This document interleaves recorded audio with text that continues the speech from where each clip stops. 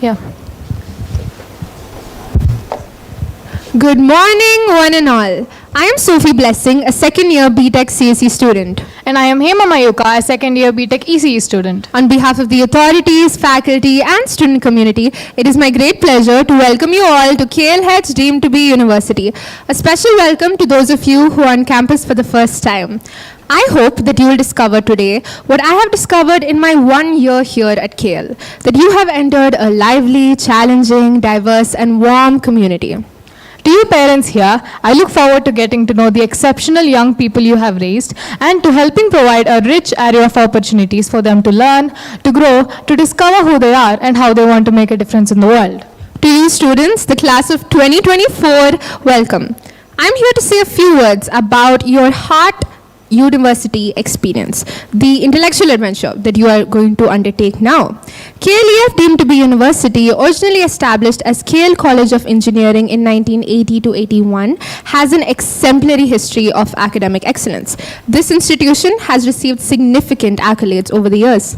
In 2012, it was accredited with an A grade by NAC. This was followed by a re-accreditation in 2018, where it achieved its prestigious A++ grade. In 2019, it was recognized as a Category 1 institution by the UGC and the MHRD, a testament to its high standards of education and research.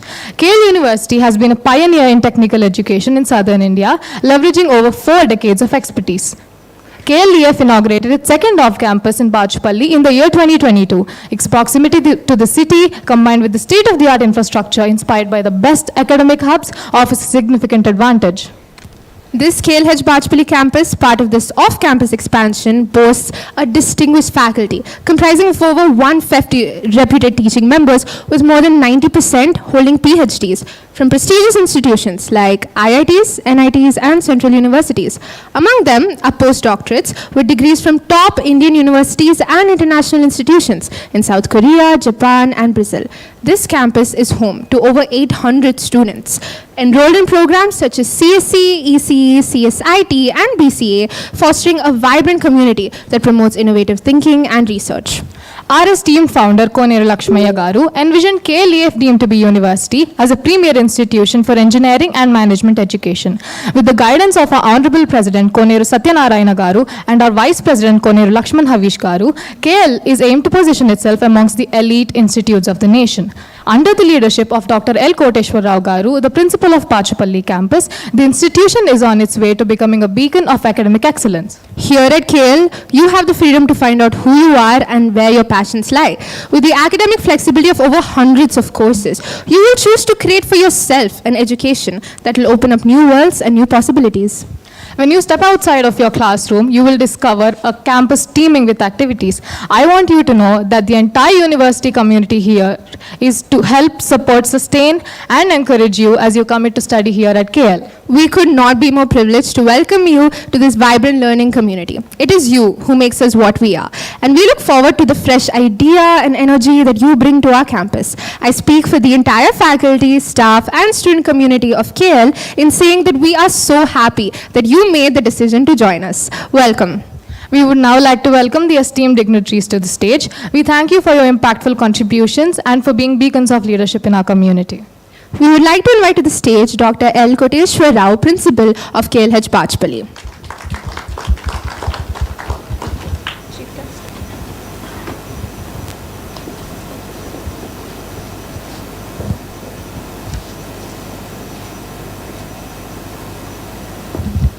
We welcome our chief guest for the day, Mr. Balaprasad Peddagari.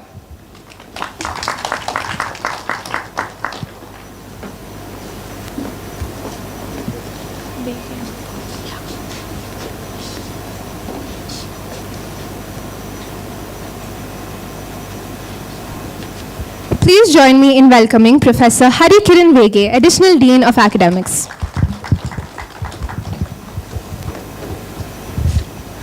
We invite Dr. K. Sriramurthy, Department of CSC.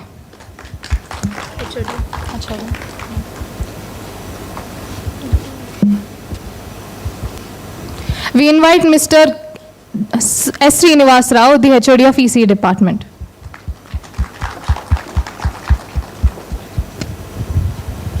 We invite Dr. N. Chaitanya Kumar, the FED head. We would like to invite Mr. B. Vikas, head of technology and skilling.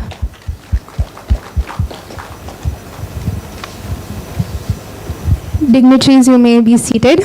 A special thank you to our faculty who helped welcoming our esteemed dignitaries, Ms. Swapnika, Ms. Swantana, and Mrs. G. Lavanya. As we kickstart this event, I request our dignitaries to please start with our speeches. I would like to welcome to the stage our on-campus Nightingale, Sahiti, to start with an auspicious note and sing the prayer song.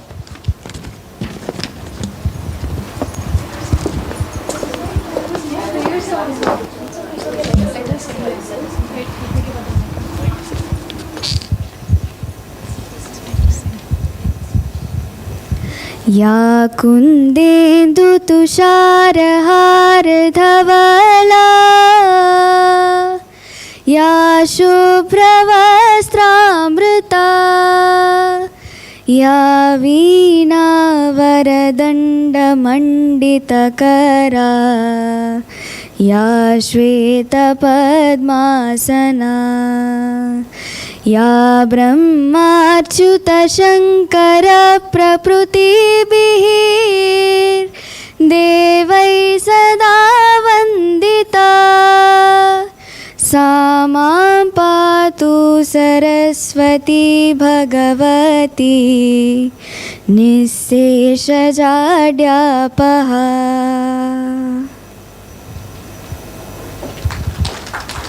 Thank you, Sahiti. Now you know why we call her our on-campus Nightingale. I would now like to invite Sachita, second-year CSE B.Tech student, to introduce our Honorable Principal, Dr. L. Koteshwar Rao Garu.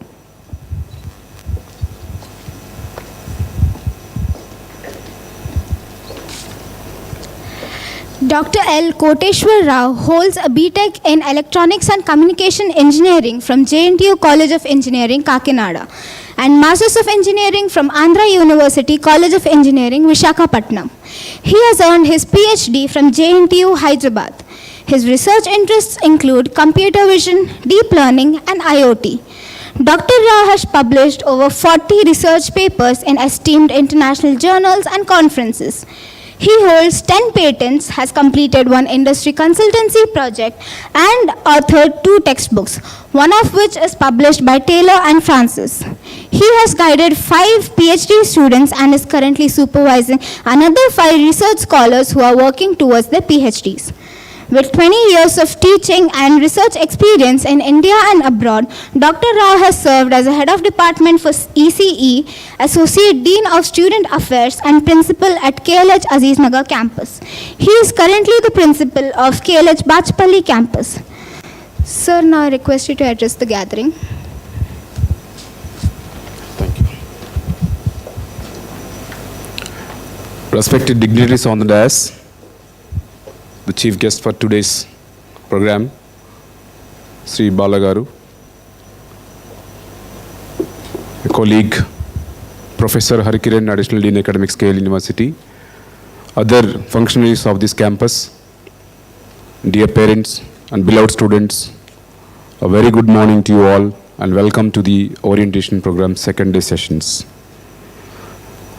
This campus started last year with the branches of Computer Science Engineering, Electronics and Communication Engineering, CSIT, the vibrant group of students guided by the experienced, highly qualified faculty members last year. The success of this campus can be heard from my students. Many of you have met me during the interactive sessions when you came for admission inquiry. Last 3-4 months I've met a lot of people here, and students also met me and clarified many doubts. At the time also I made it very clear that if there is any apprehension or if there is any hesitation about anything or decision making, I've requested you at the time itself that to meet my student, take the feedback from the student, any student of this campus. That was the word that I told you, and now also I'm telling the same. The performance of a particular campus like us can be known mainly through the students and the parents and their parents. I'm sure that majority of you have taken decision after an inquiry from the friends group, your friends circles, or seniors. Some of you might have seen the success stories of your relatives who studied in KLC or KL in Vijayawada. Lot of things. When you ask me what is the uniqueness of the KLH, or for that matter KL University, the university, as introduced by my students, started this journey about 43 years ago, and being successful and very popular in the country, and in recent times, the achievements made by the university last few years, for that matter more than 1.5 decades. The first thing is, what makes a student or the parent to select is the academics, the academic models that the university has. If you ask me any innovative practice, do you have it? Then we proudly say, yes, we have it. Do you implement it? Yes, we implement it. What is the outcome? Yes, the outcome is visible through our achievements in terms of the students' placements, achievements of students in various sectors, getting internships, getting star ratings, performance achievements in global contests, achieving admissions in top-class universities in the world, whatnot. Then, what is the strength of the faculty members here? As a principal or the head of the institution, we take a lot of care while recruiting the faculty members. You know very well what is the role of a teacher during 10th class till 10th class, what is the role of a lecturer in intermediate, and how and what are the expectations of a parent during B.Tech. Definitely, to continue that practice of proper guidance, mentoring the student, KLH has the policy of recruiting the top-notch faculty only. By now, I think you might have seen the profiles of our faculty members displayed on the screen.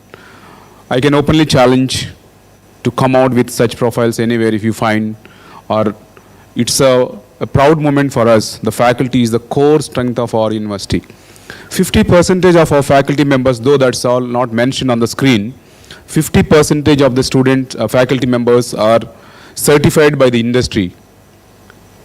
Industry certified faculty members are the need of the hour. Maybe the PhD is enough to teach the subject, but to go beyond what industry is looking at, to understand the requirements at least, to know the depth of the industry requirements, we need someone who are already into it or who are already having experience by completing certifications required by the industry. We have them. Apart from that, more than 25 to 30% of our faculty members have global exposure, where they pursued their PhDs, they pursued their postdoc fellowships or research fellowships in various countries across the globe. That makes them unique, that makes them special. The exposure that they got will be definitely transferred to my student community, which is again the unique feature. What is their specialty if a faculty is a PhD from an IIT or a IIIT or a top institution in the country or the globe?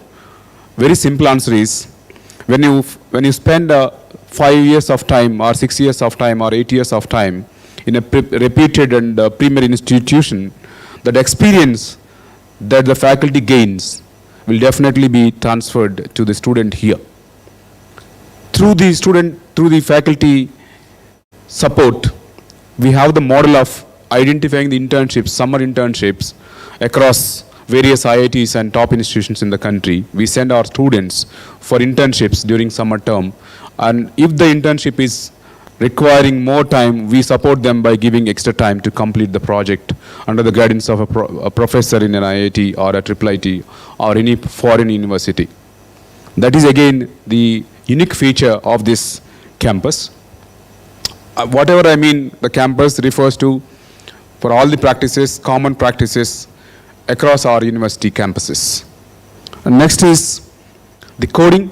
When the student is out of the campus after 4 years, the industry is expecting some analytical skills, coding skills, which are very rare to find in many students. Every year you might have seen or you might be reading in the newspapers, watching in the news that 10% of the students are just employable, remaining or not. The reason is the required skill set is not given during their B.Tech. When you spend 4 years of valuable time, and again you are looking for some training institution outside the campus, there is no point in spending 4 years of your time in the campus to learn or to earn your B.Tech. So KL University strongly believes that the student must be given all the required skill sets required by the industry during the B.Tech itself, not after the B.Tech or not at the end of the B.Tech. With this intention, with this focus, the university has the practice of having the coding skills classes from the day one of your B.Tech program, where the student of this campus must spend minimum of 18 hours of time on coding in various timings, maybe in the form of a practice, maybe in the form of a skill, maybe in the form of a coding contest. Likewise, there is a rigorous program called coding. The rigor of the coding program can be known by contacting my students who are in this room, as well as some students came here to attend the acceleration courses in the campus. When you have the coding as a practice, all of a sudden nothing can be achieved. When you have the coding from the day one, that will be continued meticulously from first year to second year to third year. By the time you complete your third year, you are done with your most of the problem solving skills, analytical skills with respect to programming. Maybe on the platform of CodeChef, maybe on the Lead Code or any other platform, the students are trying to solve the problems on various platforms to make them so comfortable when they face any recruiter in future. The practice here will make them super comfortable when they sit in front of a recruiter and asking something. They should not feel new for that. This I have not done my B.Tech, this I have not seen in my B.Tech. The student never feel, because every practice is already done or introduced as part of the B.Tech program from the day one. The next one is when you have a research faculty, the faculty members, the faculty can include some of the students into their project. When the faculty guiding the student for the research project, the students can have a lot of in-depth analysis knowledge, and they can go for a joint publication, which is again a rare feat to achieve in a B.Tech level, especially during undergraduate level. Having the paper publication concept from second year is really a good thing when compared to many previous premier organizations or conventional colleges. And the next one is, we have the model of making the students engaged on various socially relevant activities, in the sense that identifying the problems faced in the society by contacting the NGOs and then finding the solution to the problem is some program called as EPICS, Engineering Projects in Community Service, where the students will gain lot of insight, lot of understanding about the problem first, then go for the solution, especially in the form of an engineering. This is again another important feature that I want to highlight. And the next one is, when the student comes to the second year, we have a lot of flexibilities. These flexibilities will be explained by Additional Dean Professor Arikiran Garu later. To avoid repetition, I am just specifying it superficially. When you have second year in your hand, 6 courses or 4 courses or 3 courses, you don't have to worry about how many courses I have to study. A lot of flexibility to select as per your interest, as per your understanding or the plans that you have in your mind and as part of your career. And when it comes to the second year ending or we take the specializations, many of the parents ask me when AML will start, when data science will start, when that will start and all. Usually this will be initiated, the data and all process will begin from second year ending, second year, second semester, and then implemented from third year, the specializations. Unlike outside colleges, we have a different model where the first year is common across all branches. The students are given the option to select the faculty members. There is a group of faculty members teaching C programming. You can select one of them as per the feedback from your senior or as per your understanding during a bridge course, like that. Also the courses, also the flexibilities that will be given in detail after my presentation. And when you have any other new practice, when you know some practice, which is very popular these days, you say AI. How you are making this campus ready with AI? From time to time, there is a lot of guidance and support from the top management, where they provide us a lot of information that this university is doing, this institute is looking for these kind of opportunities. The continuous follow-up, lot of experienced leadership team we have, which is very, very rare to see in any university in the country. Our founder, President Garu, as well as our Vice President Garu, always both of them give valuable feedback, always, and without compromising quality, with the quality, they always say that KL is a brand, KLH is a brand, and we should always maintain the top standards in every aspect, may it be in teaching, may it be in facilities, may it be in everywhere. You have to maintain that. And we strongly feel that last 1 year, we have done a fantastic job in this campus. We never feel that this campus is a new campus. This campus is on par with other campuses. And there is no competition.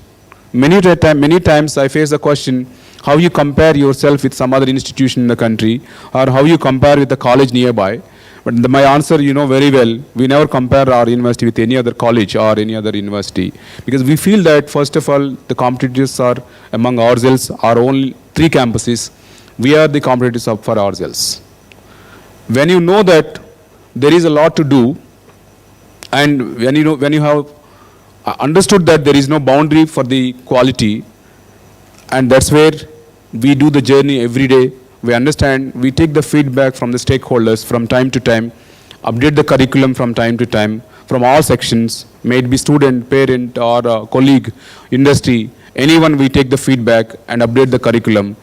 That curriculum support, we use the fullest autonomy, where you don't have to worry that this 4 years course is fixed. I have to study some XYZ course in 4th year, 2nd semester, and you don't have to worry about what is going to be studied in 4th year. By the time you enter the 3rd year or 4th year, definitely the inputs are going to be changed as per the needs. That's the beauty of our university. With a vibrant community of faculty members, dynamic leadership team, experienced leadership team from our university across our campuses, there is always a lot of discussions. We do a lot of discussions. Make a wise decision which is required, which is not required for any student for their progress. Additionally, these days, the biggest problem or the biggest challenge for any student is the discipline or the self-discipline. Earlier, previous generations used to be a self-disciplined generation, most of them, but current generation may be needing a lot of guidance from the parents and the students and the colleagues, their peers, maybe from our faculty members from the institution, you can understand what we are by contacting, by meeting our students, how we maintain such kind of discipline, such kind of grooming in the campus from the day one. At the same time, we expect our students enjoy their journey as part of their B.Tech. They have to enjoy their journey as a regular university student. We know that the time that is given for a student to complete the B.Tech within 3 years is somewhat lesser. That's the reason why we expect the students to be regular to the campus classes, where you may be asked to spend some time at home as part of our flipped learning model, where you have to prepare some of the basic concepts at home itself before coming to the campus, and the classes will be only for doubt clarification or for some other projects. When you talk about projects, everywhere people talk about project, but we have the model in which the projects from the companies are mapped to the curriculum in the first year to second year to third year. Every semester there are some specified courses where the projects are mandatory. Without a project, you cannot get your degree. As part of your project, you should never be indulged in any kind of malpractices, copying the code or code from somewhere.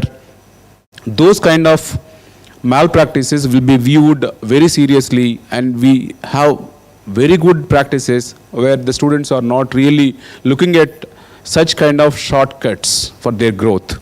Any growth can be of shortcut model or in organic model. We expect our students to be regular from first year to second year to third year and fourth year.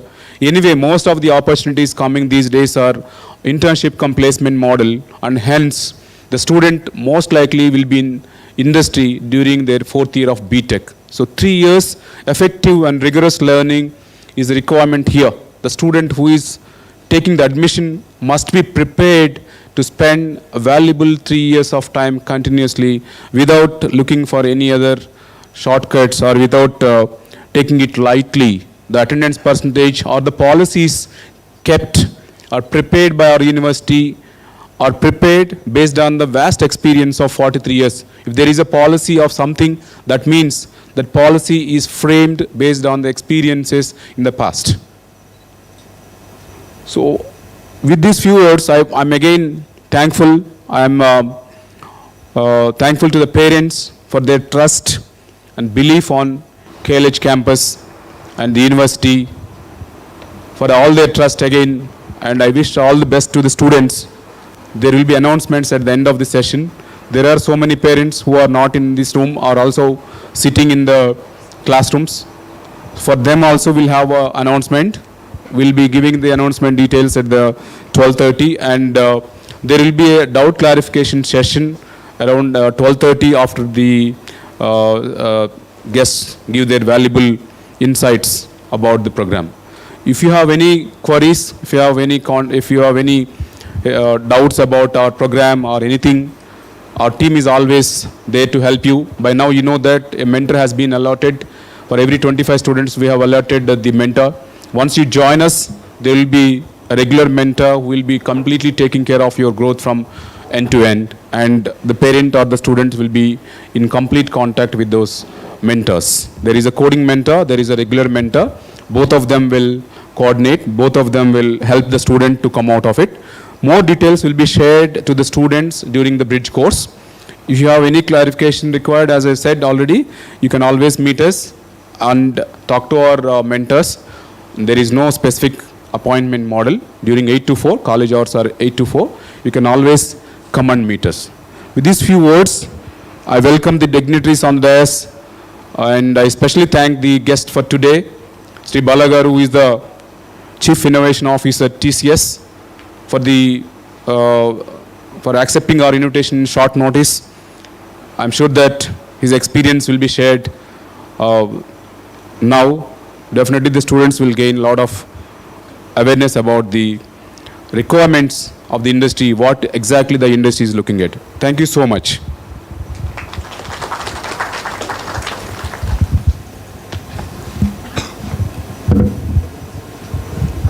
We are also honored to have with us today Dr. Khaja Sharif, the head of CSIT department. Sir, we kindly request you to join us on the dais.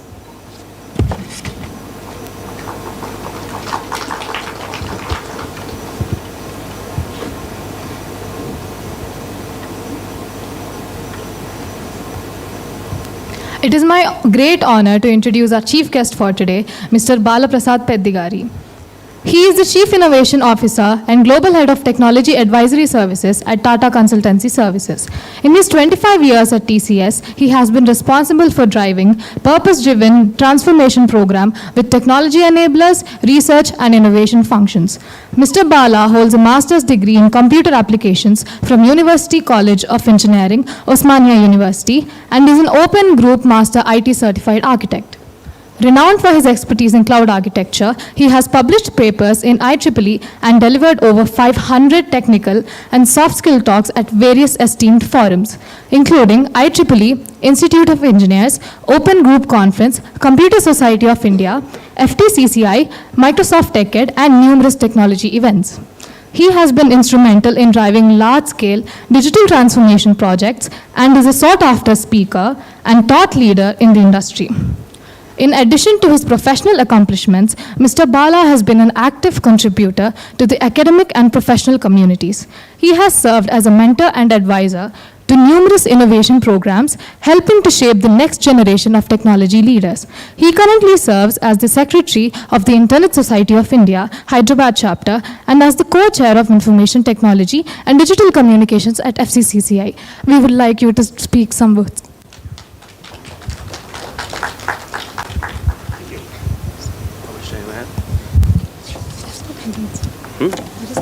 No time limit. Very good.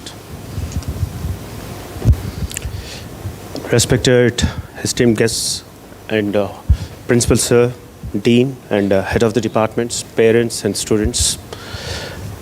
Is my voice reachable there for all of you? Fantastic. Thank you.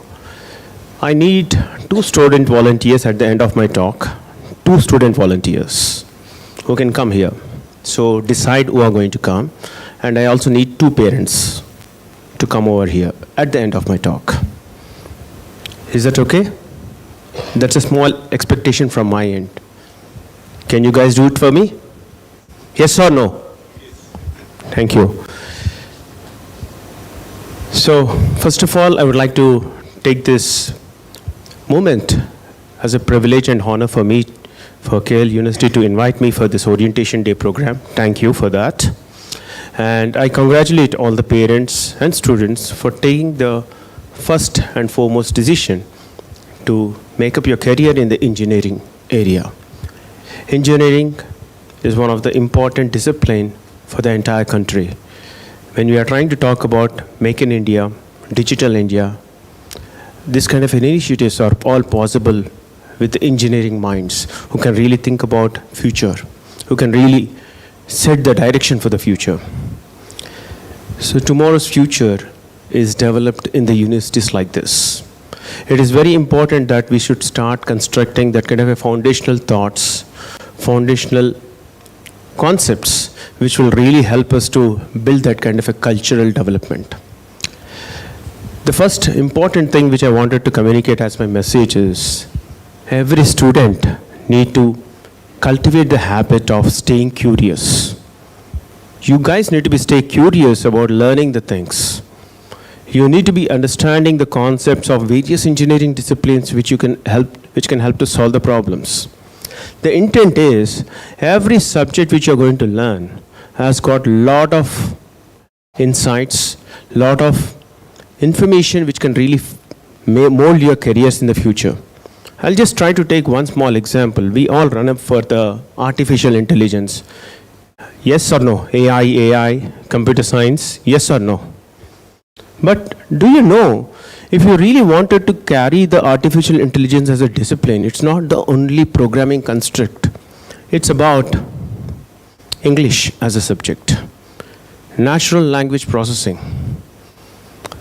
Department of English is going to focus upon some of the English-oriented subjects about parts of speeches, verbs, like this. We tend to ignore those particular subjects, but tomorrow when you get up in your career, English plays a very important role because today the chat GPT kind of things you might have used about it. Any one of you used chat GPT?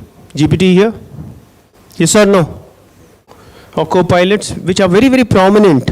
Even in your mobile phones, you can install Microsoft Copilot and query certain things. That requires English. That is a translation of that particular English into a vectorized format which computer can understand. And if you want to give that kind of instruction, you need to know what is prompting. How do you prompt computer with the right question? So English is an important subject, guys. Pay attention. The second important attribute for the English which I wanted to communicate here is we often again ignore. English can help you to build your stories. Today in the industry, storytelling is becoming a very important skill. It could be a data storytelling, it could be a business storytelling, it could be even a project storytelling. When I go and face a customer today, they are interested to listen to our experiences and the stories, how you have solved a particular problem for a particular customer. How you have understood, dissected the problem, came out with a solution, applied the technology, and saw the benefits. Not only there, what are the top challenges, what are the top lessons? These all things need to be articulated in the form of a story. Again, your English and your communication plays a very important role. Stay curious. Don't worry about the subject, what you're trying to look at on the merit, but look at the intent of that particular subject, how you can translate that as a benefit, which can really help you further. Further to that, which I wanted to tell is, stay relevant. This is the second important message. The reason being, whether you're coming into the electronics department or computer science department with a specific specialization, staying relevant is very important. We often feel that some of the subjects are very legacy and old, not contemporary. We also feel that why Principal Sir was talking about that mainstream specialization subject starts in second year, second semester, not in first year, first semester. In order to specialize anything, you need to have your foundational constructs built properly. If you want to construct a home, you need to dig your pillars, put the things right? Your foundation need to be strong. For the artificial intelligence, linear algebra plays a very important role, a mathematics discipline. For an AI model to function and provide you the response, it need to have the probability and statistics. It need to have an understanding on the calculus, differentiations. There are many mathematical models which plays a very important role for making the computer to make a decision before it offers a response to you. Understanding the essence of that subject, mathematics discipline plays a very important role. The physics also plays a very important role. So you are going to touch upon these particular subjects, do not ignore, because the applications of that particular subjects are very, very directly applied in the concepts of your computer science areas. So staying relevant is important. Why I'm trying to say is you need to understand what are the trends happening in the marketplace. You need to understand how these trends are getting influenced. You might be hearing about the fact that today Government of India is promoting 5G services. How 5G is going to impact our lives? What will be an engineer's role in that? How the 5G, when it is tying up with AI, plays an important role. Not sure how many of you heard about edge computing, but your mobile device is like an edge, which has an ability to locally compute certain things and make the decisions. How edge can play an important role. So all the things which are happening around you are the current trends. They are not anything happening outside your knowledge, outside your purview. It's happening within your purview. But your intent to understand that, your intent to understand the engineering concepts behind it, your intent to stay relevant plays an important role as you grow or continue your 4-year career here as part of your investment. This 4 years is an investment you are trying to make to acquire that knowledge, acquire the concepts, acquire that foundation, which will really play a critical role to shape up your future. You could be a successful entrepreneur. You could be an employee in a large organization. You could be a good researcher. Could be anything. But this 4-year investment will play that role if you properly make it. The third important thing which I wanted to emphasize the fact is collaboration. Not sure how many of you really understand the meaning of a collaboration. If we feel that as an individual we can do everything, in today's world it's not possible. You need to collaborate with your peers. You need to collaborate and function with your juniors sometimes if required. Once you go up in your second, third, fourth year, you should collaborate with your faculty. You should collaborate with the industry. You should collaborate with the government. These are the channels of collaboration which will allow you to understand and promote your knowledge to the next level. How many of you believe the fact that today government is really helping academia in multiple fronts?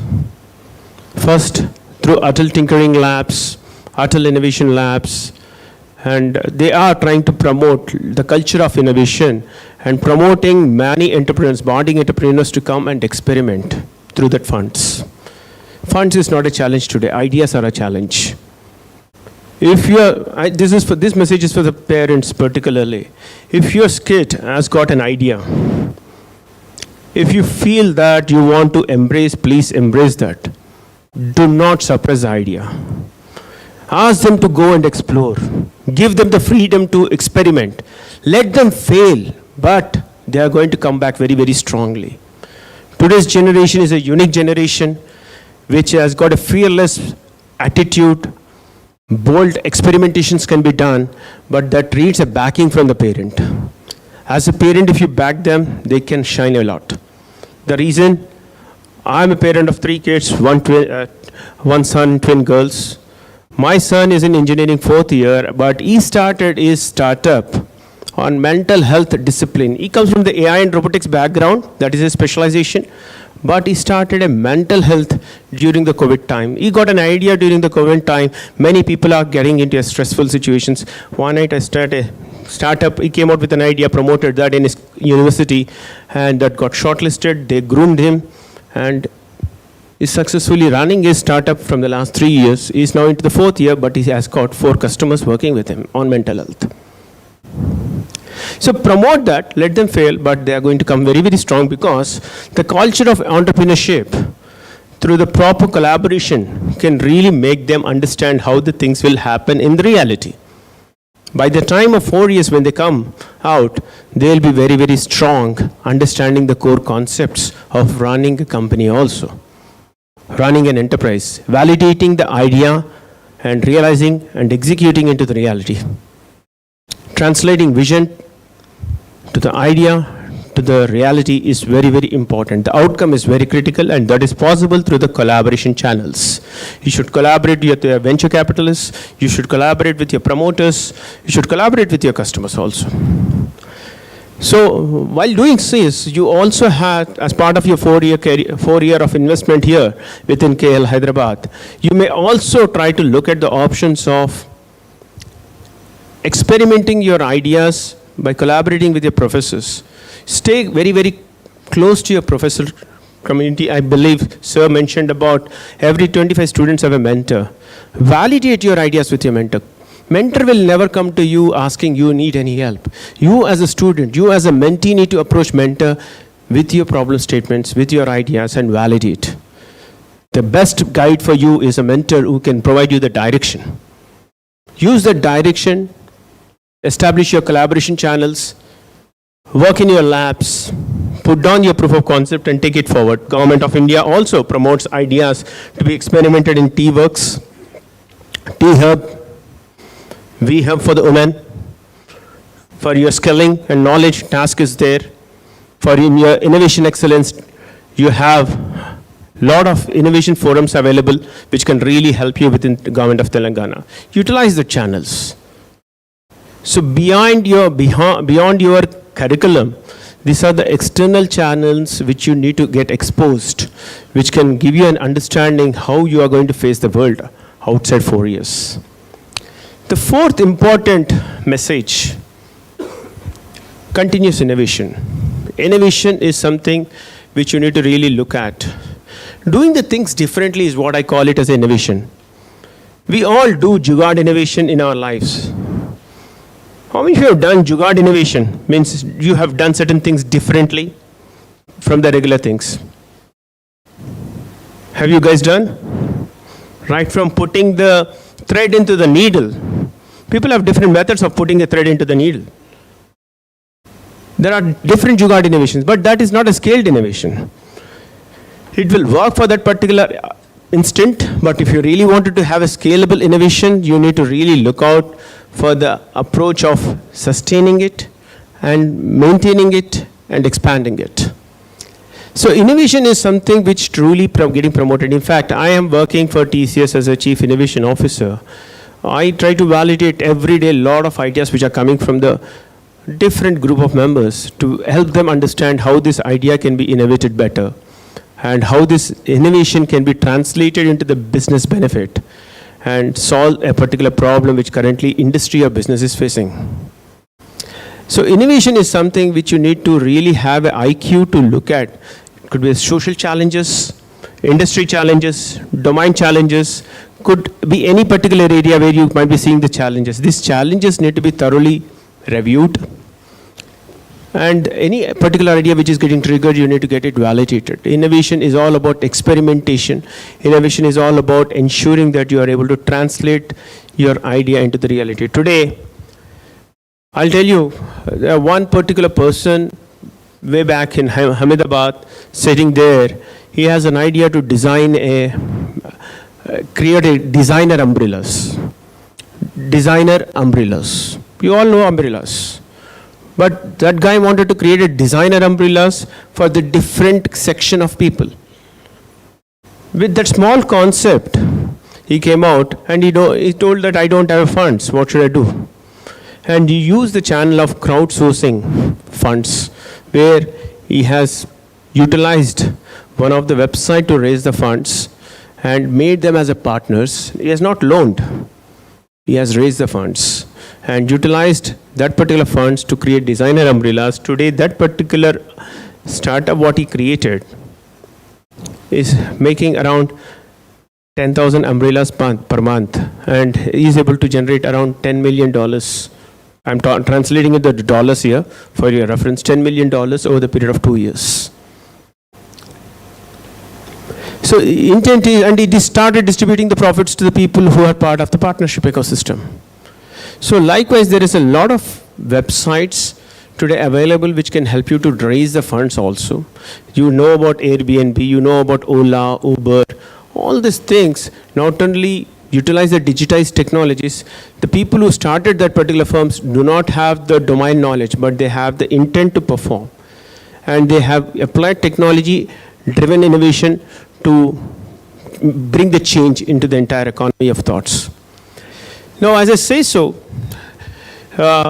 this stay curious, stay relevant, collaboration and innovation. I also wanted to advocate one more important thought. As part of your 4 years of investment in KLH, I want every student to also think from the academic standpoint as very serious nature, but you think about in next 4 years, can you pledge that I will be certifying myself in one of the technology area, one certificate beyond your regular curriculum. Outside, it could be Microsoft certification, Oracle certification, Salesforce certification, could be anything of your choice.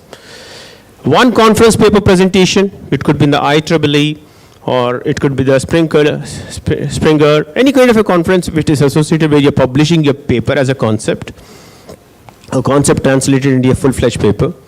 And one patent which is trying to advocate your innovation, where ideas can be patented, concepts can be patented, designs can be patented with the support of your faculty and mentor. So if you are able to pledge yourself within the 3 years, these are the 3 outcomes I'm going to go get credit, extract from my university, that would be a huge, huge boon for yourself and to the parents, because the amount of amount of satisfaction you want to derive at the end of 4 years. It's not about what the GPA you have achieved. Everyone will achieve the GPA. But how many of you will be achieving one technology certification, could be more, but is a minimum is one conference presentation, one patent, this will be a huge boon. Because when you do that, you are creating a difference for yourself and you are going to make yourself unique in the composition of the recruitment also. When the recruiters come and you say that I have a patent, have made a presentations in the conferences, and I have a certification, this is a plus differentiators, plus differentiators, which makes the recruiter to choose you with exponential value in your salary. Because every asset which you add, or every star which you add to your profile can make a difference. Always think about, whenever you, every day you try to think about what is that new learning I'm trying to get from the academic standpoint, from the world standpoint, and how I'm translating that learning into a benefit. You be mean in ensuring that you are redeeming these benefits for your own knowledge, which will really help you to shape up your career. Further to that, I wanted to attribute that you should be associating with any particular body of knowledge. See, as a student, there are a lot of non-profit organizations which are promoting that students to be the members. Like KLH has a body of IEEE, or Computer Society of India, or Institute of Engineers, or IIT, it could be anything. One such organization body, when you are associated, you are automatically connected to the industry people. That will give you a kind of a very good ecosystem to connect, communicate, and collaborate with the external world, so that you understand what is happening across in the industry, you understand about certain events, programs, trends, and which will really give you an understanding what kind of projects or what kind of solutions which are getting developed in the marketplace. These are very, very critical, and when you are associated, you are only by attending, you are able to extract that kind of a knowledge. So academics is important, but when you are able to balance your academics with other extracurricular activities in terms of innovation, in terms of participation in the conferences, and in terms of sports. I'm not saying that you should ignore sports. You should also establish yourself to be part of the culture of fit.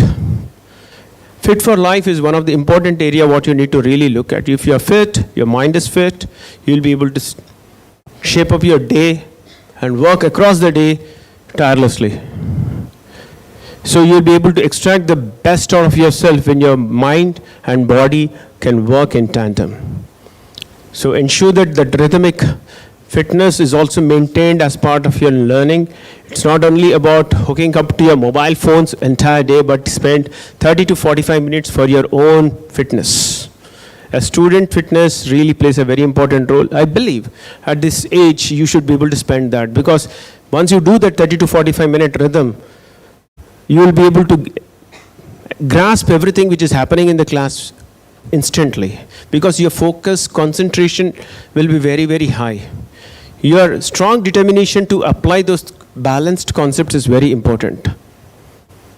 I always say to the students that while you ensure that your academic skills are improved, but your fitness skills, your diet skills are also very, very important. Understand the kind of a diet you're maintaining, understand the kind of a health routine what you're trying to maintain, fitness routine what you're trying to maintain.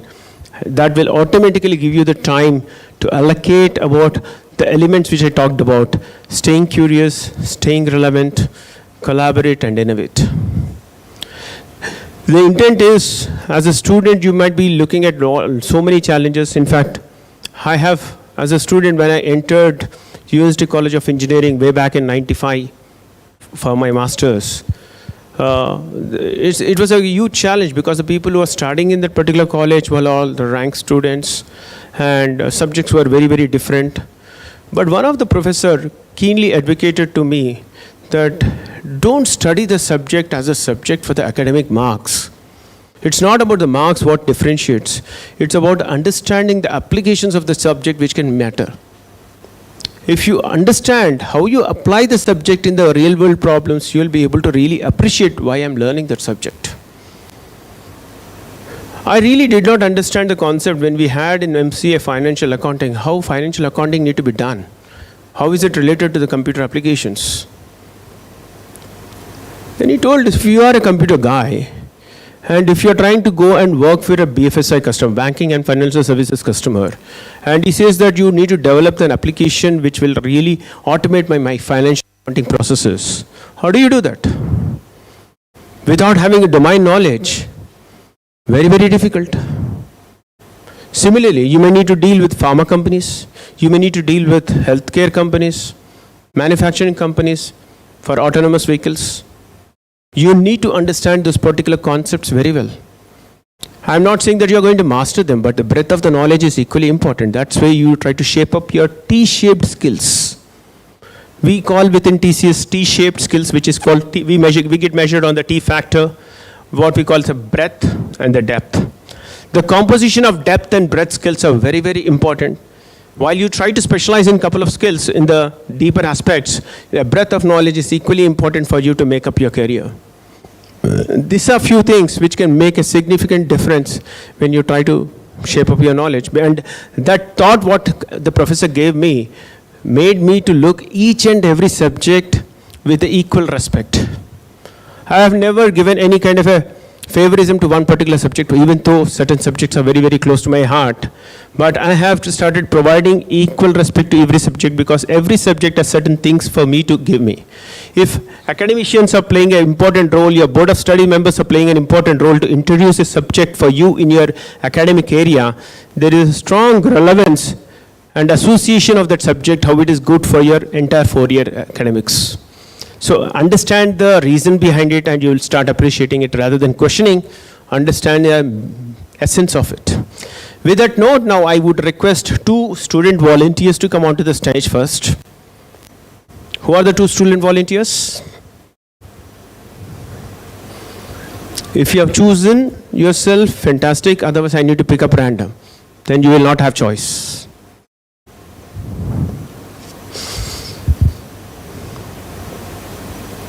Okay, then I would request students to please rise up. Let me pick up. Parents are not even provoking their students to come and speak.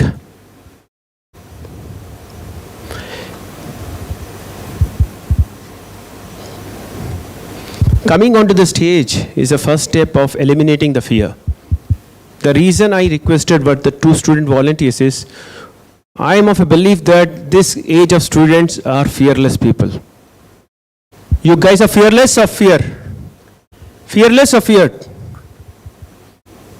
Okay, I get. Please congratulate that person. Applaud. Fantastic. I got both. Perfect. You got another mic? Please come onto the stage. Next, parents, please be ready. Yeah? Give it to them. Come. There are 3 questions I'm going to ask them. And you need to answer what comes to your mind. There is no preparation required. Okay? Why you have chosen engineering? Maybe to create an impact. Not to me, to the parents. Maybe to create an impact in my community. Why maybe? Why maybe?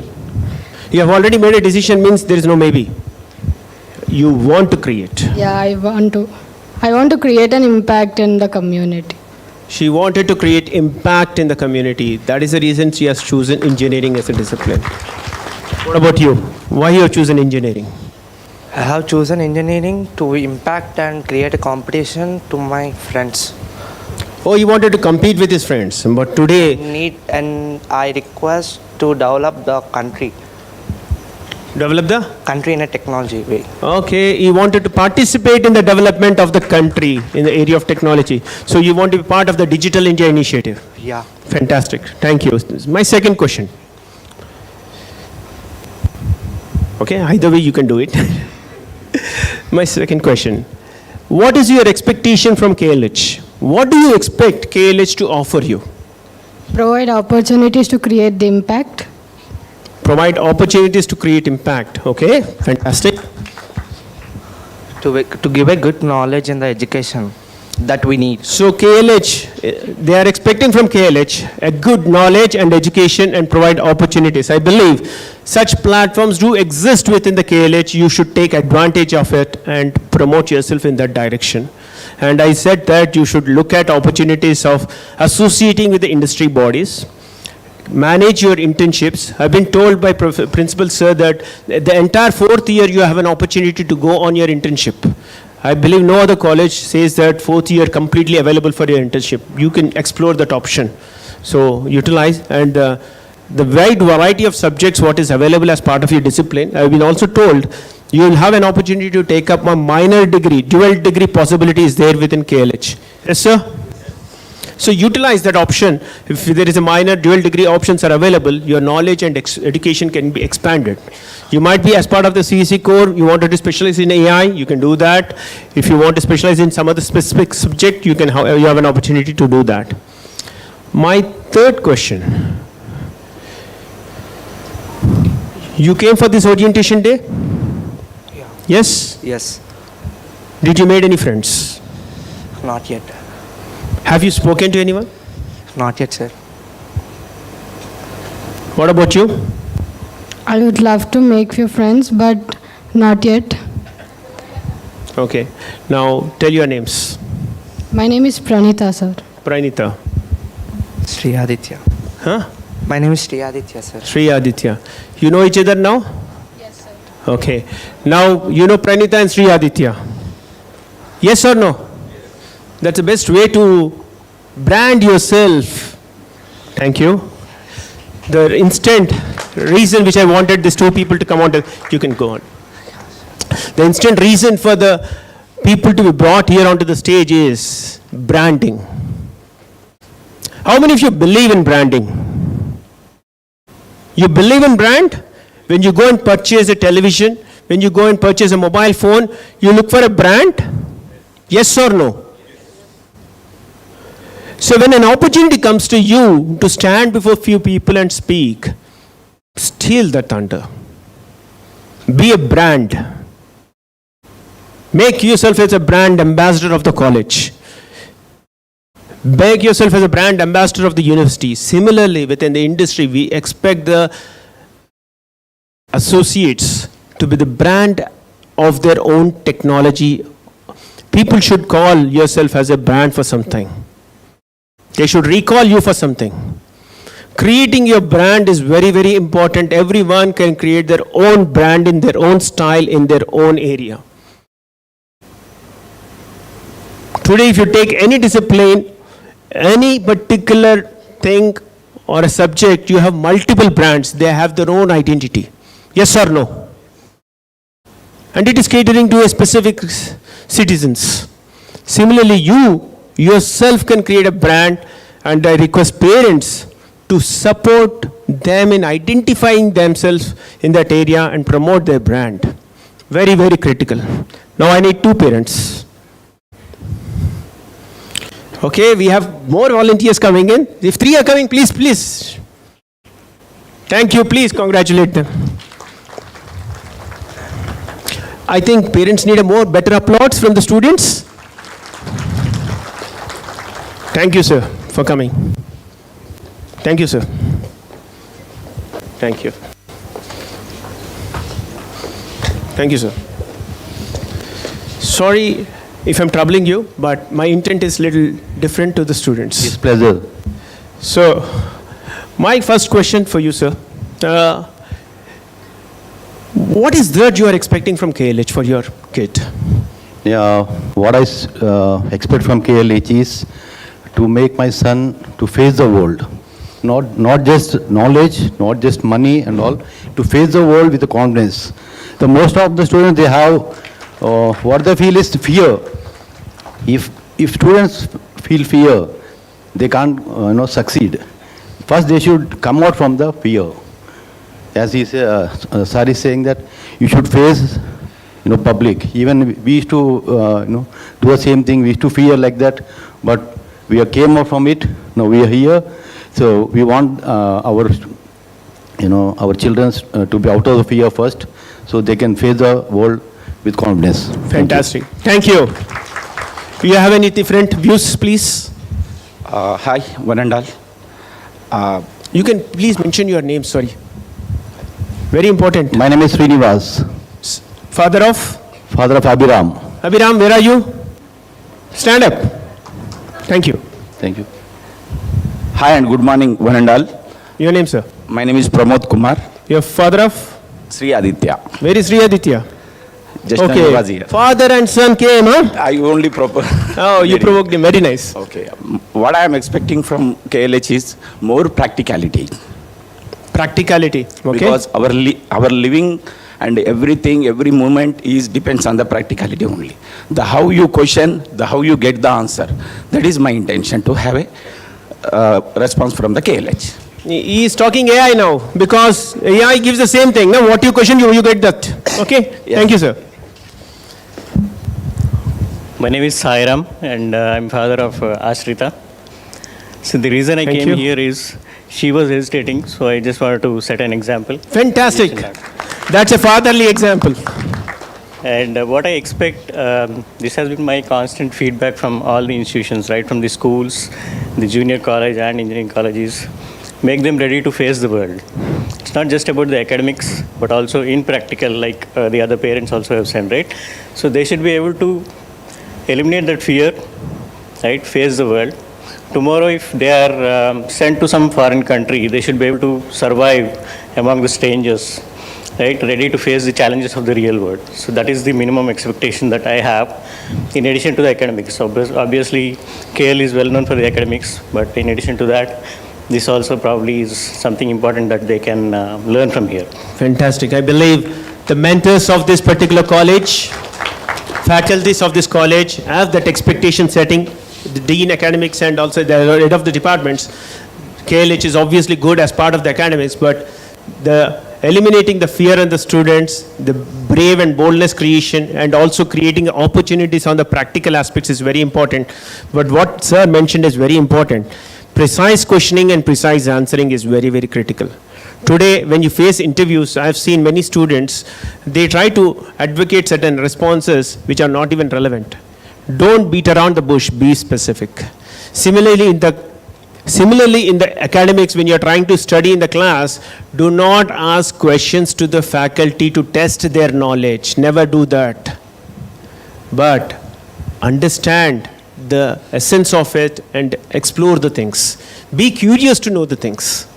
Ask questions which can help you to understand the subject better, not to validate.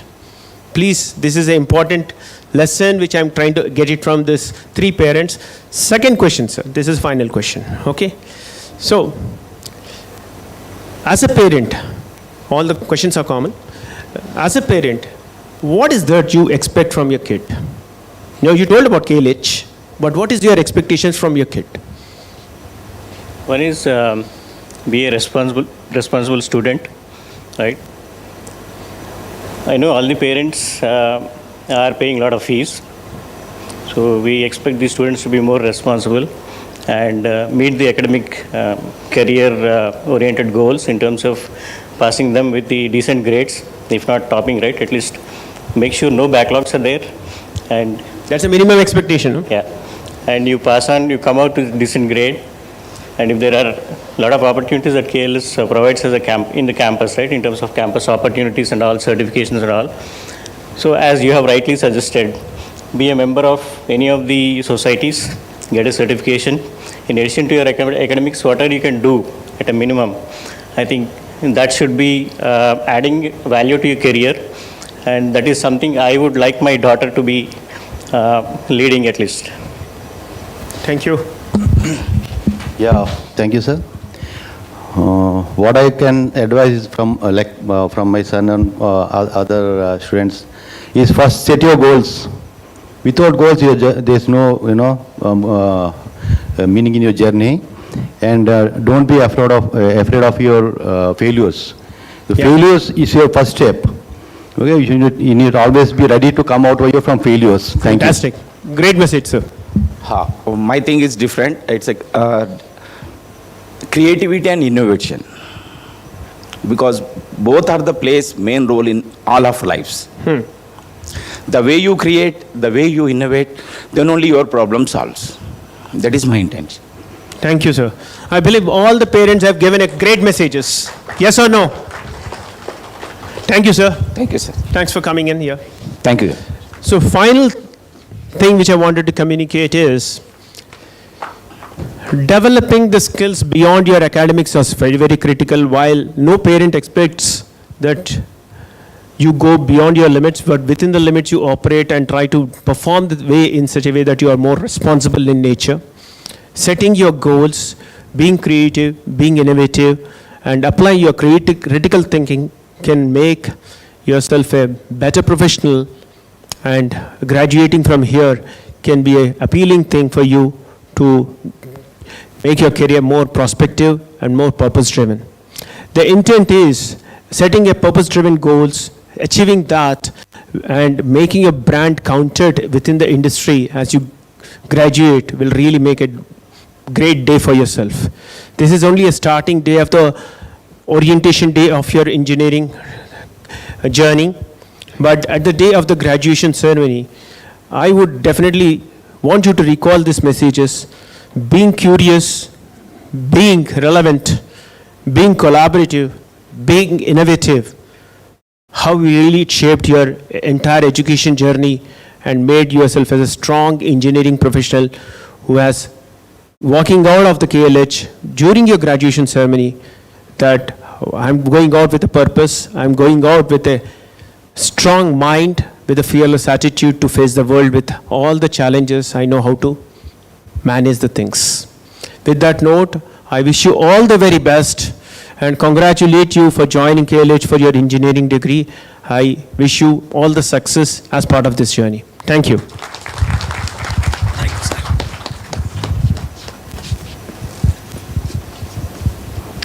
Thank you, sir, for your insightful speech and for reminding us to always be curious and relevant. Now, I would request our principal, sir, Dr. L. Koteshwar Rao Garu, our Dean Academics, Professor Harikiran Vege, sir, and all of our HODs to felicitate our chief guest for today, Mr. Balaprasad Peddagiri.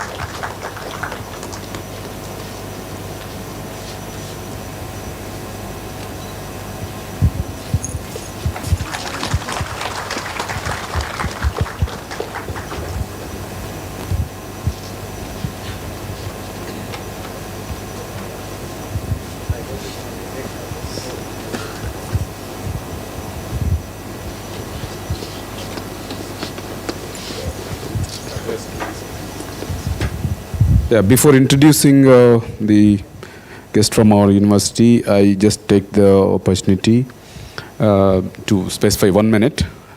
As rightly said by Balagaru, the KLH has the policy of training the students from first year onwards in terms of communication ability.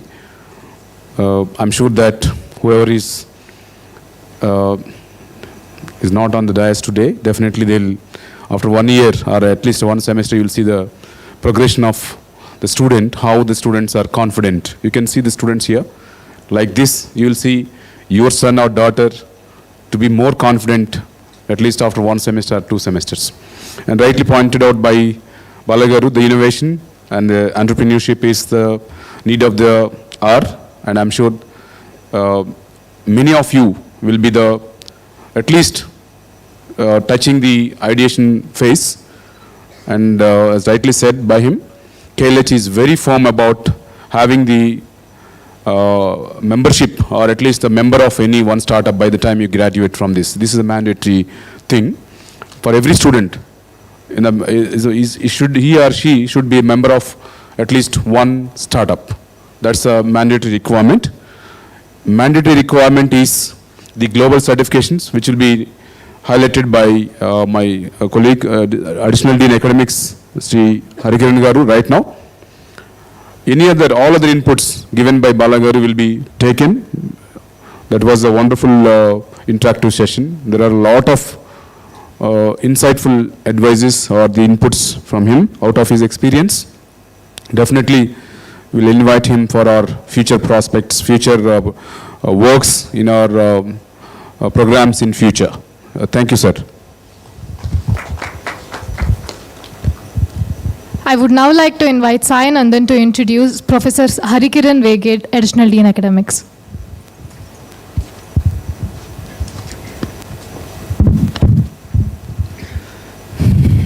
It is my honor to introduce Professor Harikiran Vege, sir.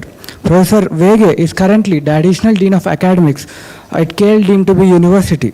During his prolific teaching career that spans over 13 years, he has made a profound impact on the academic landscape.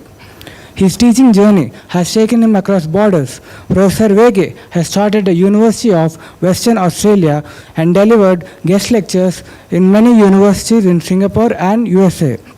Professor Vege's teaching career has been enriched by the invaluable industry experience he gained while working for IIIT Hyderabad and TCS Chennai. Professor Vege did his PhD in microelectrics from the University of Western Australia in 2012. Prior to that, he earned his M.Tech from the Dhirubhai Ambani Institute of Information and Communication Technology. He successfully completed his B.Tech from the Jawaharlal Nehru Technological University in 2002. Through his unwavering commitment to academic excellence and his ability to bridge the gap between theory and practice, Professor Vege continues to inspire and shape the future generation of scholars and professionals. Please welcome Professor Harikiran Vege sir onto the dais.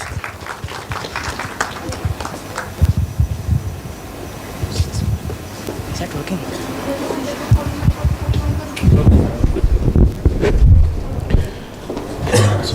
It's not working. It's too loud.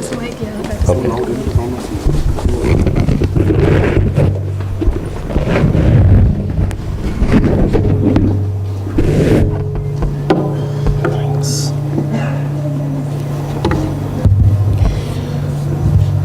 Well, a very good morning, everyone. Am I audible to the last rows there? Yes, I'll try to keep the mic a little closer because otherwise there's a lot of gap in the decibels as I drop the mic. It is in fact a very great morning today. First of all, to see you all the new joinees and the parents with all that enthusiasm. It is in fact that enthusiasm that gives us a lot of energy to work more and more for you all.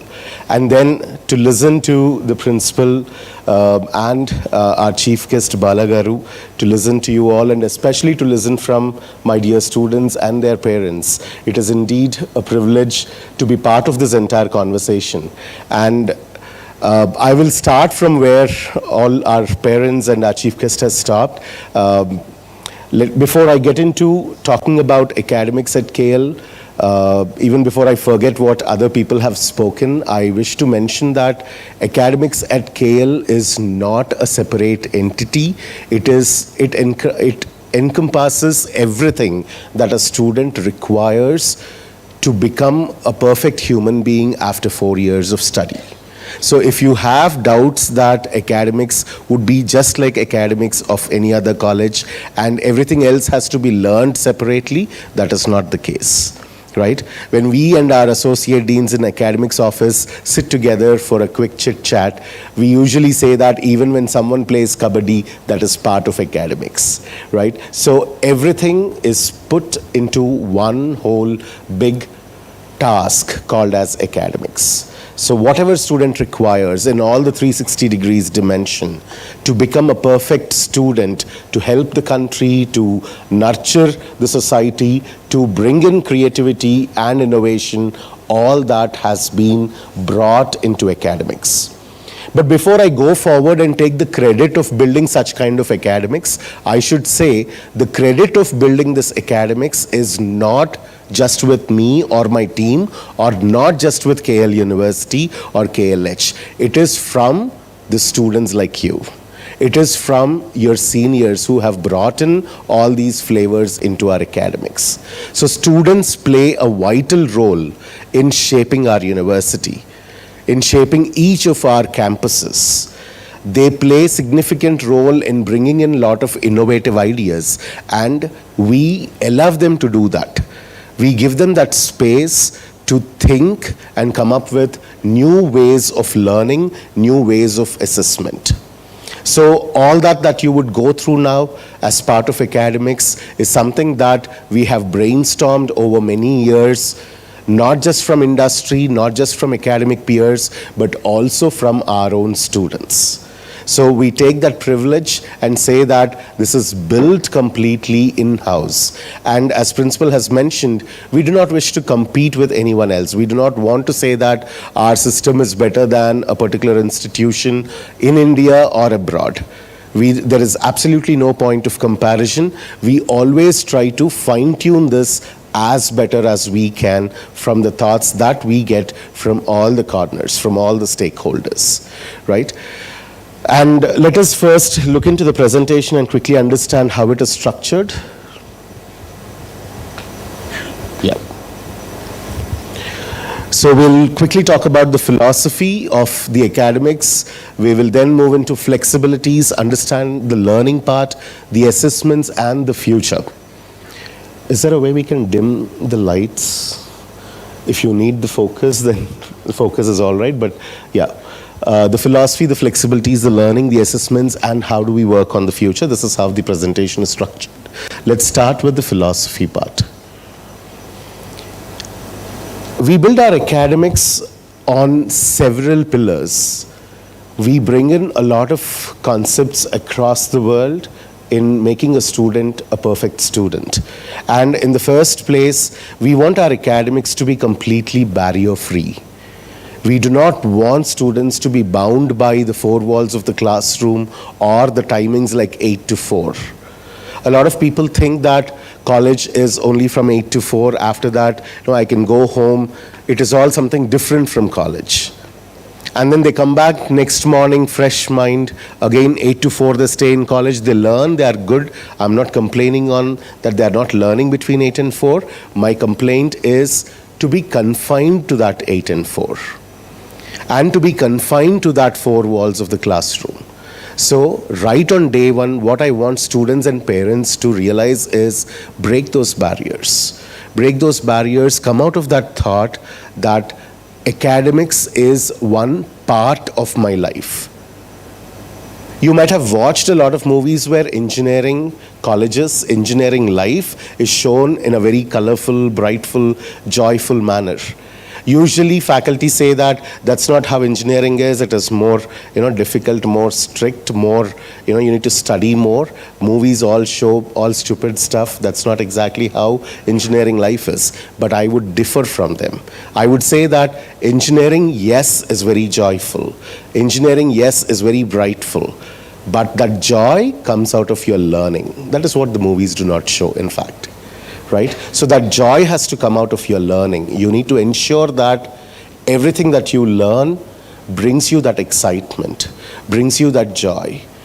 And once you get habituated to that kind of learning, you cannot confine it to 8 to 4. Even when you go home, you have that urge to sit back, to learn as much in depth as possible. So this is a 24/7 activity. Learning happens throughout. And when we say you should not confine, so do we. We also do not confine only to 8 to 4. I have many faculty from all the campuses where even at 12 o'clock in the night, I ping a faculty and say that, I think one of the student has a doubt, can you please look into it? They immediately respond. And I'm sure they are talking to several other students by themselves. When some student approaches me, if I direct to a faculty, they instantly respond and they talk to the student. And otherwise also there's a lot of communication that is happening between the faculty and students almost throughout all the day and night, depending on how they work, what they work on. And that's not just a communication that happens over some Telegram groups or WhatsApp groups. It is communication that also happens physically. I see in a lot of our campuses, students stay back for working on projects throughout the night. They are accompanied by faculty, they run through a lot of hackathons, ideathons on a regular basis, and they spend their entire life here. And for that, we wish to say that this is not just a university, it is home for all our students. So when we say home, we don't set boundaries. We don't say that, oh, at home you only stay 6 days a week, 5 days a week, or 4 days a week. We don't say that at home we stay 8 to 4. Home is home. It is there forever. And that is how the university is there for you. You need to take every opportunity. Right? One of the parent or the student has mentioned that we need to get opportunities from KL. We are here to give you every opportunity in the world. And as Balagaru has mentioned, it is important for you to take the first step in grabbing the opportunity. University, unlike schools, they do not spoon feed. They do not check with everyone, did you understand, did you understand, did you do that, did you do this? It is not that kind of a practice that we want students to come up with. We want them to take the first step. If they are proactive, if they take the first step, we are there to support them throughout. So we'll get into details of how learning at KL is. At that point of time, I'll talk more about how the learning experiences are. So ensure that your mind is out of all this barriered learning. Keep it barrier-free. And as one of the parent has mentioned, we brought in my student, or I came onto the stage just to ensure that they are out of the fear. They get rid of the fear. So that is exactly where we want students to put themselves not just competitive within the classroom, but at a global space. We want you to look at not just your friends in the class or friends in the university. We want you to see where do you stand across the global audiences. Today in the first year course like C programming, where your principal was talking about coding, don't just compete with your friends in the class. Don't say that in the class of 60, I stand at the second rank or I stand at the third rank. Start checking your position globally. Check what others are doing across the world, across various ages, across various colleges. What are they doing with respect to coding? And not just coding, any other course. When you learn a course, ensure that you keep your thought process open to look at, to grasp what the entire world is doing. So be a global audience, be a part of the global audience, and check where do you stand. Again, when I say this statement, I am very cautious to mention that you're not competing as in getting the first rank. Getting a first rank is not the priority. The first step is to see where you stand in the global audiences. To put yourself in that space is the first step to get rid of the fear. To put yourself looking at where do I stand in coding in the entire, all universities across the globe, that is where you start getting rid of that fear. You may start with a 1 lakh rank. Out of 10 lakh people who are working across the globe on a particular course, you may start with 1 lakh rank. But I'm happy that you at least started off there. What is more important is not where you start. What is important is how you grow from there. How is your growth looking like? Today, if you're at 1 lakh rank in C programming across the world, you competed with a lot of other students in a global challenge, and you felt that in the leaderboard, you're at 1 lakh rank. That's perfect. Next week, you compete again and see where you stand. Was there an improvement? Is there an improvement from 1 lakh rank to 90,000? From there, is there an improvement to 80,000? From there, in about a year, did you reach to 10,000 rank? That journey from 1 lakh to 10,000, competing across the globe, is what is wonderful, is what should bring in so much of joy for you. It's not about standing in the top 1 position. If you are at the top 1, that's fantastic. But today, no organization, no career aspect looks at, are you the topper or not? There is no company that recruits you just by conducting one exam and saying that, oh, this exam you're the topper, so I'm taking you. They look at your growth all the 4 years. Where did you start? And where are you currently? And through this journey, as one of the parent has mentioned, did you fall and did you rise again? Did you fail and did you work on that failure again and again? And today with the digital world, all this is possible. 20 years back, when I had to attend an interview, I could have told the interviewer, oh, I have practiced coding from first year, I did some 1,000 programs, I'm a very good coder. I can boast on that without any proofs 20 years back. The interviewer had no chance, no choice except to listen to me and take whatever I have mentioned. Right? It is their choice whether to give me a job or not, but there is no way they can prove or disprove me. But today with this digital world, everything is clearly recorded. What did you do each day with respect to each and every course? How are you competing globally? How many challenges did you work on? Every challenge, how many times did you fail? And how many times you resubmitted a solution? What kind of improvement is there in every solution? All that can be tracked. And that is exactly what companies do. They look at your entire heat map, especially with coding. They look at the heat map. The heat map shows a lot of reds, a lot of greens over the many months and many years of your practice. And the beauty of that heat map is it shows how many times you failed. All those red dots that we can see on the heat map indicates that these are all the failures. And that's the beauty of a heat map, to see how many times I failed and how many times I reworked on it. And having said this, I also want students to be cautious. Today's generation, especially post-COVID, I could see a lot of difference in their thought process. Students, if you ask them a question, with all this new technology in place, they instantly Google or do a ChatGPT search, do a prompt on ChatGPT and get an answer and say that, oh, this is my solution. And with all this WhatsApp, Telegram, everything that is available, they share that solution to tens and hundreds of their friends and everyone shares the same solution.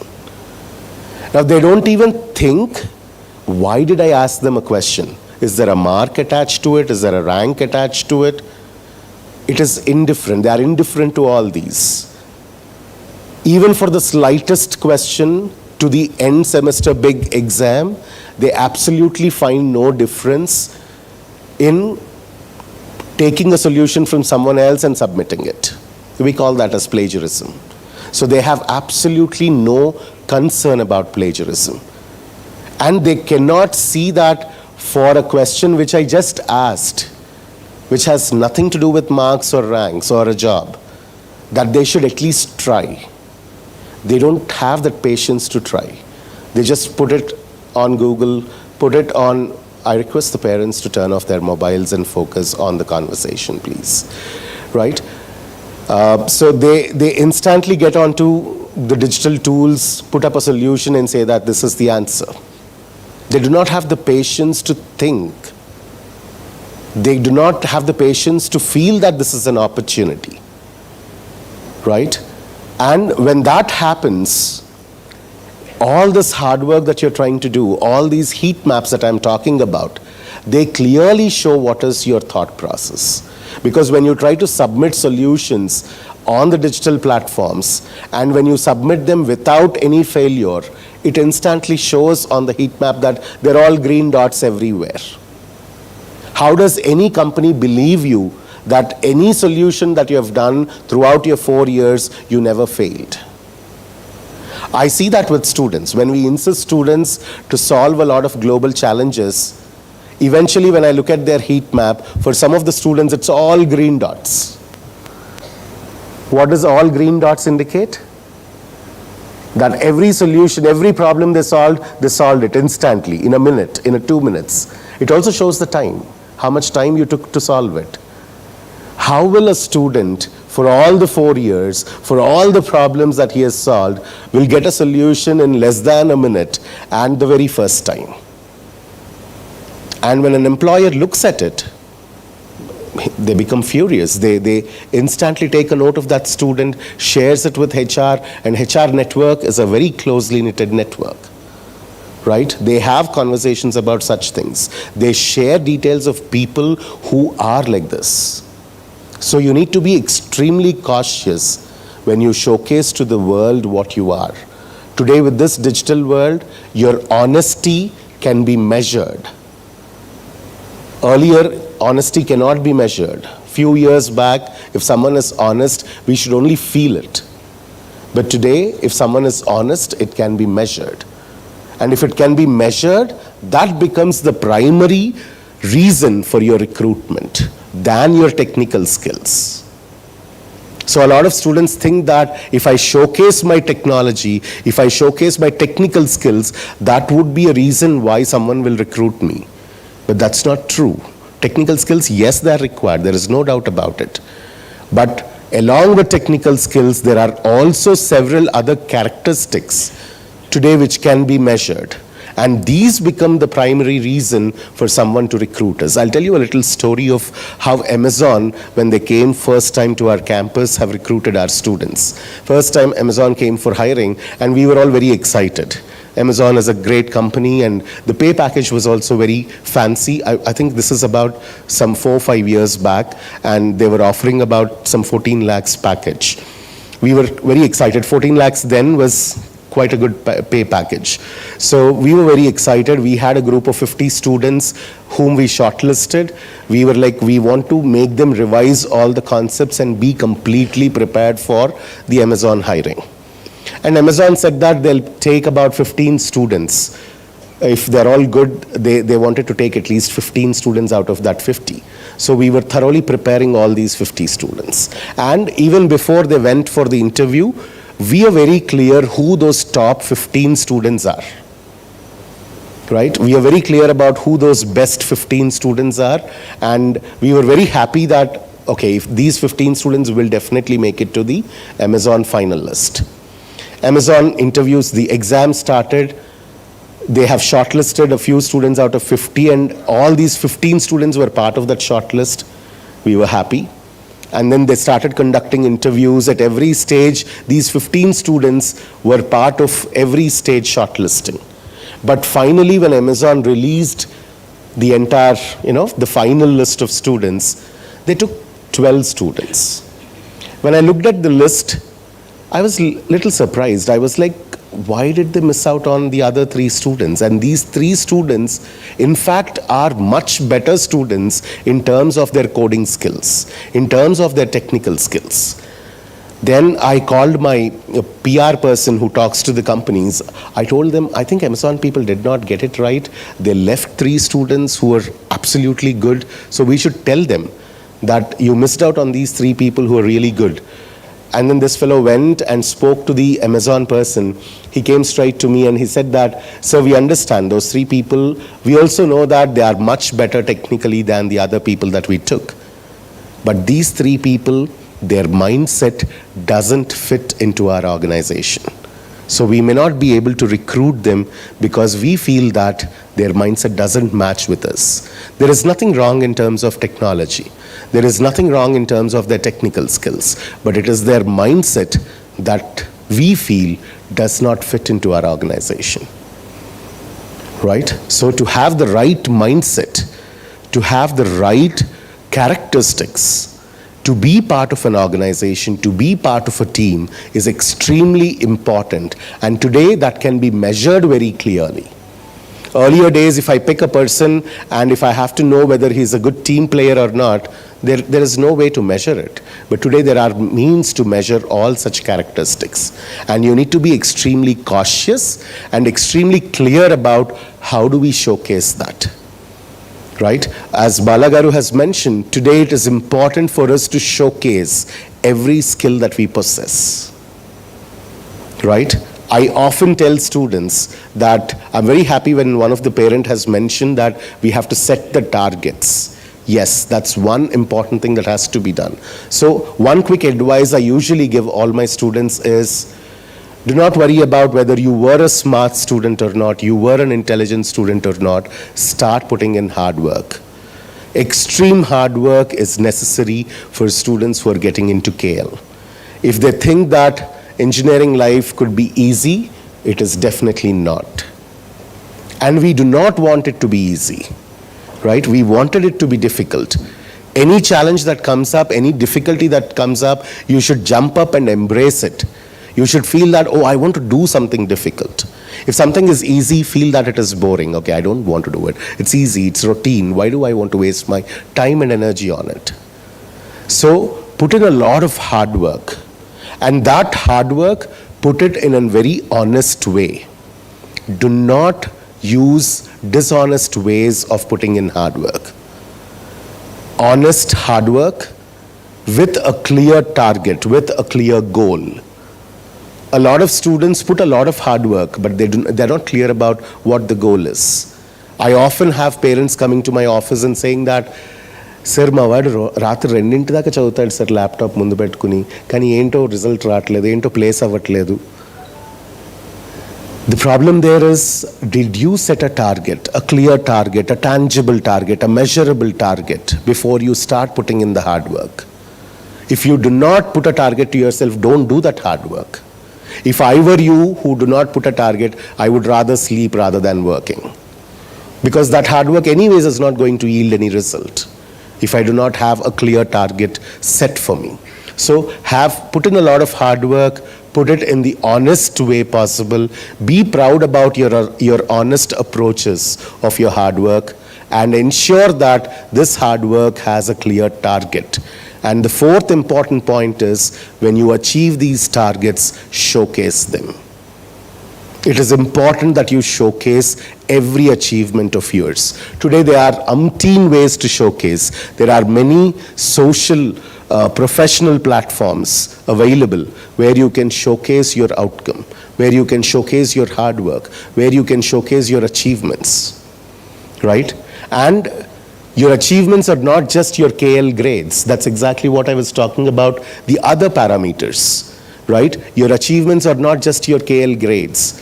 Earlier in intermediate or class 10, your achievement is nothing but the grade that you get. So when someone asks you, how did you do well in your intermediate, what would you say? You will say that, oh, in intermediate I have got 100 out of 100 in my mathematics. I've got 98 in physics. I've got 96 in chemistry. That was how you were measuring your achievements in your plus 2. But that's not the case with engineering. Engineering has got many opportunities, not just confined to KL, to showcase your hard work.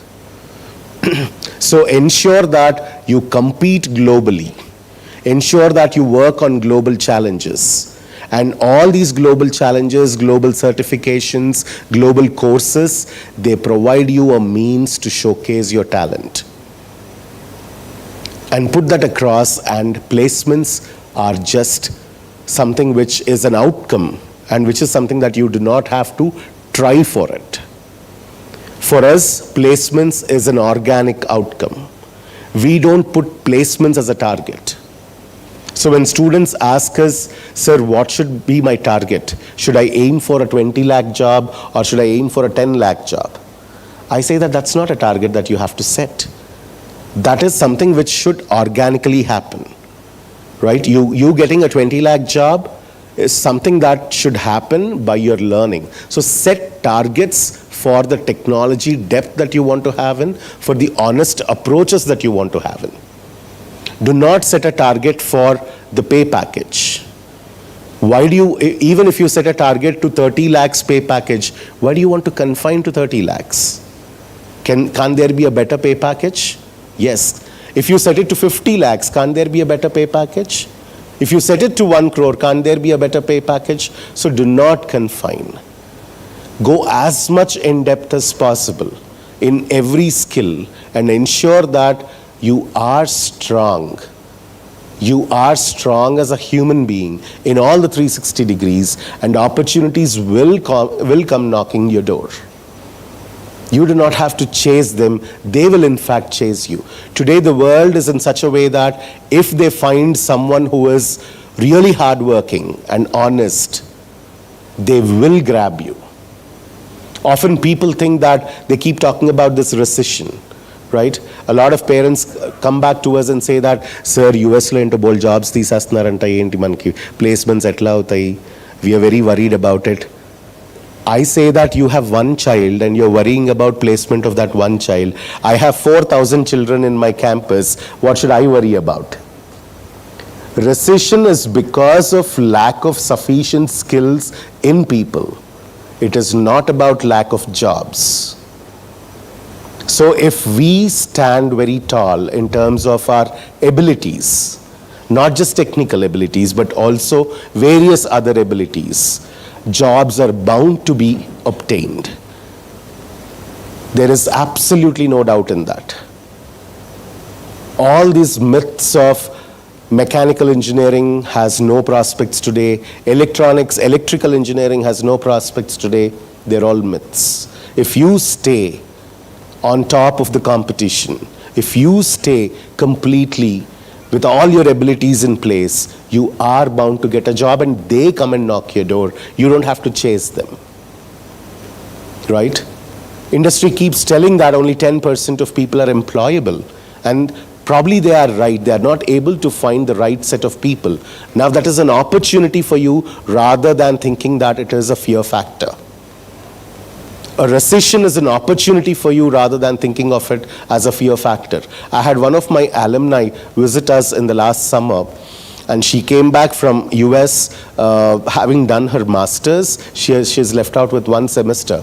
So she came back to us and she's like, sir, I'm really worried. You have all these full stack courses to juniors now. When we studied, those courses were not there. So I'm really worried about the job prospects. Today the market has got less job requirements, and every job requirement is talking in terms of full stack development courses. Then I said, wonderful, you already know what the requirement is. Then why are you worried about it? You should start taking that opportunity. You should start grabbing that opportunity. Start learning full stack. I've got so many faculty on campus. Sit with them, learn, and then you can get a job. Go back to US, get a job. Right? So when we deal students, we ensure that we don't plan for them only for these 4 years. When a student is part of KL, they are part of KL forever.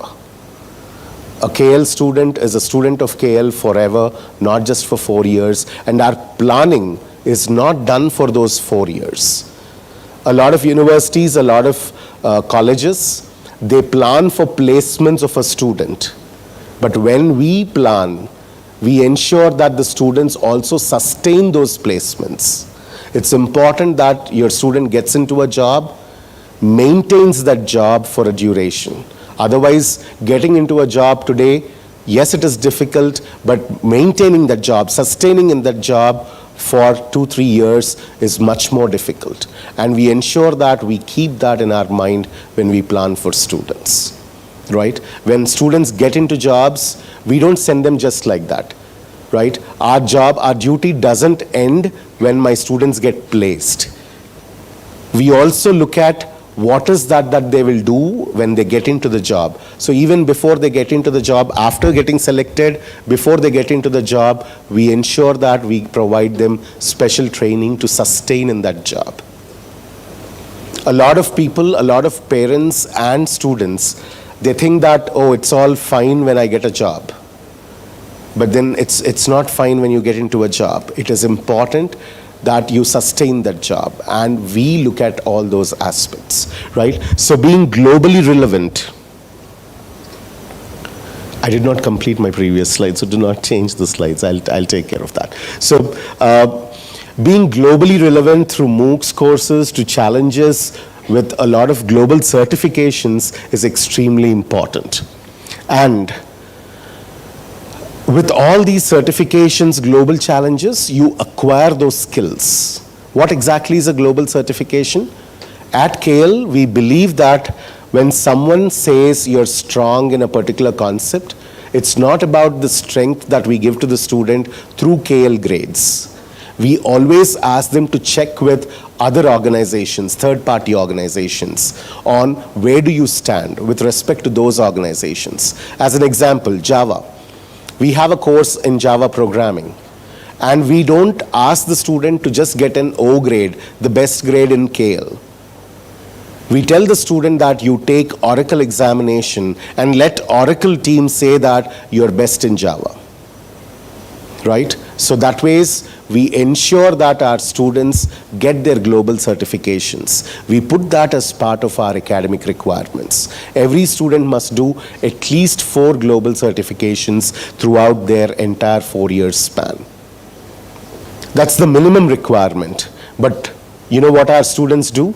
By the time they graduate, a lot of our students, they end up having 12, 13 global certifications. The other day I had one of my student, 2022 graduated student, who almost had 25 global certifications, and she's part of some India records, something like that, right? So that's the kind of enthusiasm students display when they get into that global space, when they compete with the entire world, right? Now, with that global space and global challenges and global certifications, the next step is, how do you put it to use? You've obtained the skill. Till now, you're talking about obtaining the skill. The next step is, how do I put it to use? Where do I put it to use? Unless you show people that you can use that skill, having the skill has no meaning. Right? If someone says that, oh, I'm an excellent cook, I'm an excellent chef, I can cook a wonderful dish, I can cook the best biryani in the world. Unless you cook and show to someone, you can't be certified. Unless you actually put it into practice. As one of the parents has asked, the practicality is more important. Doing it more hands-on is more crucial. Right? So implementing all these skills, put them into practice, is more important. Is the next step. And we definitely want students to work on socially relevant projects. And that is where the EPICS projects come into picture. We tie up with Purdue University to work on EPICS projects, right? Engineering projects for community service. And these EPICS projects will raise your resume, the potential of your resume, to the next level. I had a student the other day who was leaving to Carnegie Mellon University in next few days. He came back to me and he was quite excited. He said that, sir, I got a seat in Carnegie Mellon University. I got it with scholarship. Right? And then I asked him, what is that made the difference? How did you get a scholarship in Carnegie Mellon University? Because getting a seat itself is very difficult. CMU is one of the best universities in the world for computer science and engineering. So getting a seat itself is difficult. How did you manage to get a scholarship? Then he said, so there are several factors. There are factors like my academics, my grades, my projects. But out of all these, I felt that 2 questions that they asked, they had an interview, they had a face-to-face interview. And in that interview, I think the 2 questions that they asked had made the whole difference. What are those 2 questions? He said, they asked me, what is your contribution to your university? And what is your contribution to the society that you come from? And when I answered these 2 questions, in a very appropriate, in a very measurable manner. See, the questions are very cliched. A lot of people ask these questions, but how do we respond to them? How do we give a measurable answer to them? Is what makes a huge difference. And to get that measurable answer is quite difficult. If I ask any of you a question like, what did you contribute to the society after your intermediate, you may give a lot of answers. You may say that I went to a school nearby, to a government school. I trained them on the basic mathematics. I went to a little village that is nearby. I encouraged them to have a lot of cleanliness. Right? These are all contributions, but contributions which can be measured are very difficult. So you need to ensure that your contributions are tangible and measurable. And that happens only when you put your knowledge into applications and you can showcase to the people that this is what I've done. And this fellow, the student that I'm talking about, he's one of the best students we had in cybersecurity domain. And he worked with Government of India. And there was some, that's a very different story, I'll have to tell you at some other time, where a group of our students went to Delhi and they worked for the intelligence agency, NIA. And their experience was completely different. They were not told that they're working for NIA. They were told that it was some internship. They went to Delhi. They were asked to report in some place. And when they went to that place, that looks like a very shabby apartment. And some person came from somewhere. He took them into another office. It looks like a movie story, right? And these people worked with them for 2 months. And those 2 months, every day they used to take away their mobiles, never give them back.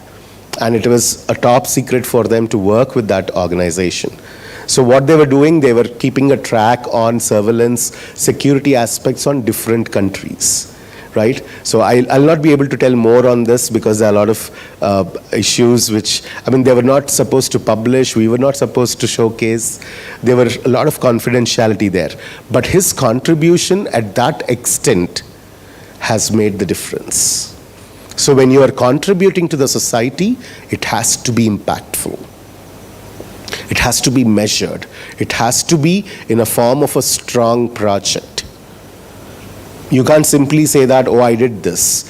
When you do this, just being in your comfort zone is not what you're meant to create an impact. When you have to create an impact, move out of that comfort zone. Put your technology, put your brain to the best possible usage and ensure that there is an impact. And that is where we are talking about projects and building your intellectual property. We are very particular about our students, our faculty, building their intellectual property, writing research articles, providing publications, creating their patents, getting them published, getting them granted. Right? All this is the intellectual property that you and the university together will hold. And this intellectual property will take you different places. All our students, yesterday's chief guest from JP Morgan was talking about a publication, a research publication that they have made, that they have done in their engineering, which had so much of an impact on their career. We look at all such outcomes. Not just your grade sheets, because getting a 9 CGPA, getting a 10 CGPA, having your grade sheets, completing. One of the parents said that the first target is to complete without any backlogs. Yes, that's the first target, but raise the bar. Raise the bar to much higher level. Yes, they are difficult. Strive to work hard. We are there to support. Whenever I say this to students, they come back to me and say that, sir, I can work hard, but I'm really worried. Will I be able to achieve? You're talking about research publications. Will I be able to publish? You're talking about patents. Will I be able to publish? Because till date, I do not know anything about them. So within a year, within 2 years, within 3 years, will I be able to do all that? My answer is start trying it. Do not question your potential even before you start trying it. The moment you start trying and the moment you start putting in that hard work, KL is a place that can support you enormously. If you look at the KL's profile, research profile, KL University publishes almost 4,000 research publications every year across all the campuses. 4,000 research publications in the best journals of the country, of the world, is no mean joke. It is one of the most difficult achievements, and we achieve it. And that is only possible not just because of our faculty, because of our students. Our students, almost all of them have got a Scopus ID, have got a H index. I don't think any other college in India would have all their students a H index at least, a Scopus ID at least, right? So having a Scopus ID, having a H index, when I'm saying these words so that you can go back, you can do a bit of Google and figure out what it is. I want to bring that excitement in you, right? Check what Scopus ID is and see what is it and why would a student have it.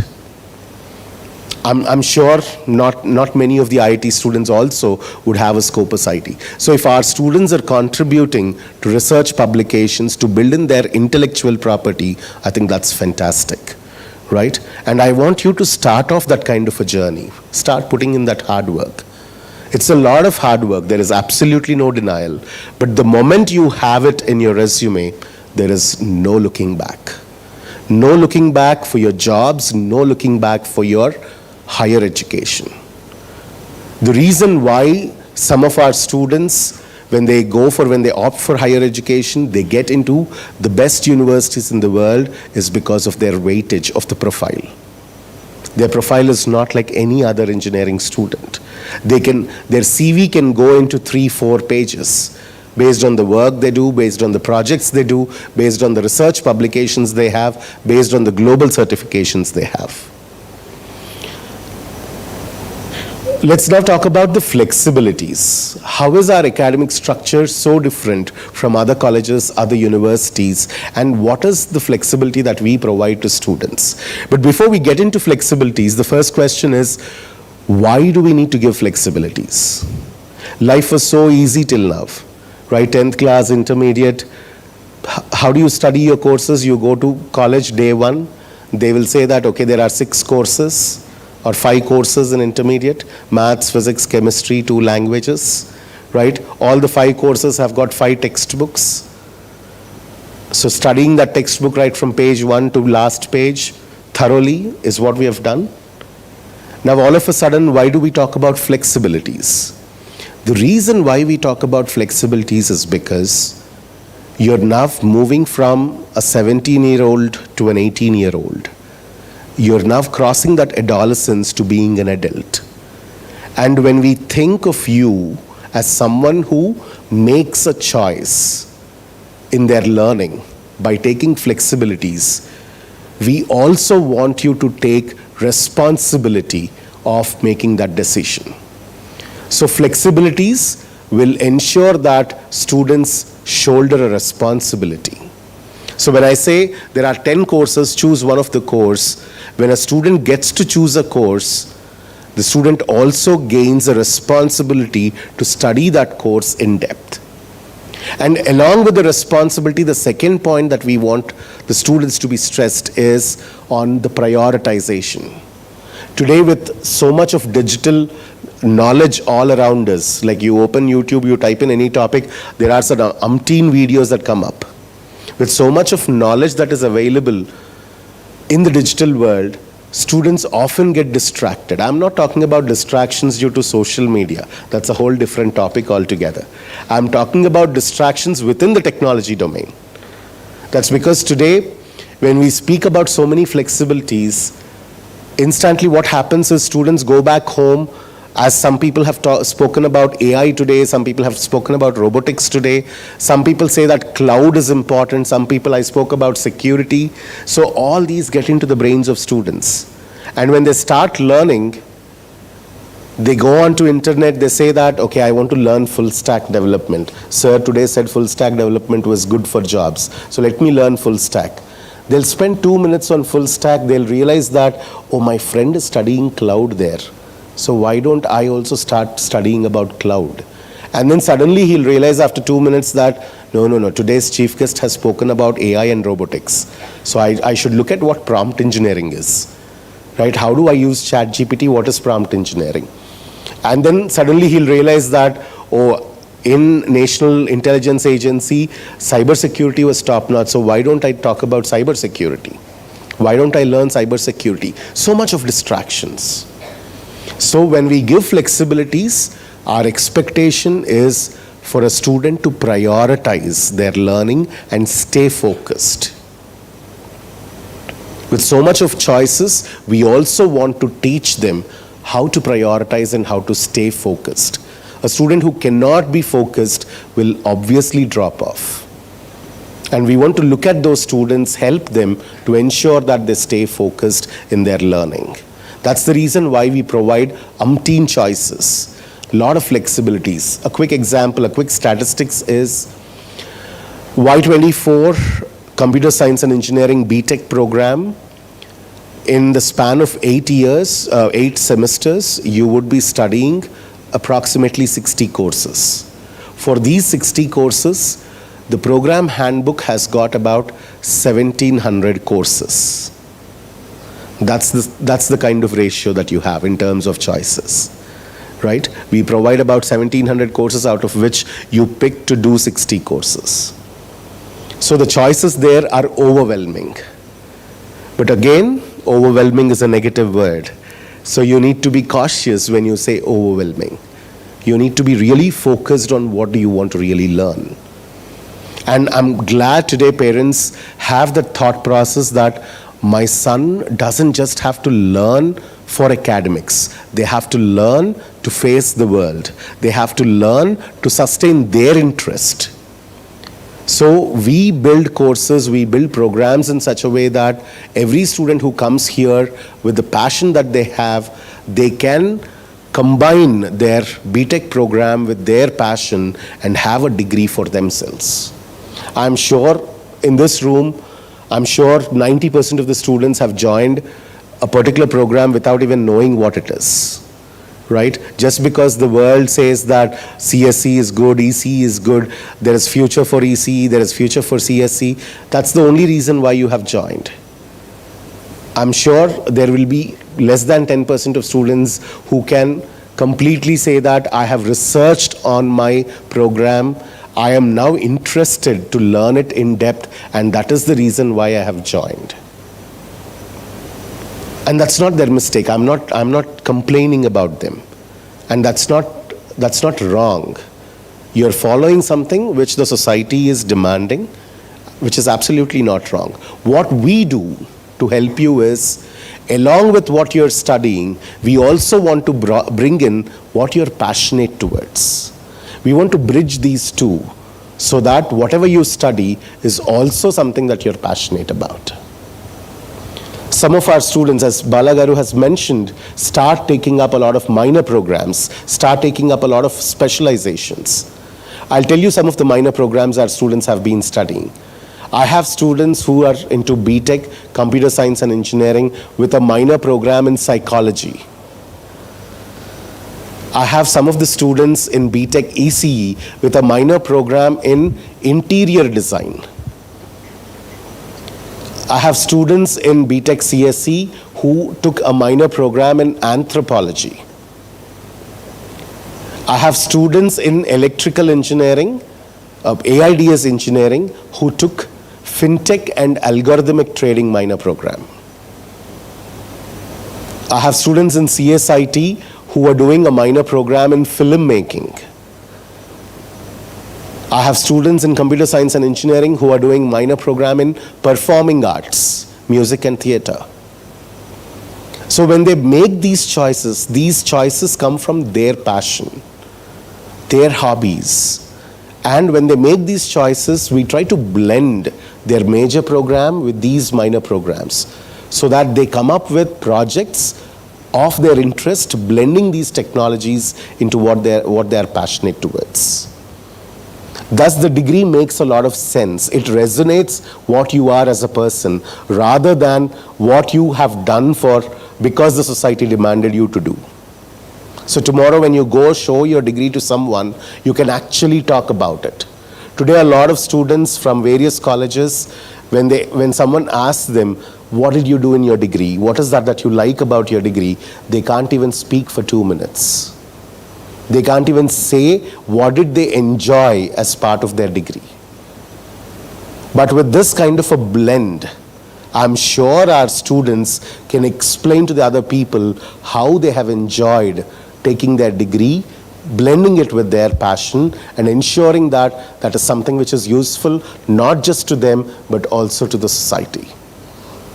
Right? So with those flexibilities, let's start with the program flexibilities, the first one. Before getting into this, I want you to give a brief of how did we structure the 4 years of your journey. The first year predominantly focuses on logic building. Kindly use the back door if you have to move out. Please do not use the front door. The first year is used for logic building. So we ensure that students work on a lot of coding related courses irrespective of their branch. so that they focus on the logic building abilities, they focus on design thinking, they focus on innovation. The first year is completely meant for that kind of a mindset. The second year focuses on core engineering courses. It lays a clear foundation for the entire future of that student. We push them hard into the core engineering courses, ensure that they learn those courses with a clear practical approach. The third year is for them to explore either the breadth or the depth of knowledge. Having done engineering core courses, now how do they put that to use? Do they go breadth-wise, trying to put that into applications? Like some of my students here also in some of the applications, Bala sir was talking about his son working on mental health, right? So trying to work on such applications with your core engineering knowledge, we call that as breadth of knowledge. So expanding that breadth of knowledge or trying to go in deeper, take one particular area, explore that more in depth. We call that as specialization, right? So all these possibilities of breadth or depth of knowledge comes in the third year. The final year, we often tell students, don't be in the campus, please get out of the campus, because we want them to spend in the industry. I often tell my students, third year, this is the last time I'm seeing you. Next year, I won't see you. Go out of the university. I don't want to see you at home. Right? That's because we want them to be in the industry. We want them to work on internships. We want them to see how their knowledge can be applied here. We want them to learn the industry practices. And of course, from there, they translate into a full-time job opportunity. So this is how the 4 years are spanned. First year for logic building, design thinking, and second year for core engineering fundamentals, third year for either breadth or depth of knowledge, and fourth year for industry. That's how the 4-year program is planned. Now, with that understanding, let us quickly see what these program flexibilities are. Usually, let us have a quick terminology, understanding of terminology. Program is something that you get admitted into, right? And degree is something that you graduate with. So program is something that you get admitted into, degree is something that you graduate with. Usually in a lot of universities and colleges, they are one and the same. You get admitted into a B.Tech ECE, you graduate as a B.Tech ECE degree. You get admitted into a B.Tech CSE program, you graduate as a B.Tech CSE degree, with a B.Tech CSE degree. But what we do here is we work on several combinations on the major itself. A major is the branch that you opted to study. That's your major domain of learning. So if you've picked up CSE, that is your major. If you picked up ECE, that is your major. On this major, we want you to go deeper than any other student. And when you study a major in depth, we call that as honors. So we provide not just a B.Tech CSE degree, we provide a B.Tech honors CSE degree. And this honors, when you showcase your outcomes in different ways, some students, when they study in depth, their outcomes are reflected in the research publications. Some students establish startups. Some students work on a lot of projects, community projects. So depending on where your outcome is, we give you an honors through research or an honors through innovation or an honors through experiential learning degree. So your degree will look like this when you graduate. B.Tech honors through innovation, CSE. B.Tech honors through experiential learning, CSE. B.Tech honors through research, CSE. So that clearly shows to the entire world that you have studied CSE in depth and you have demonstrated your outcomes in a certain way, either as research work or innovation or experiential learning, right? So that is how the major flexibilities are, and this starts from your second year onwards. That's because second year is where you start off with your major program of study, the core engineering. So from second year onwards, you'll be given choices to choose where do you want to get into, what is the target that you want to set for yourself, and then you will be working towards those targets. Each of these have got their own targets. When students choose research, we have clear research targets. When students choose innovation, they have clear the innovation targets. When students choose experiential learning, they have clear project targets. Right? So with all these, with choices that students make, we will start supporting them towards achieving those targets.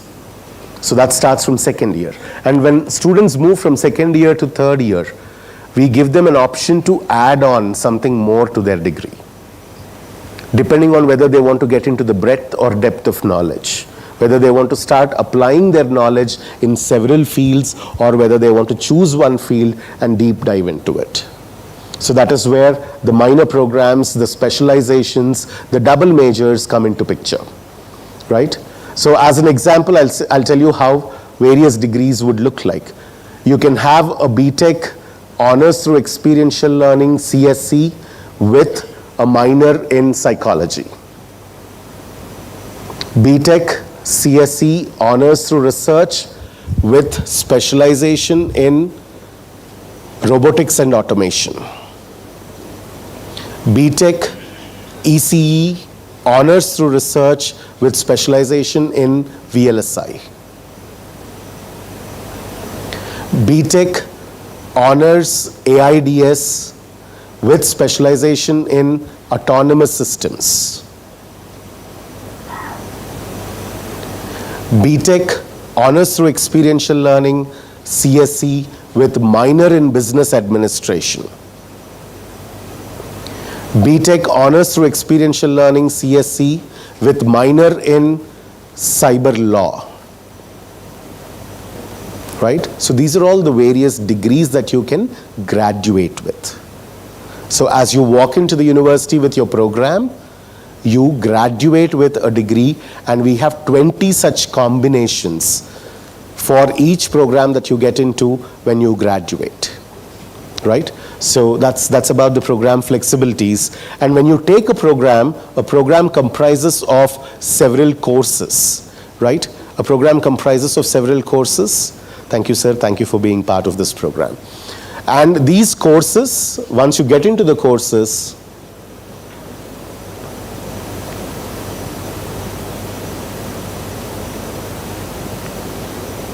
can you go back to the previous slide? So I'm not using this. Okay.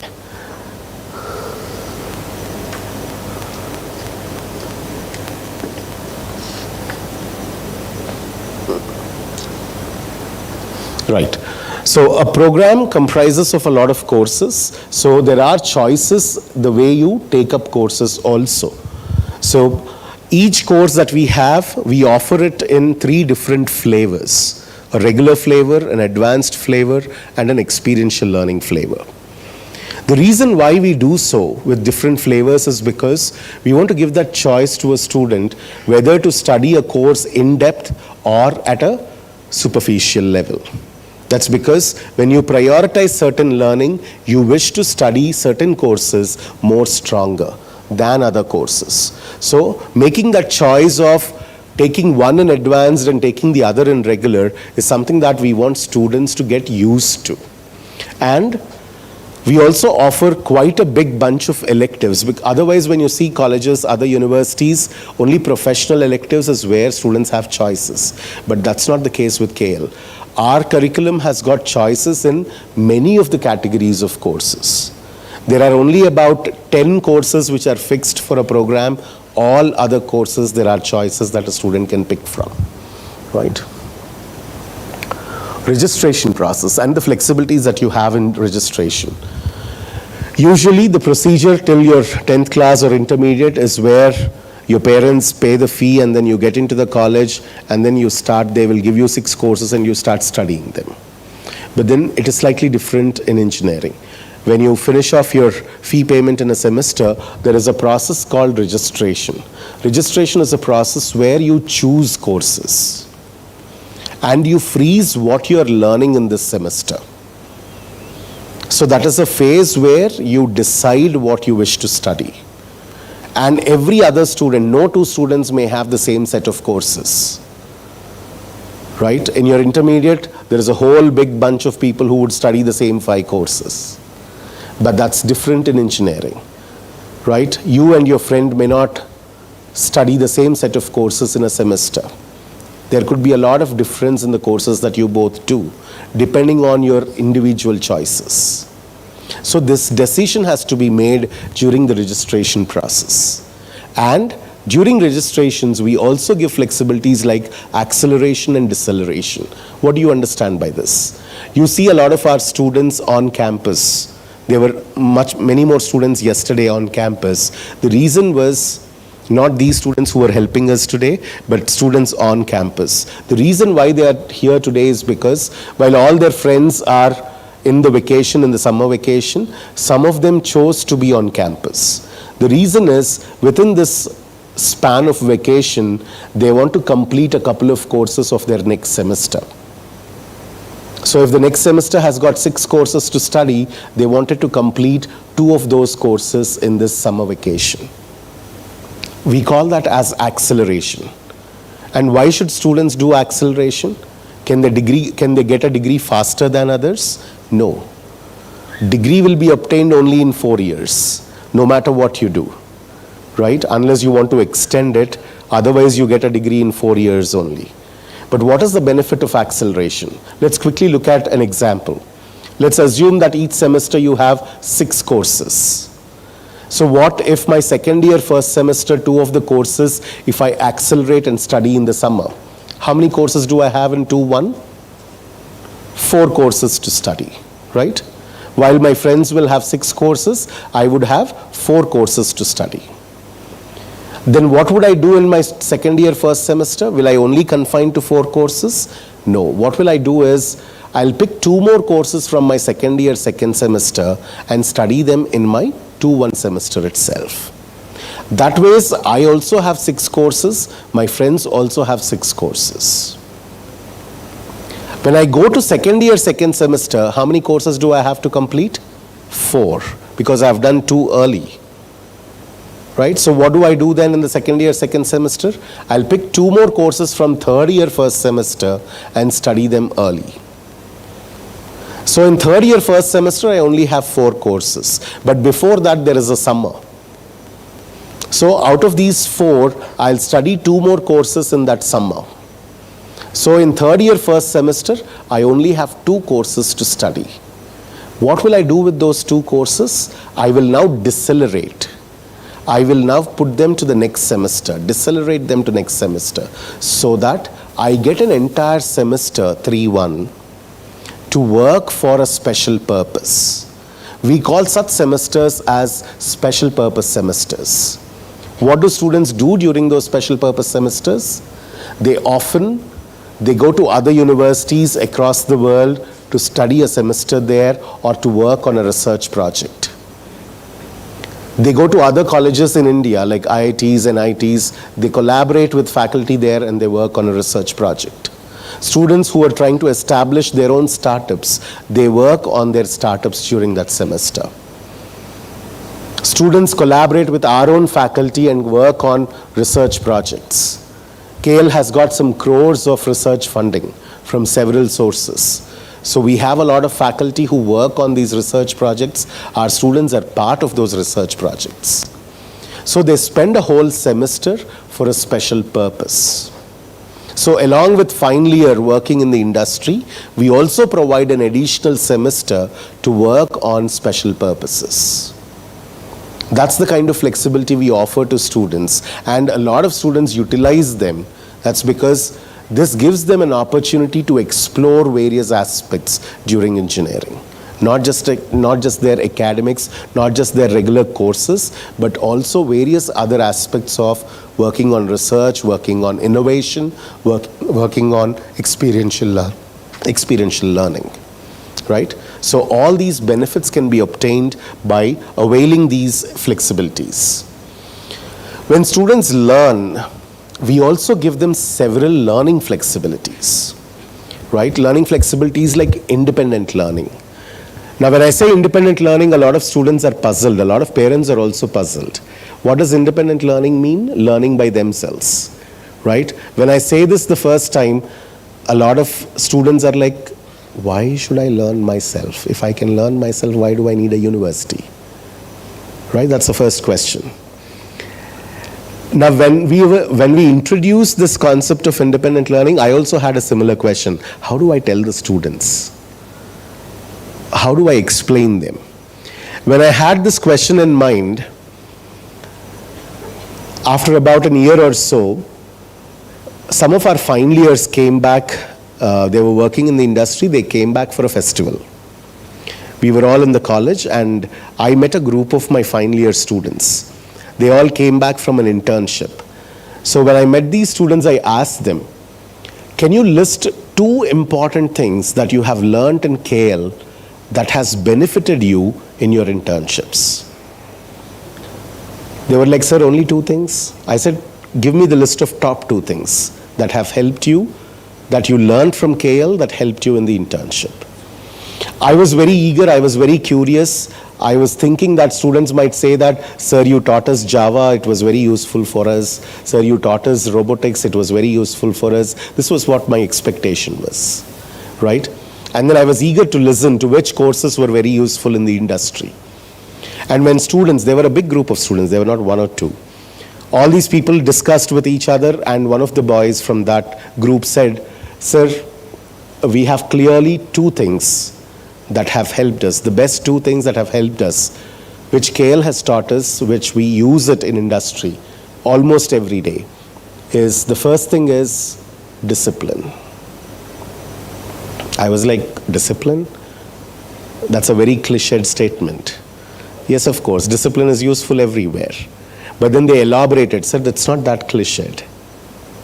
It might look very simple, but it makes a huge difference. KL ensures that if a class is at 9 o'clock, the faculty starts the class 9 sharp, marks the attendance in the first 5 minutes, closes the register. 85% attendance is mandatory in every course. This might be a little difficult to begin with. Students might find it difficult. They'll have to rush. They'll have to ensure that attendance is given in the first 5 minutes. They have to ensure that they have to be present for almost all the classes. But slowly, when this becomes a practice, when you get into the industry, as students told me, sir, if there is a meeting at 10 o'clock, all KL students, every industry you go, there is a big bunch of KL students anyways there, right? All KL students are there in the meeting 9:55. There is no doubt about it. Students from other colleges, when we notice, they come in 10:05, 10:02, 10:03, 10:10. That's the first step where a decision is made whether to retain you in the job or take you off from the job. So it's not that simple. It's not that cliched. Discipline is not that cliched. You need to be extremely cautious. When someone is imposing a certain discipline rules in the university, it is meant for a purpose. There is a reason why everything is done. All right, I said, okay, fine, good. We are taking up a lot of discipline on you and that's helping you. Excellent. Then what is that second factor? I was again very curious. Can you tell me something technical? They were like, sir, yes, technical stuff is useful, but the second factor also will surprise you. The second factor is independent learning. I was like, what? Now also no Java?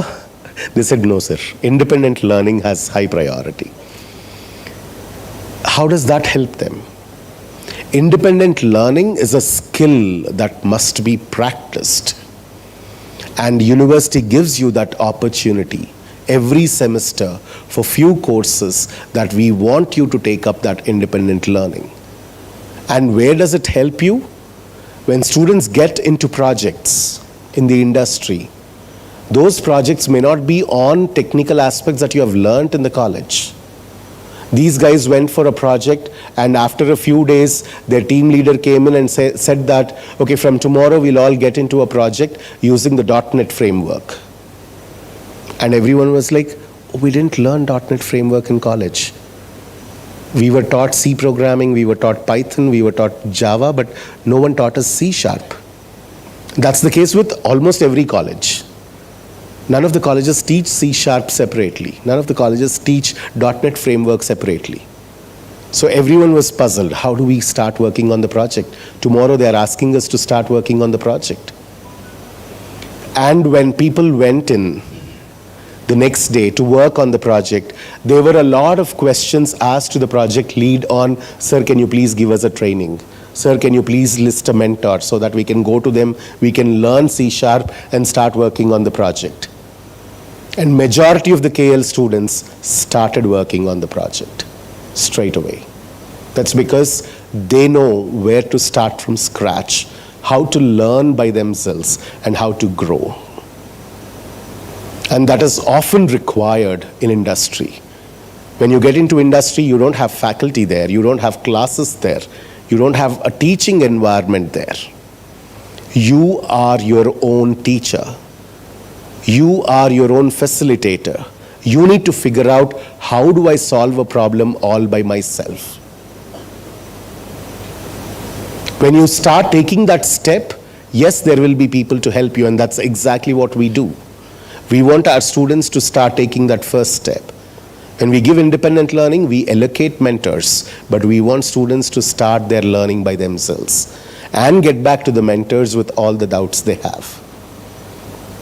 And this is a skill we wish and we want our students to practice right from their second year onwards. First year, we'll spare them a little bit. We don't give them too many flexibilities, too many such tasks. First year, we still treat you as college intermediate students. You're still 17 years old. But the moment you get into second year, when most of you are ready to vote for the country and the state, we want you to start shouldering a lot of responsibilities. Right? So it is important that you all take up a lot of these different learning strategies. We'll get into depths of all these once again in a very different session that I will completely cater to all the flexibilities and all the mechanisms that we have. Today's session is only meant for students and parents to get accustomed to the terminology. Right? But there will be a much more in-depth session by me as we go into the semesters. So we want you to avail all these flexibilities to ensure that you become an all-rounder in terms of your different characteristics that govern the 360 degrees development of you.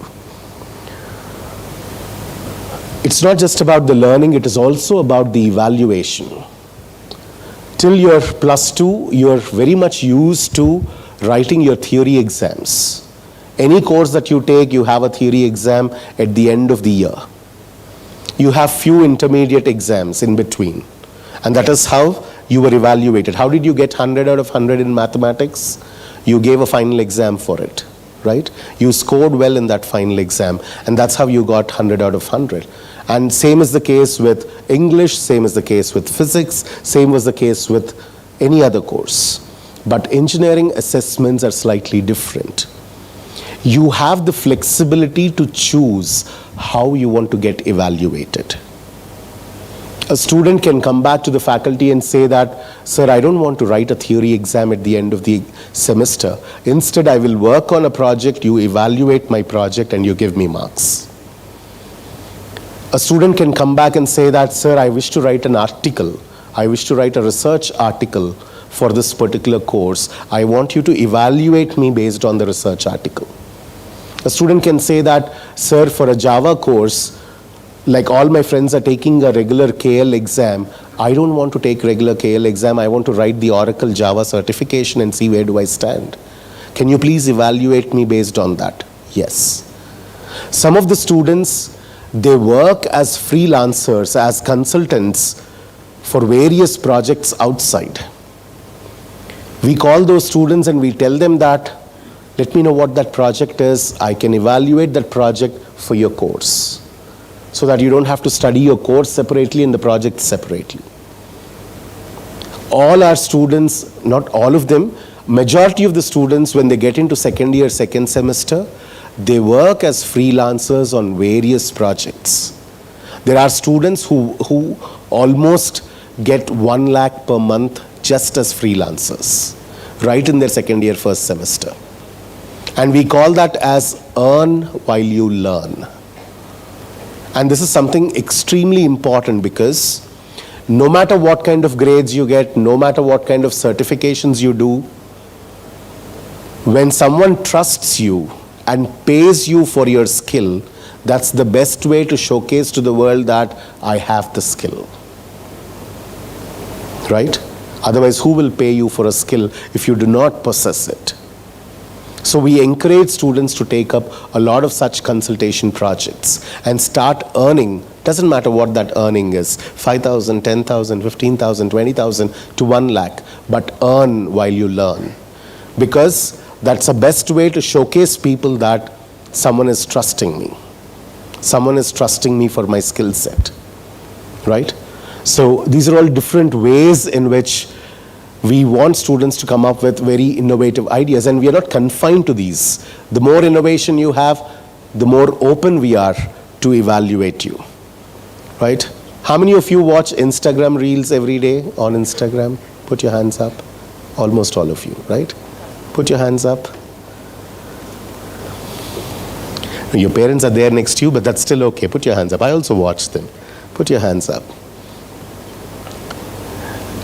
Watching Instagram Reels, everyone does it, right? Some of the parents sitting here were also doing that. Everyone does it. How many of you are content creators on Instagram? How many of you create Reels on Instagram? Not just watching what others have done, but how many of you create Reels on Instagram? None of you? You don't do that? No?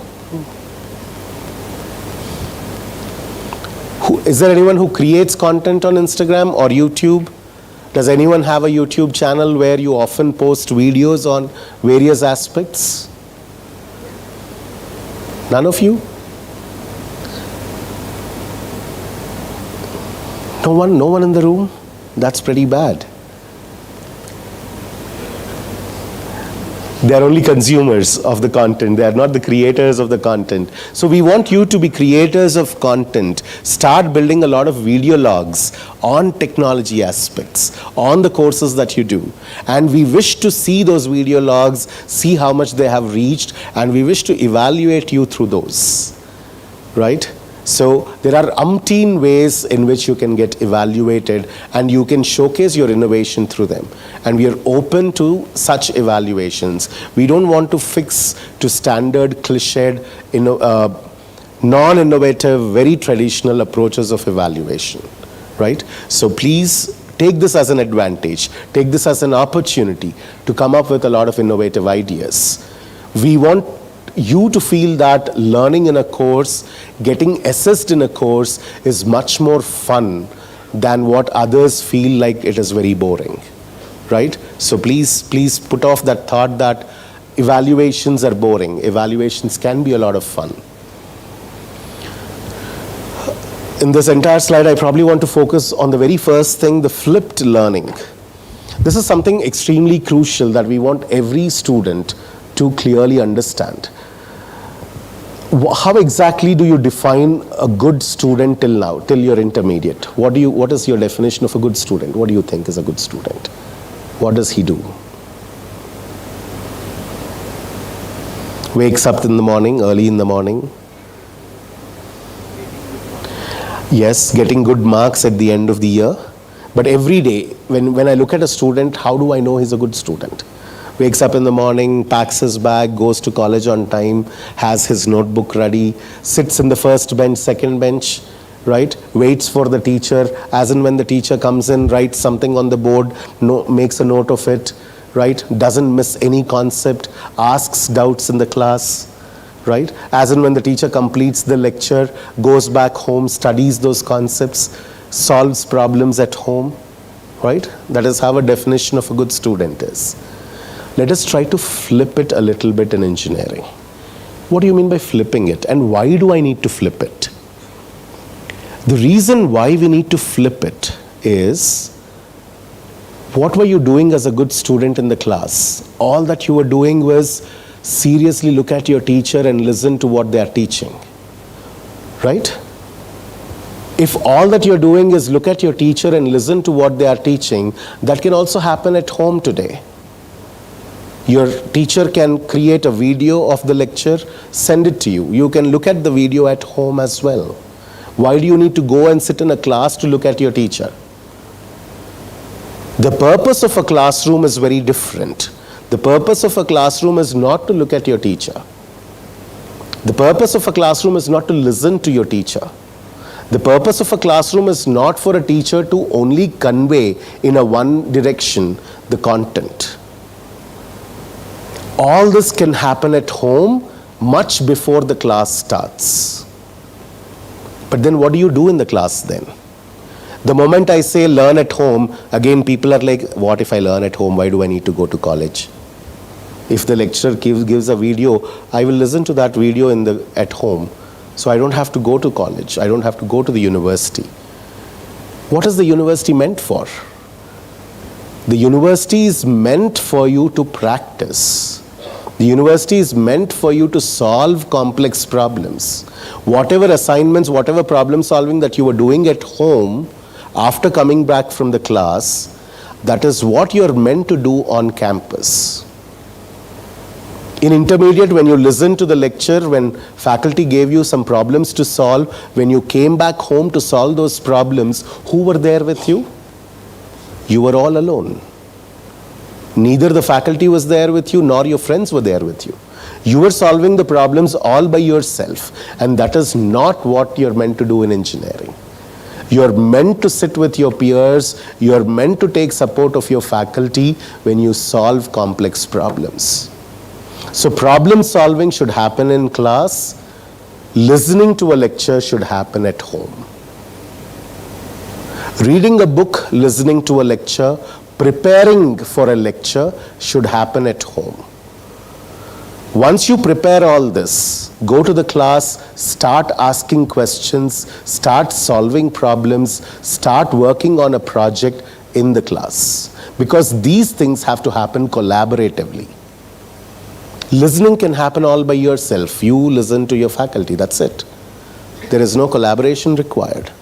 So let that one direction thing finish off at home. You reading a book, you listening to a lecture, let it finish off at home. Wherever there is collaboration required, wherever you need to work on a project, wherever you need to solve a problem, wherever you had doubts, let that happen in the class. This is what we say a good student characteristics are in engineering. So go to every class in your engineering completely prepared, as if you are the one who is delivering the lecture. So when a C program course starts for you, don't go to that class with empty mind. Don't go to that class assuming that, oh, let me listen to what my teacher will teach me. Go to that class with preparation. Read a book, watch a video, make notes of what you have learned, then go to the class. That ways you will take more advantage of what the class is. That ways you will take more advantage of the skill set of the faculty. Otherwise, engineering faculty are not teachers. They don't teach every concept to the depth to ensure that everyone understands. Engineering is so vast that that cannot happen in total in class. Engineering faculty's potential is only understood, only excavated when you dig in depth. When you go ask questions, ask problems to be solved, that is when you take the complete potential. Right? And we call that as flipped learning. And that is the best learning for engineering. So we want every parent, every student to ensure that when my student is getting into a class, they are going to a class prepared. Why did I say every parent also? Because usually when a lot of parents join their students in KL University, the first thing they say is, Sir, మేము KL Universityలో join చేస్తాం, ఇంకా మీదే బాధ్యత, మీరే చూసుకోవాలి 4 ఏళ్ళు, మా వాడు ఏంటనేది మీ చేతుల్లోనే ఉంది. Let me tell you, the responsibility lies on all 3 of us. the parent, the university, and the student, to nurture them completely throughout the 4 years. Parents may ask me, some of the parents get back to me and say that, sir, maakem telustundi, మేము ఏం చదువుకోలేదు, మాకేం తెలుస్తుంది, మీకు ఏమి టెక్నికల్గా తెలియాల్సిన అవసరం లేదు. There is no need for you to know the technology. All that you need to know is, are you providing the right ecosystem for the student? Are you keeping a watch on how the student is progressing? Today, especially this generation, after COVID, post-COVID especially, we observe a lot of students, so we get a lot of post-COVID cases where students are in a lot of stress, unnecessary stress. They panic too much for every little thing. They cannot prioritize, and so are the parents. There are many cases where a student and a parent comes to my office. The student is all confused, the parent is all frustrated. I ask the student first, what's the problem? Student doesn't say anything, doesn't speak anything. And then the parent starts off. Sir, వీడు రోజు రాత్రి 2 దాకా laptop ముందే కూర్చుంటాడు, చదువుతాడు, కానీ ఏంటో మార్కులు ఏం రావట్లేదు, సరిగ్గా చదువుతున్నట్టు నాకు అనిపించట్లేదు, అక్కడ జాబ్స్ ఏం రావట్లేదు, CGPA ఏం పెరగట్లేదు. And then I look at the student, I ask him back, do you have friends? And then suddenly, even before the student says something, parent is like, sir, మీరు అట్లా ఏమనుకోదు, మావాడు అసలు ఎవరితో మాట్లాడు, అసలు టైం వేస్ట్ చేయడు, మావాడు అసలు కాలేజీ ఇల్లు తప్ప ఇంకో ప్రపంచం తెలియదు, రాత్రి 2 దాకా సీరియస్గా చదువుతాడు, నేను చూస్తాను కదా రోజు, మీరు ఎందుకు అట్లా అడుగుతారు, వాడు ఏం టైం వేస్ట్ ఏం చేసుకోవట్లేదు, కాలేజీ ఇల్లు తప్ప అసలు ఇంకో ప్రపంచమే తెలియదు. I slowly understand where the problem is coming from, right? And then I look at the student. I ask him the next question, which will frustrate the parent beyond limits. The next question of mine to the student is, what is the latest movie you watched? Parent is like, sir, మా వాడు time waste చేసుకోవడం చెప్తున్నాను కదా, వాడికి ఏ రకమైన చెడ్డ అలవాట్లు లేవు, ఎక్కడికి వెళ్ళడు, కాలేజ్ నుంచి డైరెక్ట్గా ఇంటికి వస్తాడు, ఇంటి నుంచి డైరెక్ట్గా కాలేజ్కి వస్తాడు. Then I call my attender, say, get 2 glasses of water, first glass, give it to the parent. Let me now start counseling, not the student, but the parent. అమ్మ, నువ్వు బయటికి వెళ్ళి కొంచెం, నువ్వు కూర్చో బయట, రిలాక్స్డ్గా కూర్చో, నిన్ను మళ్ళీ పిలుస్తా. Then I tell the parent, give them a life. Let them go out, let them mingle with people. Let them explore what the world is. Let them go take their hobbies more seriously. Let them trek, let them cycle, let them go on for vacation. Let them watch a movie. But end of the day, ivanni chesin tarvata kuda, end of the day, let them come back, be responsible, study for their classes, and then let them come to the college. Only when a student does all these, that is when he becomes a full-fledged student. Otherwise, sitting in front of a laptop every day till 2 o'clock in the night, all by yourself. Parent meanwhile boasts that, sir, అసలు separate room ఇచ్చేసాం వాడికి, అసలు మేము ఎవరూ disturb చేయము, వాడి రూమ్లో వాడే ఉంటాడు, మేము చాలా సాక్రిఫైసెస్ చేస్తున్నాం వాడి కోసం, మేమందరం వేరేగా ఉంటాం, వాడి కోసం సెపరేట్ రూమ్ ఇచ్చాము, దానికి AC పెట్టించాము.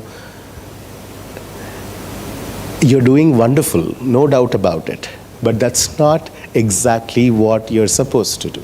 That's not the priority. Yes, you felt that was priority, but that's not the priority.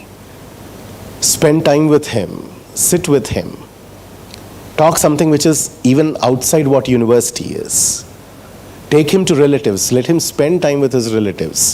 When I ask him, when is the last time you went to your relative's house, he's like, sir, 7th class tarvata velnattunna, tarvata public exams valla 10th class lo ekkadiki velledu, ఏ పెళ్లి attend అవ్వలేదు, ఇంటర్మీడియట్లో అసలు ఏ పెళ్లి కానీ birthday function కానీ ఏమి attend అవ్వలేదు, మా చుట్టాలందరూ ఎప్పుడో చాలా కాలం క్రితం చూశాను నేను. Do not confine students like that, right? Let them go, let them explore. Otherwise, ఇదివరకు జనరేషన్లో లేదు. There was a generation in between who clearly knew why they were focusing on studies, and they used to focus. They never used to take it as stress. But today's generation, when you put them like that, they get stressed out, and they get to an extent where they burst out. And that burst out doesn't happen violently, it happens very silently. The student becomes calmer and calmer and calmer. The moment I see a student, within a minute or two, I can realize that there is something absolutely wrong. That calmness in the student tells a lot, tells volumes of the kind of pressure he is undergoing. So if your student, if your son or daughter is being too calm, check out. They need your support. Let them explore, let them open up. And that calmness reflects in their communication skills also. Today at interviews, one of the major complaints I have from all these companies is the student is not opening up. The student doesn't speak out. You ask a question, he doesn't even say that I do not know. That strong calmness, silence in a student, not to come out. When Balagaru was asking students to come out, look at that, first resistance to come out. I'm happy at least two people walked in and they came onto the stage and they spoke out. But why did not others stand up immediately, instantly, and took a step forward to come onto the stage? These are all psychological aspects that must be looked into by the parents. You might think that, oh, veedi koncham mohatam ekkuva, veedi koncham shy ekkuva, atlage untadu. Observe it more carefully. Right? Edo ka situation lo, he has to come out, speak about what he is. If he cannot do that, it is not going to help him. No company wants to recruit a technically super good student who doesn't speak to anyone. Why do they need you? If you don't speak to anyone, why do they need you? The moment someone says, can someone say anything, you should all be ready with all the vigor and say that, all right, let me speak out. You may speak nonsense, you may speak wrong, you may speak something non-technical, you may speak something really stupid, but why are you worried? Why can't you open up? A lot of people think communication skills are about English accent and English vocabulary and English grammar. Absolutely not. Communication skills are about making other person understand what you think. I have a little example. I had one student who, in fact, two students who got into Adobe for about 60 lakh pay package. And one of these students was from a little rural background, did not study in English medium or a convent studies right from childhood. So she was a little shy kind of a girl who comes from a rural background near to Vijayawada. But then the Vice Chancellor was very excited that these students got into Adobe for 60 lakh pay package. So he organized a conversation session between that students and the junior students and the faculty. Me being the HOD of that student, I know what she is. So I was a little nervous. Like, what will she speak? It'll be difficult for her to speak. She'll feel shy to speak out in this large, audiences. So I was a little nervous. I was more nervous about the student. I don't know what the student was feeling, but I was more nervous. And then the conversation started. Everyone sat. Vice Chancellor asked each of these students to speak out.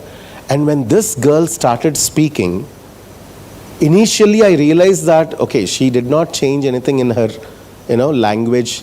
Her language is still the same bad language, right? Not correct grammar, not correct vocabulary. I could still feel that in the first 1-2 minutes. But later, after 20 minutes, I realized that I stopped looking at her language.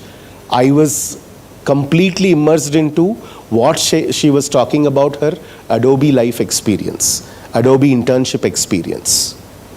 After 20 minutes, I pinched myself and realized that, oh wow, this girl still speaks that same bad language, but we all were so immersed in her experiences. That is exactly what communication skills are, right? So if you think that you may not speak out properly, you may not have a proper accent, you may not have a proper language skills in terms of grammar, in terms of vocabulary, there is absolutely nothing to shy about. Did you ever see a Chinese person speaking in English? Watch some of the movies, watch some of the series, you'll observe that they will not shy off. They'll speak instantly. You ask them to speak, they'll speak. You cannot even hear to them. their language is so bad, their vocabulary is so bad, their grammar is so bad, their accent is completely Chinese accent, but still they will not hesitate to speak. And they will ensure that the other person understands what they want to make them understand. That is communication. To make the other person understand what you wish them to understand is what communication is. Ensure that you develop those skills, and that doesn't just come out in a flash. It comes out with the kind of mindset you have, with the kind of openness you have. And for that, it requires you to have that space, that thought process, and parents need to build that. Right? A lot of parents today, I'm quite happy. Yesterday we didn't have that parent interaction, so I didn't know, but today, talking to those 3 parents itself, I felt really happy that they at least promote, they at least give that space to the students to let them fail and explore. Otherwise, when we talk to parents about failure, parents are quite furious about it. They are like, no, my son will never fail. My son will never get a fail grade. My son will never do this. My son will never do that. Why are you worried about him not doing it? Let him do it, let him fail, let him realize. You be there as a support when they fail. Failure doesn't mean I'm talking about failure in courses. Failure, I'm talking about every little thing that they do every day. Right? So that's with the learning part, and then the assessments, the targets. Every semester, every year, especially when you're at KL, make sure you have a clearly defined targets. Academic targets are all normal, as usual. In your intermediate also, your target was to get 950 out of 1000 was the minimum target you had, right? And then some people chose to have 900 out of 1000, some people chose to have 850 out of 1000. These are all your academic targets. So similar to that, you will also have academic targets when you study your B.Tech. You need to maintain certain CGPA. You cannot compromise on CGPA. A lot of people, a lot of seniors, a lot of people who graduated, they often tell their juniors that CGPA is just a number, it doesn't matter much. Knowledge is more important. But that's a very wrong statement. Along with knowledge, CGPA is also, CGPA, when I say CGPA, a lot of you know what CGPA is, right? It's the percentage of marks that you get. So those numbers are extremely important. Do not neglect them. When you get into an exam, your focus must be on getting marks only. Right? I'll give you a quick example. Siemens. How many of you know the company Siemens? A very popular one. You know what their recruitment criteria is? They say that we need students to apply for Siemens only if they have 90% right from 10th class to engineering. 89.99 anywhere, their system doesn't even consider them. They don't do any manual process, right? When it comes to numbers, no recruitment does any manual process. They'll simply put a filter greater than or equal to 9, take them, that's it. No considerations even for not 1% less. Why does Siemens think that 90% is important? Do they mean that people who have less than 90% have no knowledge? There are many students who have less CGPA who are technically very strong. There are many students who have less CGPA who are strong with their coding skills. But then why CGPA is important? Having good CGPA doesn't mean the student is strong technically. Having good CGPA doesn't mean the student is a smart, intelligent student. Having CGPA is an indication of how strongly does the student take the responsibility. How consistent was the student over the years.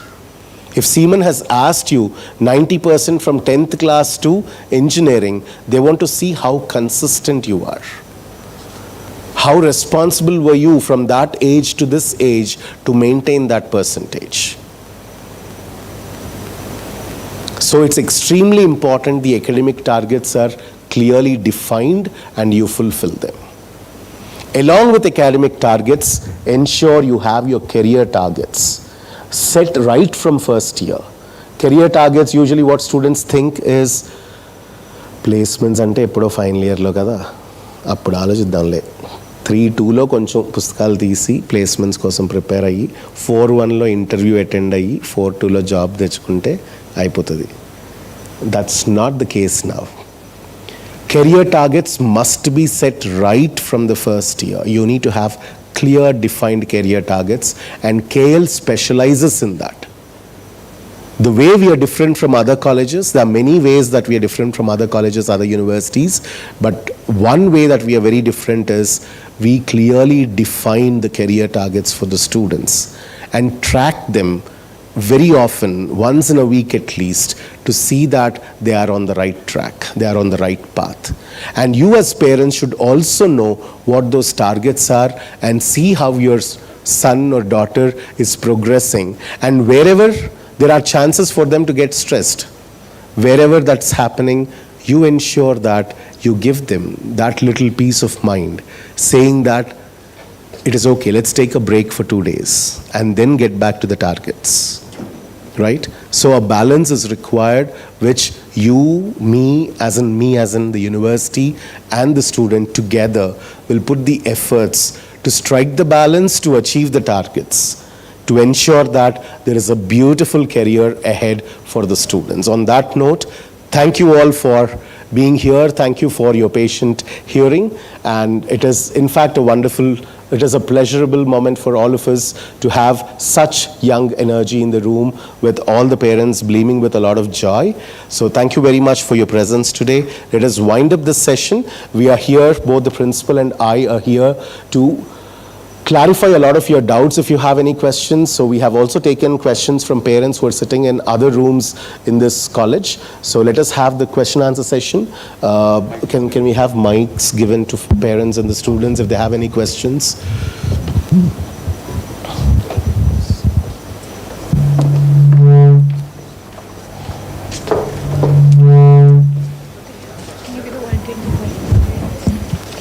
Even if you're not getting a mic, if you're audible, go ahead. Please shoot out questions and we'll be happy to answer them. College timings are 8 to 4, right? Your classes start immediately tomorrow. We start with a bridge course. The actual classwork starts from 28th, the Monday.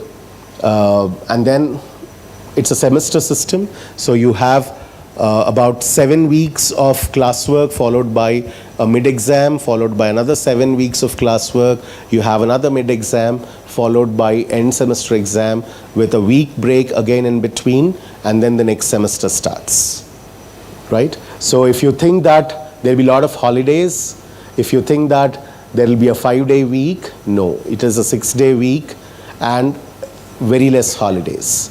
That's because this is home.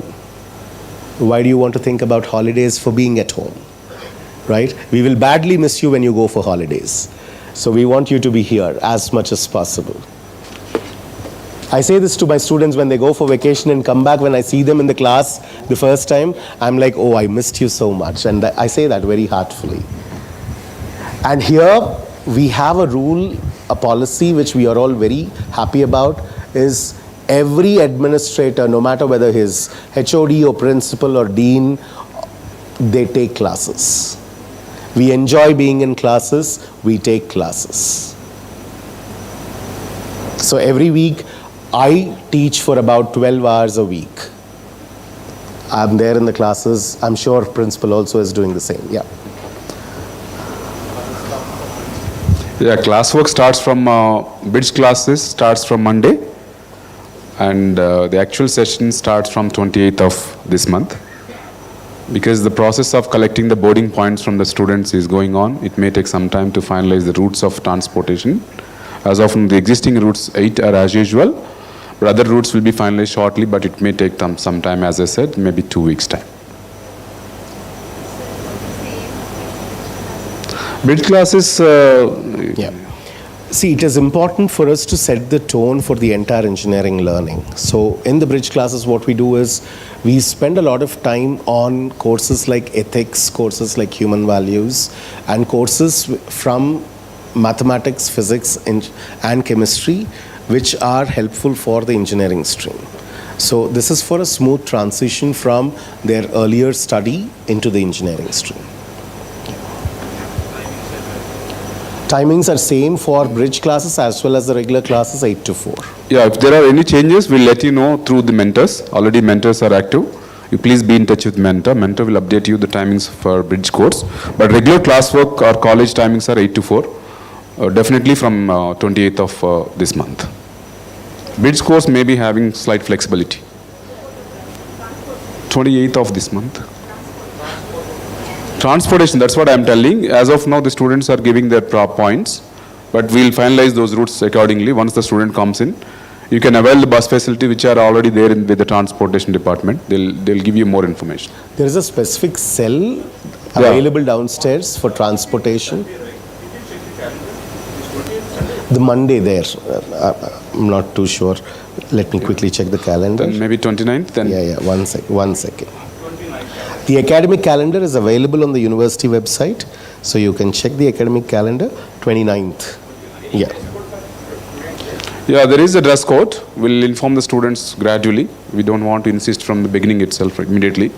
So once they come to the campus, we'll slowly make them understand the purpose behind the dress code, ID card, and other rules and regulations gradually. But that will be smooth. We'll take care. The existing batch also, initially there was some suffocation, but after some time they understood the purpose and they are also supportive. This time you can see my students who are in proper dress code in this campus. Yes. It's not a uniform, it's a dress code, that's it. Yeah. So don't mistake us for a uniform for a dress code. See, the answer is simple. A dress code is a formal dress.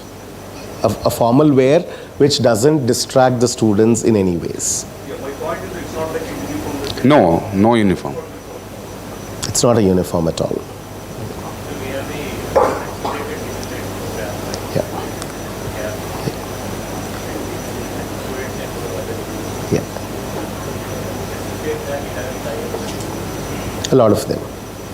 A lot of them. We have an exclusive international affairs wing which looks into all those aspects. The Dean International Affairs will be addressing the students and parents also, as per, when we move and on. Whenever such opportunities are given, it is centralized. All such opportunities are centralized. Get those opportunities, not just international affairs, even for placements and training, it is majority of it is centralized. So we take decisions in a centralized fashion. So you do not have to. Yes, individual campuses put their extra effort, but we ensure that the opportunities are not, biased campus-wise. Yeah, that's closed gate. More information I request parents and students, as I said in the beginning itself.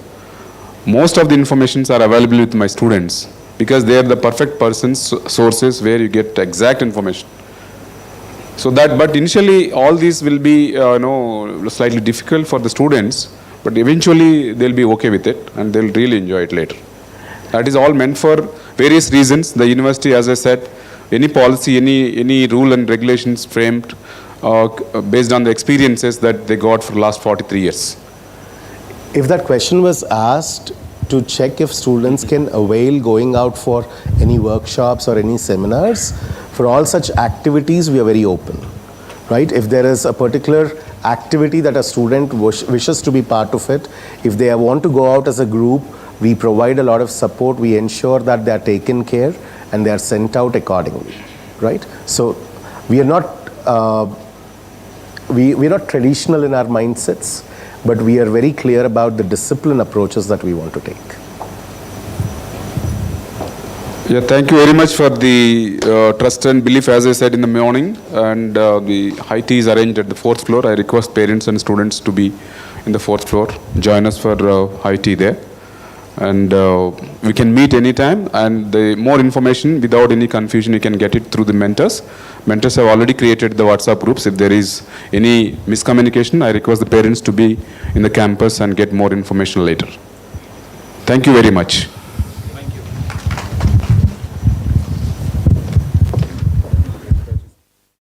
Thank Thank you, parents and students.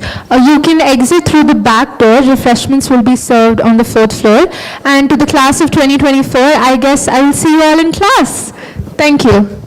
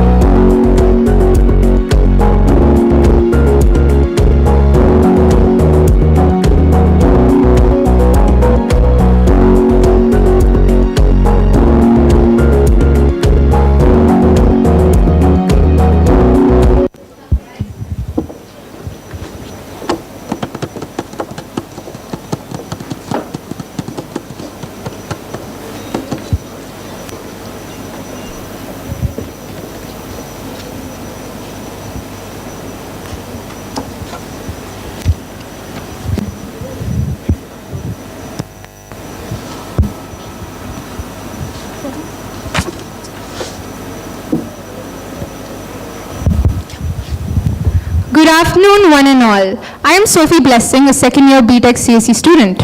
And I am Hema Mayuka, a second-year B.Tech ECE student. On behalf of the authorities, faculty, and student community, it is my great pleasure to welcome all of you to KLH deemed to be University. To you parents here, I look forward to getting to know the exceptional young people you have raised and to helping provide a rich array of opportunities for them to learn, to grow, to discover who they are and how they want to make a difference in the world.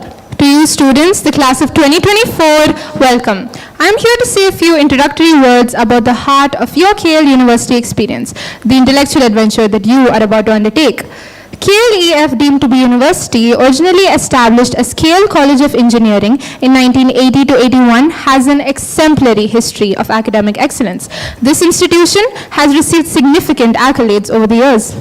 In 2012, it was accredited with an A grade by NAC. This was followed by a re-accreditation in 2018, where it received its prestigious A++ grade. Further, in 2019, it was recognized as a Category 1 institution by the UGC and the MHRD, a testament to its high standards of education and research. KL University has been a pioneer in technical education in southern India, leveraging over 4 decades of expertise. KLEF inaugurated its second off-campus in Bachupally in the year 2022. Its proximity to the city, combined with the state-of-the-art infrastructure inspired by the best academic hubs, offers a significant advantage.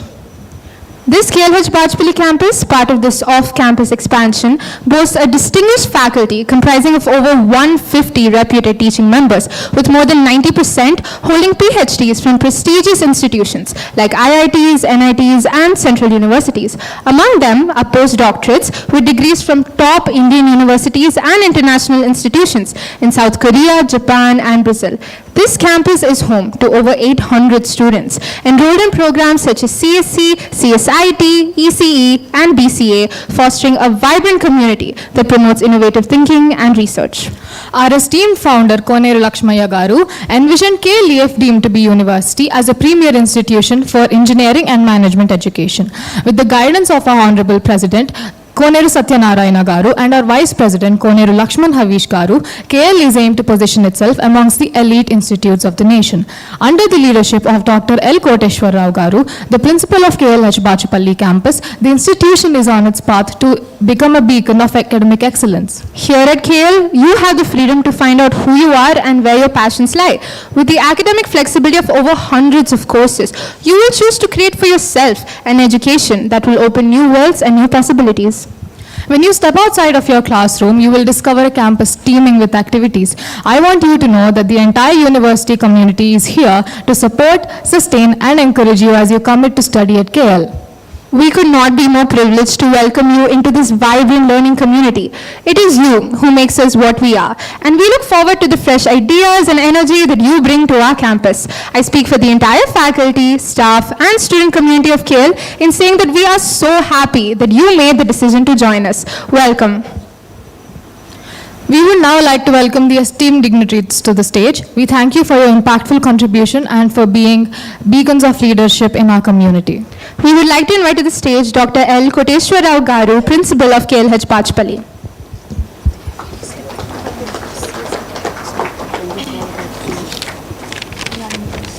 We also welcome to the dais Professor Hari Kiran Vege, Additional Dean of Academics. I would like to invite Dr. K. Sriramurthy, HOD of the CSE department.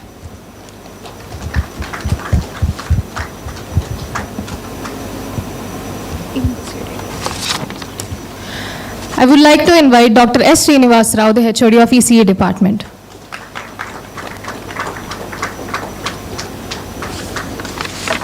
We invite Dr. N. Chaitanya Kumar, sir, head of FED.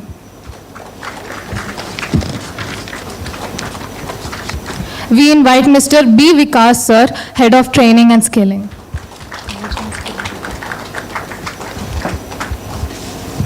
Thank you, esteemed dignitaries. It is now our honor to introduce our Honorable Principal, Dr. L. Koteshwar Rao. I invite Sachita, CSC second year B.Tech student, to introduce to us our KLH Bachupally campus principal.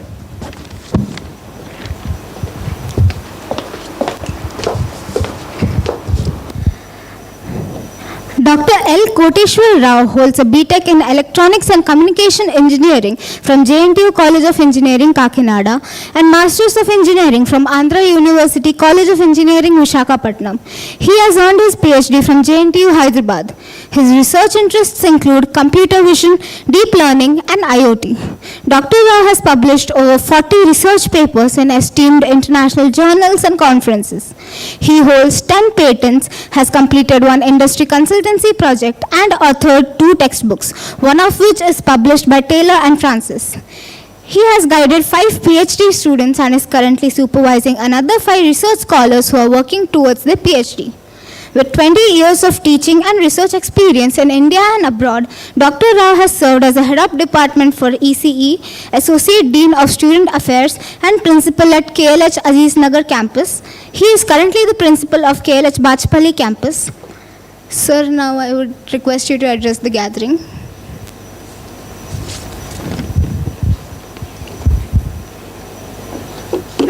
Respected dignitaries on the dais, very specifically my colleague and Additional Dean Academics Professor Harikiran Garu, the heads of the departments, dear parents and students, very good afternoon and welcome to the orientation program. This is the last session. We have total 4 slots. You are here in the 4th slot. In order to make it so effective and more interactive, we have planned like this. It will definitely help us understand more effectively and more easily. And today, I'm here as a principal of this campus. Last year, July 20th, the first orientation started in this campus. Last 1 year has been phenomenal in terms of achievements and many more. What makes KLH special, what makes KLH unique is the curriculum, the discipline, the faculty, the placements, the international collaborations and the opportunities that the students get as part of the KLH model, which is, we call it as KLH advantage. When you say an university, how to measure the university's performance? Mainly, these are the aspects which I mentioned, and we have a thorough process to understand the student from day to day, from beginning to end. First point is the faculty members. For any institution, the faculty members are the crucial. You have seen the profiles of our faculty members when they joined us. We check it thoroughly, we check it multiple times, the credentials, the achievements, the certifications that the faculty members possess. Majority of them are doctorates, and at least 40 to 50% of our faculty members are internationally exposed and having the awareness about the practices across the universities abroad. And 30 to 40% or even more than that are industrial certified faculty members. You name any technology, the technology has some certifications certified by the companies directly, and the university facilitates the faculty members to complete those certifications. That directly helps my student, where the student doesn't require to go to any training institution outside.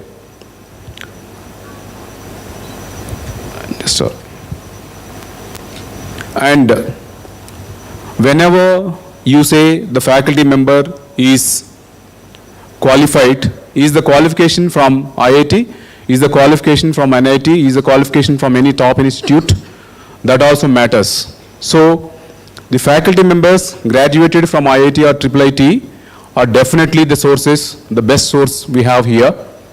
When you are graduated from a top institute like IIT or IIIT, definitely that exposure will help my student to get the projects in IIT or IIIT or any foreign university.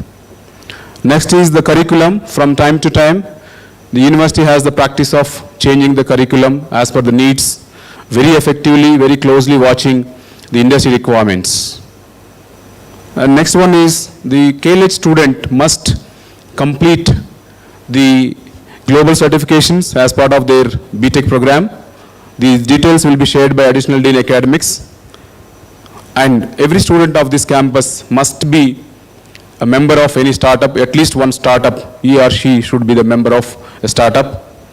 And the coding is a regular model we have here, where the student has to spend a lot of time on coding practices from the first year itself, instead of waiting till the last year, because the placement process here starts in third year itself. So we complete all the coding practices, we start coding practices from the first year itself. Being the popular university in Telugu states and India, KLH has the best discipline policies, where we don't have to worry, you don't have to worry about the future of your ward, especially in terms of discipline, which is more needed these days. Post-COVID pandemic situations, we have seen how the students are, how the generation is. They need some guidance, sometimes on self or sometimes on other aspects. Apart from this, we can have repeated meetings in future, one by one. You can always meet us from time to time. You're always welcome to our campus. I once again thank all the parents for the confidence they have, for the trust on us, for choosing KLH as their path, career path success, for the wonderful trust you have. I'm again thankful for all other students also. Today morning, a lot of students joined us. We ensure that we'll reach the expectations of the parents and students and make your students' career super successful, and there is no doubt about it. In between, I'll also add some points. I request my students to introduce the Additional Dean Academics for the address on the flexibilities or academic model of our university. Thank you.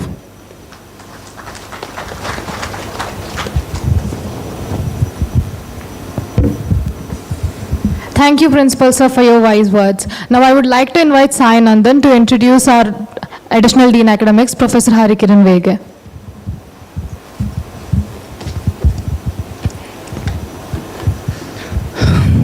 It is my honor to introduce Professor Harikiran Vege. Professor Vege is currently the Additional Dean of Academics at KL deemed to be University. During his prolific teaching career that spans over 13 years, he has made a profound impact on the academic landscape. His teaching journey has taken him across borders. Professor Vege has taught at the University of Western Australia and delivered guest lectures in several universities in Singapore and USA. Professor Vege's teaching career has been enriched by the invaluable industry experience he gained while working for IIT Hyderabad and TCS Chennai.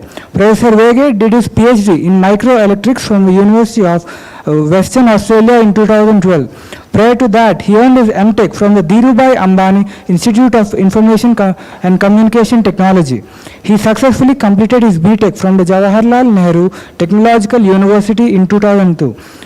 Through his unwavering commitment to academic excellence and his ability to bridge the gap between theory and practice, Professor Vege continues to inspire and shape the future generations of scholars and professionals. I am honored to invite Professor Vege, sir.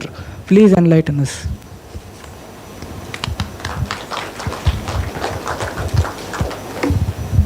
A very good afternoon, everyone. I hope I'm audible to the last rows as well.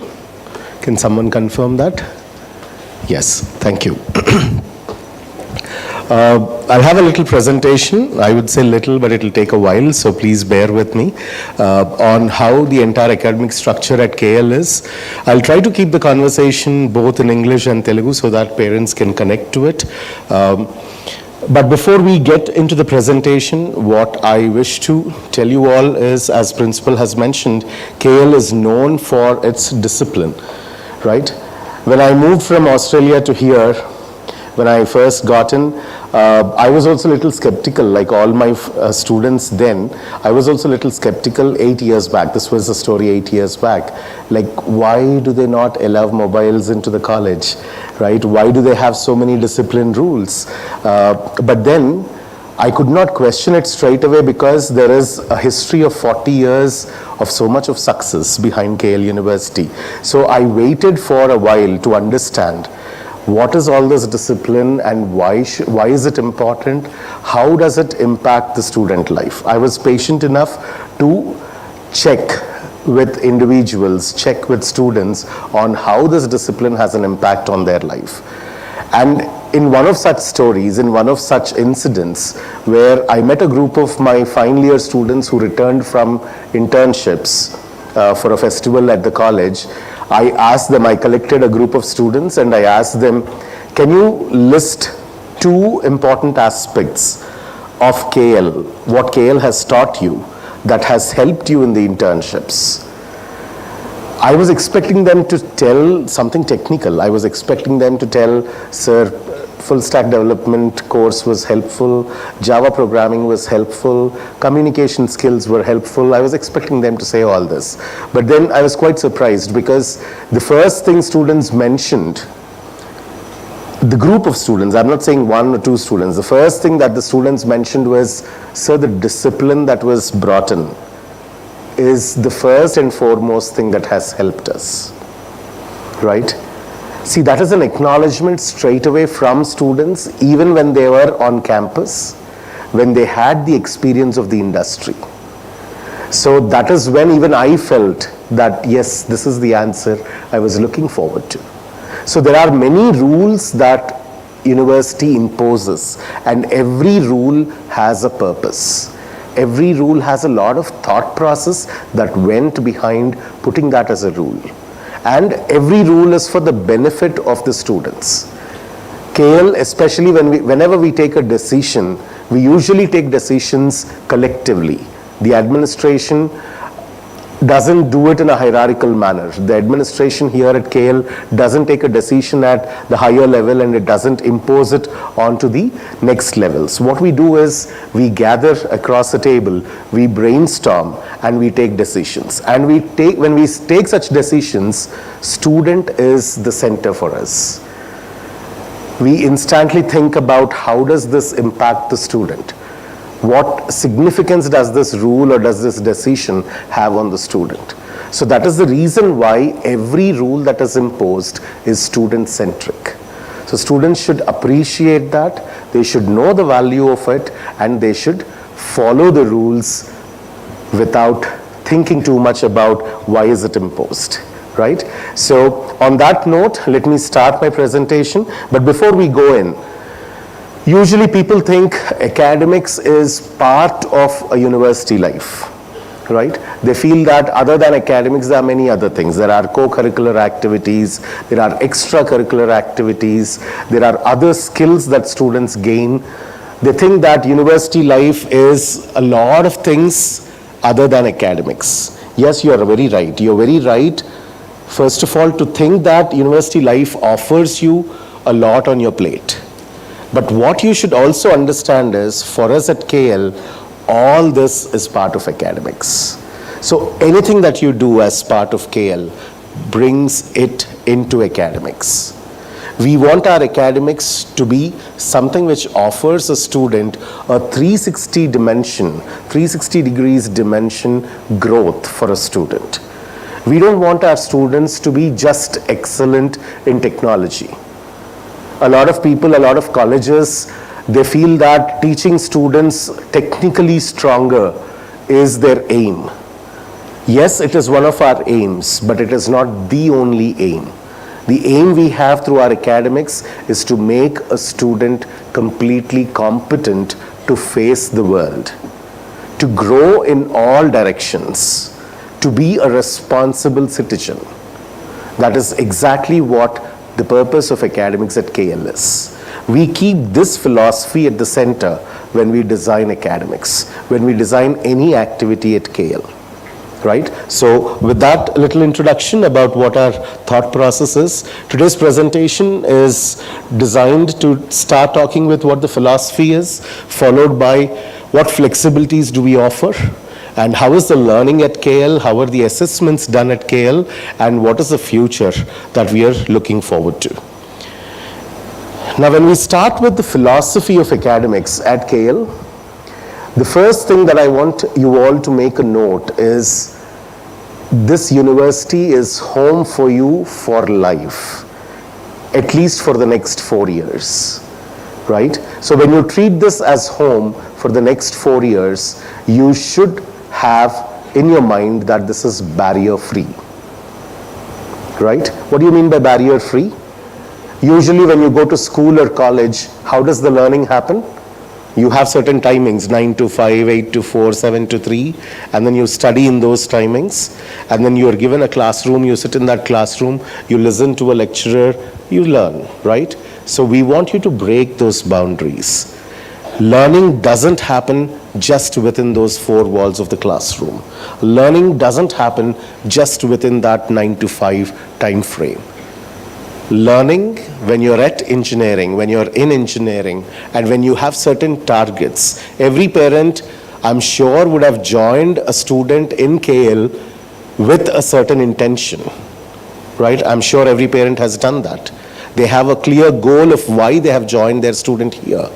I'm sure there is no parent in this entire audiences who have joined a student just like that, without thinking anything. Just because they have to do engineering, they brought in here, they admitted the student. Is there any parent like that here in the audiences? ఎవరైనా క్యాజువల్గా వచ్చి join చేసిన వాళ్ళు ఎవరైనా ఉన్నారా?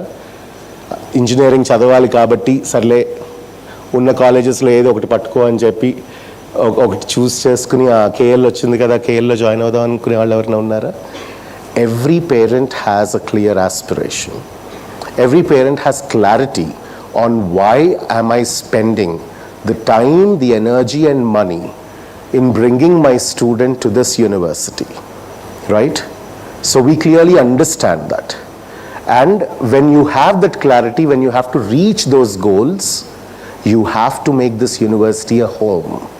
You cannot treat this as a separate workplace.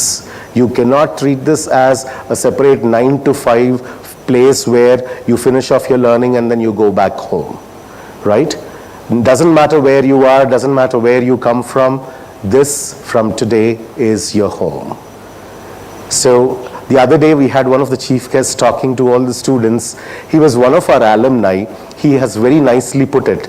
He said that when you are learning in KL, learn from every corner, learn from every person. The way you learn from a principal to a HOD to a faculty, learn also from the watchman, the security person at the gate, right? So learning happens everywhere, round the clock. So take off from your mind. A lot of parents ask these questions, sir, college timings enti? మంచిదే, college timings తెలుసుకోవడం కరెక్టే, కానీ ఆ టైమింగ్స్లోనే చదవాలనుకోవటం తప్పు. ఆ టైమింగ్సే మనం చదువుకోవడానికి అనేది తప్పు, right? A lot of you might be puzzled, a lot of students might be puzzled thinking that చాలా సినిమాల్లో ఇంజనీరింగ్ అంటే ఏంటో చాలా కలర్ఫుల్గా, చాలా జాయ్ఫుల్గా, చాలా హ్యాపీగా అట్లా చూపించారు కదా, అదేంటి అట్లా ఉండదా? A lot of teachers contradictorily tell you that, oh, no, engineering is not like that. Engineering is all serious. Engineering is all studies. Engineering is unlike what people show in movies. But I have a different version of it, and the students will enjoy. Engineering should be happy. Engineering should be joyful. Engineering should be brightful. It has to be like what it is shown in movies. But the joy should come from your learning. Movies la okka part చూపించరు, వాళ్ళకి అది అవసరం ఉండదు కదా, వాళ్ళు ఏవో చూపిస్తుంటారు. But ఆ Joy, ఆ హ్యాపీనెస్ అదంతా కరెక్టే, all that is right. But only thing is that Joy comes from the learning. The more you learn, the more you deep dive, the more you interact, the more you collaborate, the more you innovate, you need to get that joy, you need to get that excitement, you need to have that smile on your face. You see the heroes and heroines smiling by themselves in movies, right, as they walk in engineering colleges. The smile is because of the learning, right? So let you have that smile on your face, because you're learning every day something new. You're learning every day something that is making you excited, making you more passionate, right? So that's the whole thought of having it barrier-free, having it more enjoyable. The next point is, do not confine your learning only to your classroom, only to your university. అదేంటి యూనివర్సిటీలో first day join అయితే యూనివర్సిటీకి మాత్రం, యూనివర్సిటీకి ఒక్కదానికి confine అవ్వద్దని చెప్తారేంటి అనుకోవచ్చు. Now you are in a digital world where you should look at where you stand in the entire world, in the entire globe, across the countries. Your learning should not be confined only to where you belong. Parents very proudly say, oh, my student is class 3rd, my student is school 1st, my student is school 2nd. Those were those days, but now start comparing yourselves with global audiences. ఇలా చెప్పగానే parents పద ఇంటి పద ముందు అసలు నువ్వు first ర్యాంక్లో ఉన్నావో లేదో వరల్డ్ మొత్తంలో చూస్తాను. My thought is not about being in the first place. My thought is you should first dare to compare where you are in the entire world. Today's generation, they do not dare to do that. They fear that where do I stand in the entire world? So your first step is to check where do you stand in the entire world. If we are teaching you a course on C programming, don't just compare yourself in the class. Class lo 60 members unnaru, nen first rank, nen second rank, nen third rank. That's not what I want. What I want is, look how many people across the world are learning C programming. There can be some crores of people of different ages, of different backgrounds, of different learning programs. Among all those, where do you stand? Doesn't matter where you stand. Doesn't matter if you are at 2 lakh rank. But did you check? That's the first question. If you checked, if you realize that, okay, I am at 2 lakh rank, that's a big number. But yes, I have the guts to check that in the entire world, in C programming, today at day 1, when I started learning C programming, I am in 2 lakh rank. I will slowly progress. I will put efforts in the first week, and after 1 week, I'll realize that, oh, I now have moved to 1,80,000th rank. And then week after week, I'll progress. It can be slow, but I'll progress, reach to a stage where across the world I am at 10,000 rank. How wonderful it is. That growth is more important. Your journey that you started with a 2 lakh rank to 10,000 rank, neither that 2 lakh nor the 10,000 is of importance for me. That growth that you took up from being somewhere to growing consistently over a period and reaching to a certain point is what is more important. Today, no industry tests you through a single exam and says that, okay, you are fit for the industry. No industry does that. Me EAMCET exam లాగా ఉండదు. ఎంసెట్ అంటే ఒకసారి conduct చేసి నీకు 10th rank వచ్చింది, నీకు 20th rank వచ్చింది, నీకు సీట్ ఇస్తాం. That's not how the industry is. Industry wants to look at your journey. Industry doesn't want to look at only your final rank. It wants to look at your entire journey. What were you in these 4 years? Where did you start? How did you progress? How consistent were you? How responsible were you throughout the 4 years? Fortunately, in the generation that you are, this is all digitized world. Everything is measurable. 20 years back when we were getting into industry, we could fake a few things. We could sit in an interview and say that, oh, I enjoy C programming very much, even though if I didn't enjoy it, I could have told the interviewer that I'm very happy with C programming. I have done C programming for 4 years. I have solved 1,000 problems. He cannot ask me where are those 1,000 problems, right? So I can say all this. But today in your world, all this is measurable. You cannot fake anything, right? Your honesty can be measured very clearly in the digital world. Earlier days, honesty could not be measured, it could only be felt. I should know that person for a period to know whether they are honest or not. But today, that doesn't have to be a period.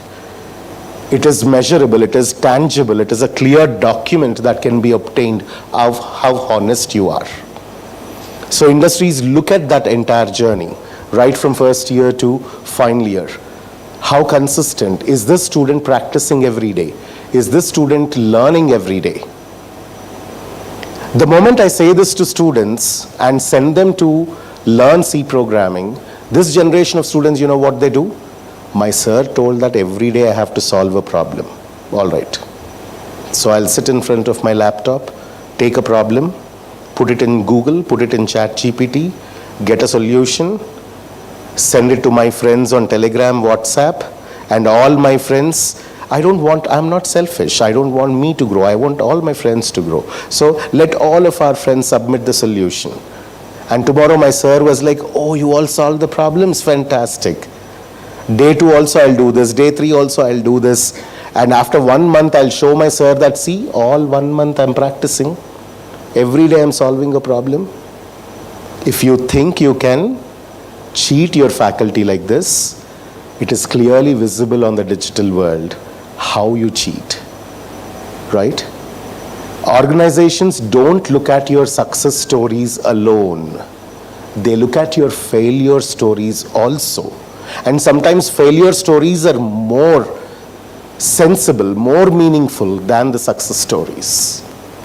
They look at how many times you failed, how many times you could not solve a problem, and how many times you attempted to solve a problem, how much time you took, how much time you spent on solving that problem.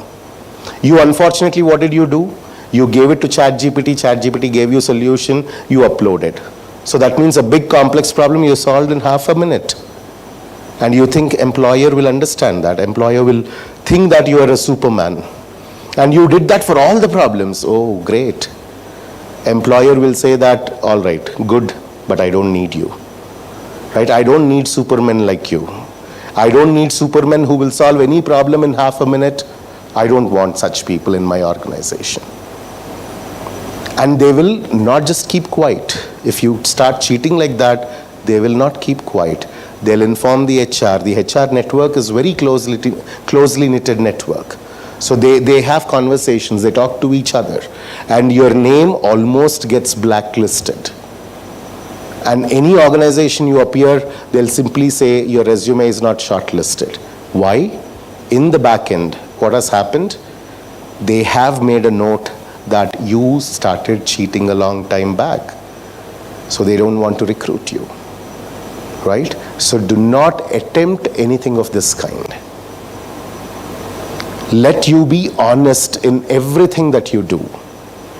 Take pride in your learning. If you stand at 2 lakh rank, that's absolutely all right. If your friend has already crossed 1 lakh rank, you try to learn and cross that. Do not cheat and cross that. And if you have moved to only 1.5 lakh rank and your friend is at 1 lakh rank, you be proud of what you are.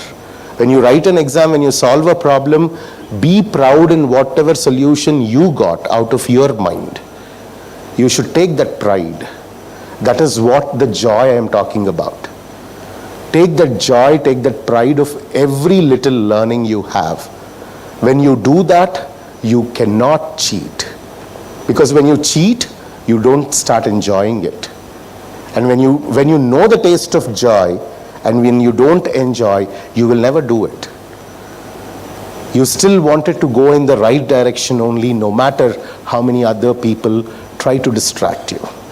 Even if someone puts right in front of you a solution for a complex problem, you will be like, I don't want to look into it. That's not my brainchild. I don't want to look into it. I'll solve it myself. If I can partially solve, I'm happy with whatever solution I got because that is my mind, my thought. So take that pride of your own intellectual property. Take that pride for every little learning that you have. So start putting yourself into that global competition. Global competition again doesn't mean get stressful about it. Dare to see where you are. And your journey is your journey. There is absolutely no comparison, right? A lot of people think that you should compete. But what I feel and what I do when I'm here in the university also, we at KL do not wish to compete with anyone. We set our own benchmarks, we cross those benchmarks, we set our new benchmarks. We don't try to compete with anyone. If I'm trying to build my academic system, I don't want to look at some other academic systems and say that, oh, mine is better. Even now, I do not know how my academic system is in comparison with other universities. I would not say that this is better, that is worse. I would always say what we have is what we have built for our students, our needs. Tomorrow, as the needs improve, needs change, our system is in such a way that we can fine-tune it for the students.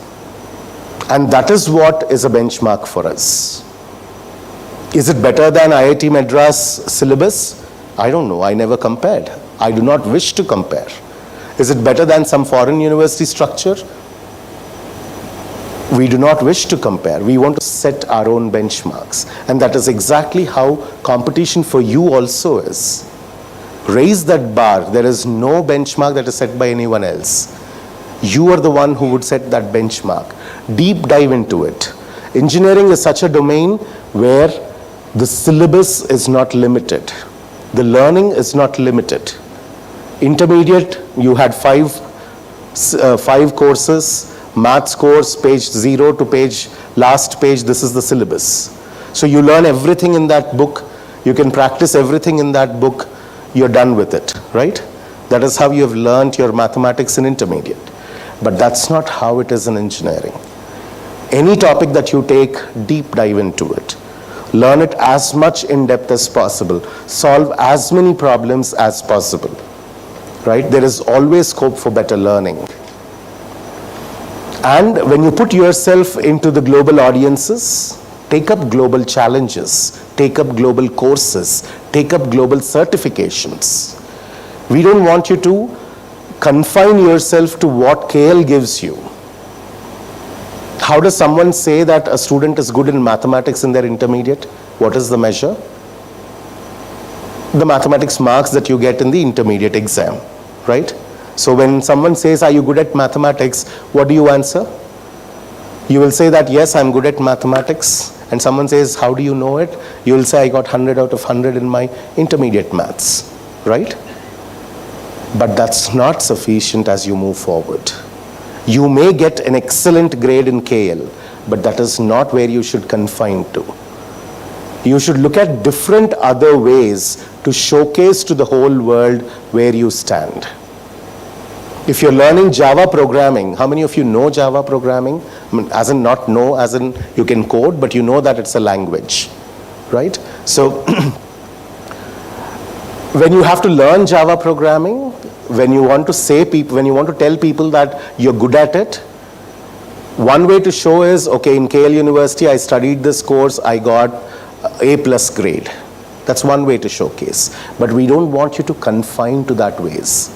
We want you to compete with what Oracle is testing you like. Oracle is the one who is now holding the rights for Java, right? So if Oracle has conducted an exam, how much did you get? Are you certified by Oracle, not just by KL? So look at such opportunities. Look at such global certifications. And our academics has all of these in place.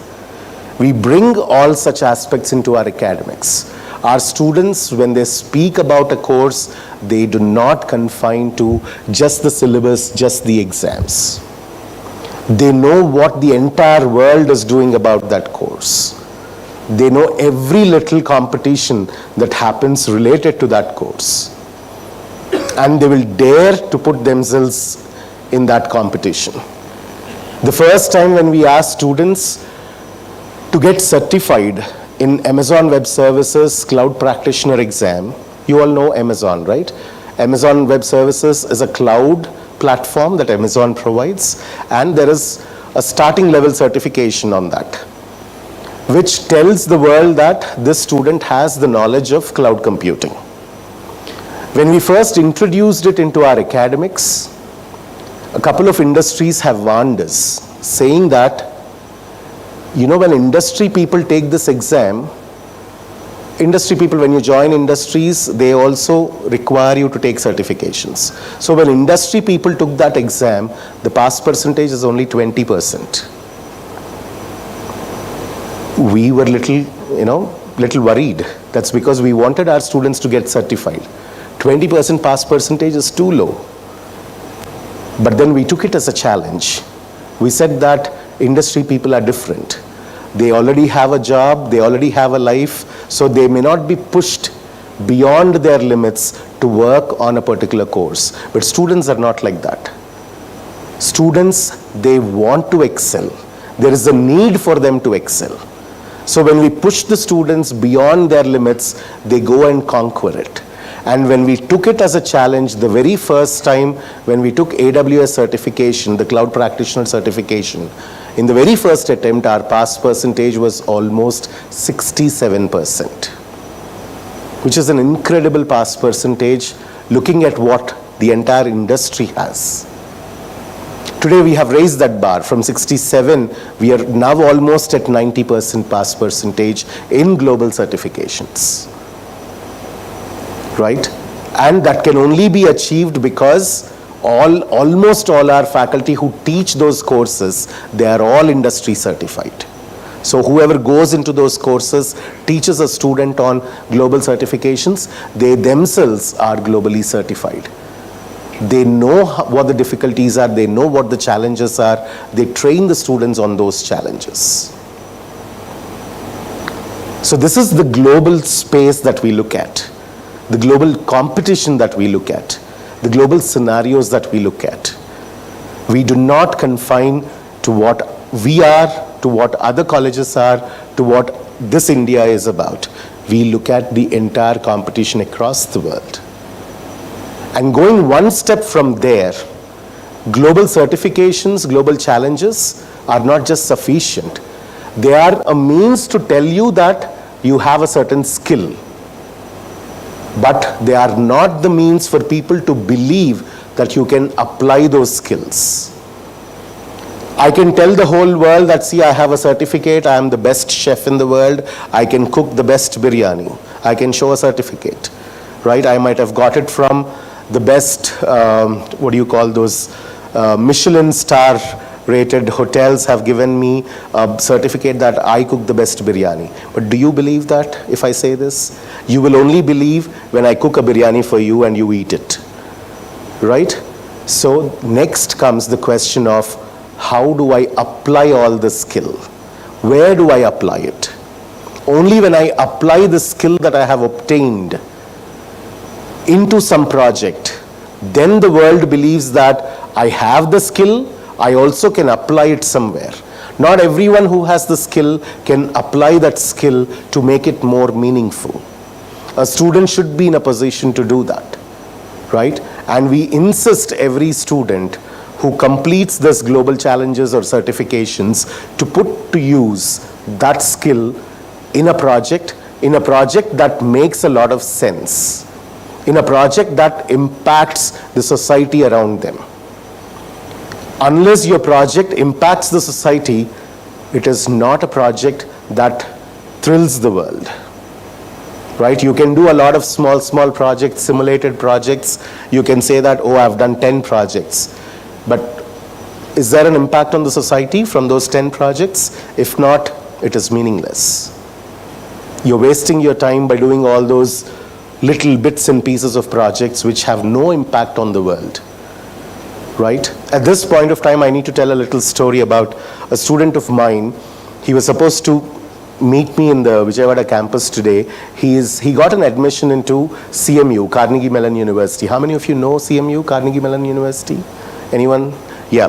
CMU is one of the finest universities in the world for computer science and engineering, right? And this student of ours has got an admission along with scholarship, right? And he is not the first student. There were many alumni from KL who were into CMU. But this student, I know him more personally. So I asked the student, what do you think? CMU getting an admission itself is difficult.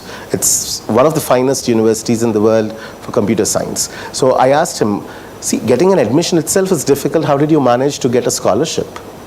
Right? Then he said, sir, I don't know. Probably all this has helped me. The certifications, the projects, everything has helped me.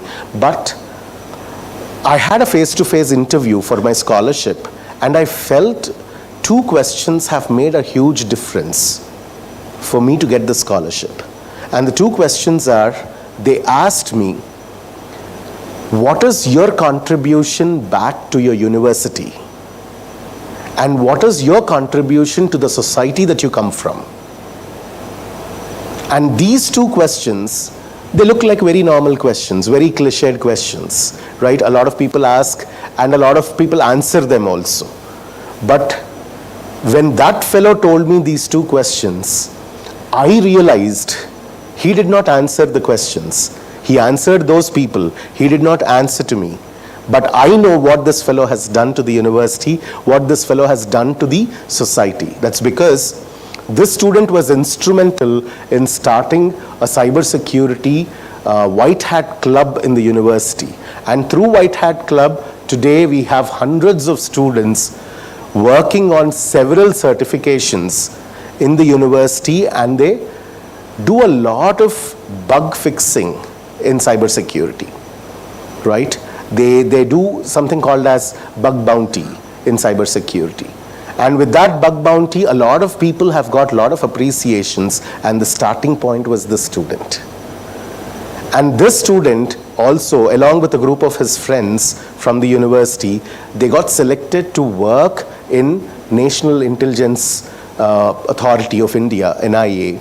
And that was something which is a complete confidential work. So they were took to Delhi, and when he shared that experience with me, it was more like a movie, where they were asked to report at some place which was like a very shabby apartment, and someone came from outside. They took them from there to a little place which no one knows. All their phones were confiscated. They were made to work for 2 months without knowing the world what they're doing.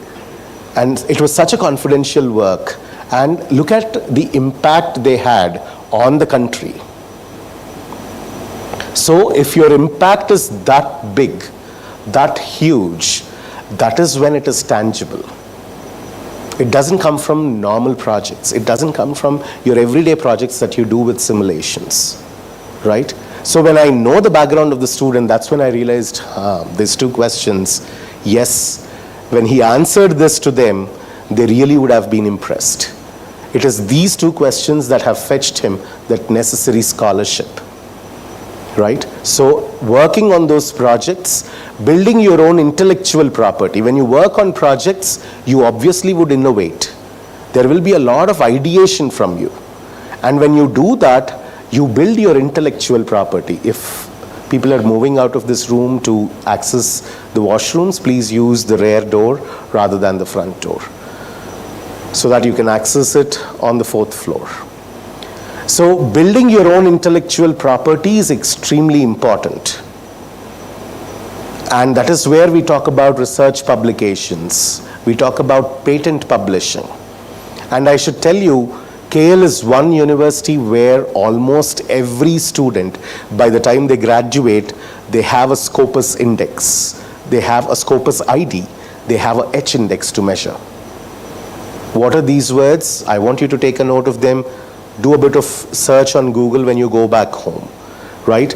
Not any student in this country from normal colleges, even from IITs, have a Scopus ID for them. Scopus ID is obtained only for those students who have published research articles which have a certain value, right?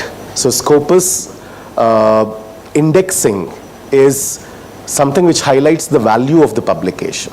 So if you have published at least a Scopus indexed publication, that means your research is to a certain quantifiable level, to a certain level of quality, right? So we are very proud that KL as a university, in a 1-year span, we usually publish about 4,000 research articles as a university.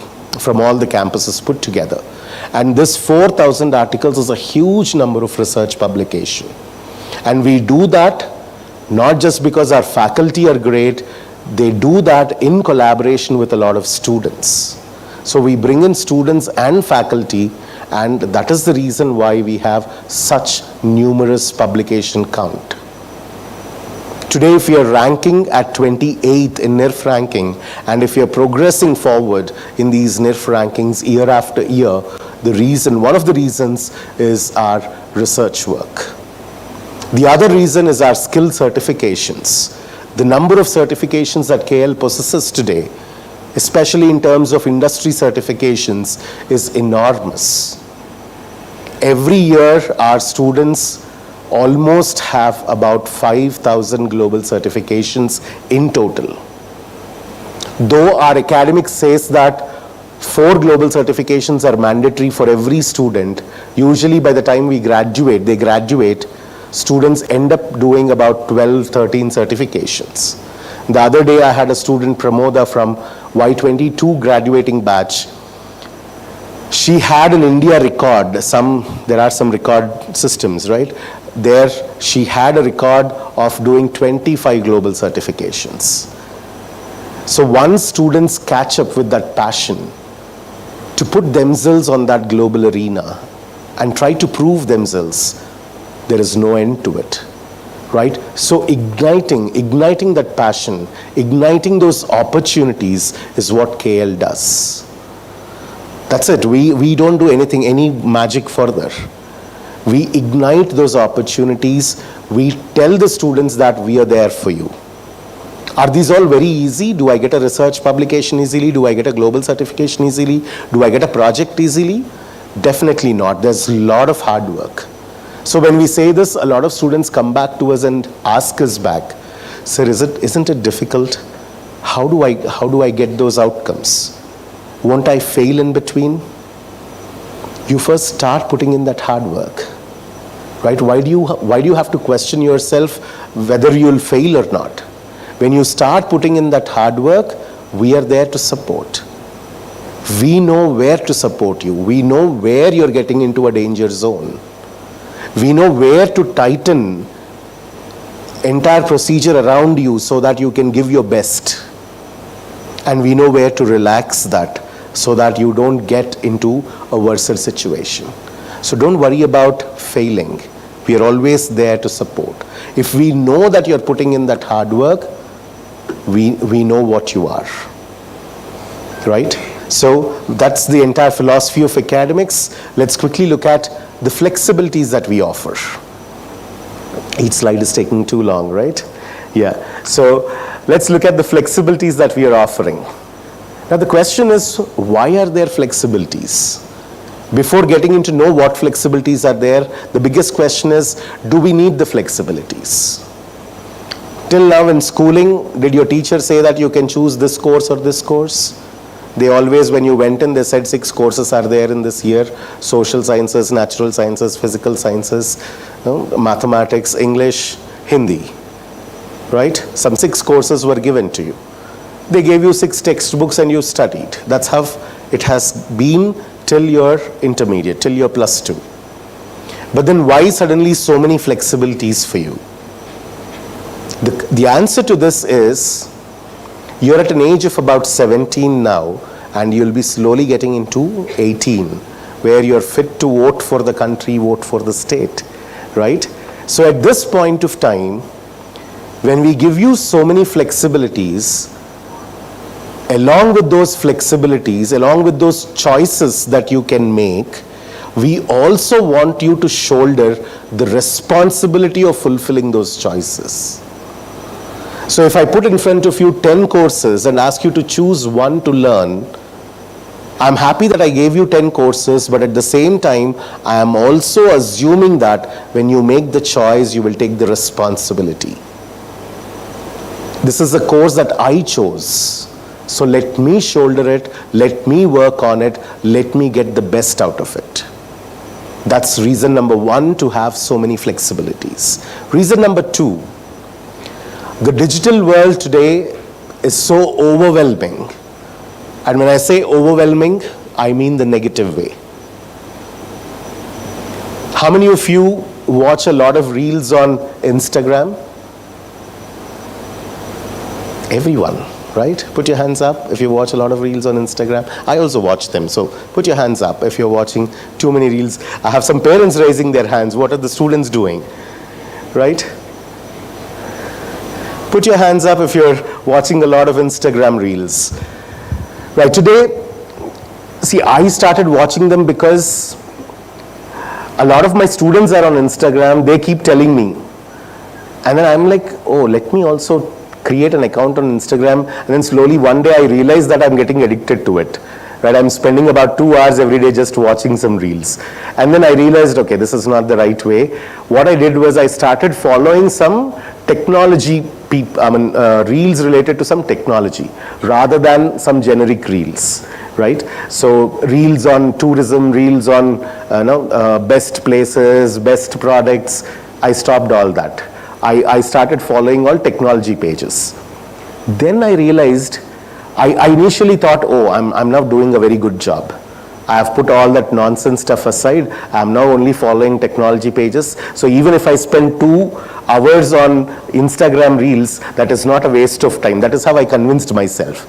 But after about 2-3 days, I realized, what a waste of time, right? All those reels have nothing to offer. Then I realized that even with so much of technology related knowledge in the domain, you get overwhelmed, you get lost. And that is exactly what we want you not to do with the flexibilities. When we give too many flexibilities, you'll have a session with me again at the end of the semester, end of next semester also, for about 3-4 hours, elaborating on all these. Today it is only a very brief presentation, but later you'll have a very detailed presentation. After that, students bombard me with a lot of questions. They are like, sir, I want to do this, I want to do that, I want to do this, I want to do that. I then tell them, see, flexibilities are there. Don't panic, don't get excited about taking them too much. What is important is prioritizing and staying focused. We very proudly say KL University offers 47 different specializations and 120 different minor programs to choose from. And when I show that list of 120 minor programs, students jump out of their seats and say that, yeah, I like this, I like that, I like this, I wish to do that, I wish to do this. And when I show those 47 specializations, they are like, no, not the minor programs, I want to do these specializations. They keep getting back to me and they say that, sir, can I do 3 specializations? And one student next to him says, why 3? Sir, can I do 4? And the student next to them, they say, sir, can I do 2 minor programs and 1 specialization? I tell them that do not get overwhelmed. Stick to 1 specialization, stick to 1 minor program, stay focused on it, and then gain excellence in that. The moment you realize that you have gained excellence into it, then start with the next one. That's because today with so much of knowledge that is available on internet, you know how students study for their courses? Today in my orientation, I'll say that Full Stack Open has got a lot of full stack programs have got a lot of job opportunities. And then in this entire session, I'll talk about AI robotics. I'll also talk about cloud computing. I spoke about a student of mine who did cybersecurity. Now with all this hearing for a student, he goes back home, he opens his laptop, goes on to internet, and he's like, oh, let me learn a course on full stack development. Today, sir said that full stack development has got a lot of job opportunities. He will start watching a video. 2 minutes into the video, that student in Delhi, in National Intelligence Agency, worked on cybersecurity, right? So I'll look into what cybersecurity is. Let me put this full stack for, put aside this a little while and look into what cybersecurity is. And then as cybersecurity video goes on, somewhere they will talk about cloud and you suddenly realize, oh, cloud computing today is so big. Let me first study cloud computing. You will again type in YouTube cloud computing, you'll start watching that video. You will spend 3-4 hours not learning anything. So focus is needed. Stay focused. And we want you to learn that when you take the flexibilities. Right? Though we offer a huge variety of flexibilities, we want you to prioritize and stay focused and stay responsible on those flexibilities. With that introduction, let me quickly look into what program flexibilities are. Let's have some quick definitions of what program is, what degree is. Program is what you got admitted into. Right? What did you get admitted into? Which program did you get admitted into? That student there in the pink dress. B.Tech ECE, right? So that is the program she got admitted into. Which program are you into? B.Tech CSE is what you got admitted into. You didn't get admitted into CSE. You got admitted into a program called B.Tech CSE, right? So that's a program that you got admitted into. Which program are you admitted into? B.Tech CSE. Which program did you got admitted into? Okay, which program did you got admitted into? That girl there who looks a little confused. Yeah. Either of you, say the answer. B.Tech? CSIT. B.Tech CSE. So this is a program that you got admitted into. And a degree is something that you graduate with. Right? So program is something that you got admitted into. Degree is something that you graduate with. Usually in many universities, many colleges, these two are the same. You get into B.Tech CSE, you take out a degree in B.Tech CSE and you graduate. You get into a program called B.Tech ECE, you take a degree in B.Tech ECE and graduate. But what we do at KL is, we want you to know what your major is. So when he said CSE, CSE is his major, ECE is her major, CSIT is her major. That major, we give certain flexibilities. We allow students to study this major in depth. And we call that as honors. So we don't just give a student an opportunity to study B.Tech ECE or B.Tech CSE or B.Tech CSIT. We allow them to go slightly in depth and study that as honors. So B.Tech honors CSE, B.Tech honors CSIT, B.Tech honors ECE, B.Tech honors AIDS. And when they take honors, they study in depth, and when they study in depth, they demonstrate the outcomes in different ways. Some students, they come up with a lot of research articles. Some students, they come up with a startup idea and they build that startup. Some students, they do a lot of projects, community projects. So there are different ways in which students can demonstrate that in-depth knowledge. So based on that different outcomes, we clearly categorize the honors degree. So a student who has worked towards his research outcomes, we give the degree as B.Tech Honors through Research CSE. So that tomorrow when you show that degree to someone, they clearly know that you are from CSE major, you studied that in depth, so that's why it's an honors degree, and you demonstrated that honors learning through research publications. That's there in your degree. Similarly, B.Tech Honors through Innovation CSE, which indicates that this student has studied CSE in depth, has worked on establishing a successful startup, and that is the reason why the degree is named B.Tech Honors through Innovation CSE. Even without looking into your resume, even without looking into some of the showcasing that you have done for your outcomes, right by looking at your degree, they should be able to figure out how you are different from the rest of the crowd. Today, B.Tech CSE, there are lakhs of students who graduate. But when you look at B.Tech Honors CSE, till we started introducing it, in India, the honors degree was only few handful of people coming out every year. But when we started giving it in for the batch of Y 2020, right? 2020, 21, 22, 23, 24, you are the 5th batch. So we started giving our honors degree. We started it much early, but to a larger set of audiences with variety of flexibilities, we started giving it from 2020 onwards.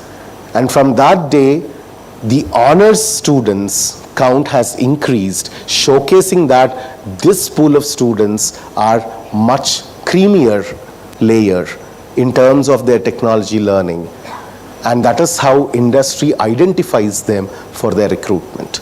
That is how universities, the higher education universities, identifies these students for scholarships, right? One straightaway advantage with these honors degrees is you can ask for credit waiver when you go for higher studies. That's because you'll study these courses in depth, and if a similar course is there in your higher education, you can ask for a credit waiver. A credit waiver for US universities, even if you get 10 credit waiver, you're getting almost a waiver for $20,000. $20,000 is how much? At least about 16 lakhs? Yes, so that's the kind of waiver that you're looking at. All right, so we give such kind of flexibilities on our major study. And let me first of all tell you how are the 4 years planned. The first year of engineering is planned for completely on logic building abilities. So we want students to build their logical thinking abilities. So we emphasize a lot on coding practices. We emphasize a lot on problem solving. We emphasize a lot on putting yourself to challenges, global challenges with respect to coding skills. That's first year. Second year is completely on core engineering. So second year is the foundation for entire engineering stream that you will study, and that is where all these would commence. The major program of study and studying that in depth. Third year is when you decide from that basic foundation that you got in the second year, from that core engineering foundation that you got in second year. Third year is when you decide whether you want to go breadth-wise or depth-wise further. What do you mean by breadth-wise or depth-wise? Breadth-wise is where you start applying your engineering knowledge in several domains, right? So there are students who apply their engineering knowledge in medical domain. There are students who apply their knowledge in psychology domain. There are students who apply their engineering knowledge in filmmaking domain. There are students who apply their engineering knowledge in business domain. So that is the breadth of knowledge that students have. The depth of knowledge, some students, they choose a particular technology domain and they go in depth of it, right? That is what we call as specialization. So students tend to be specialized in a certain technology domain.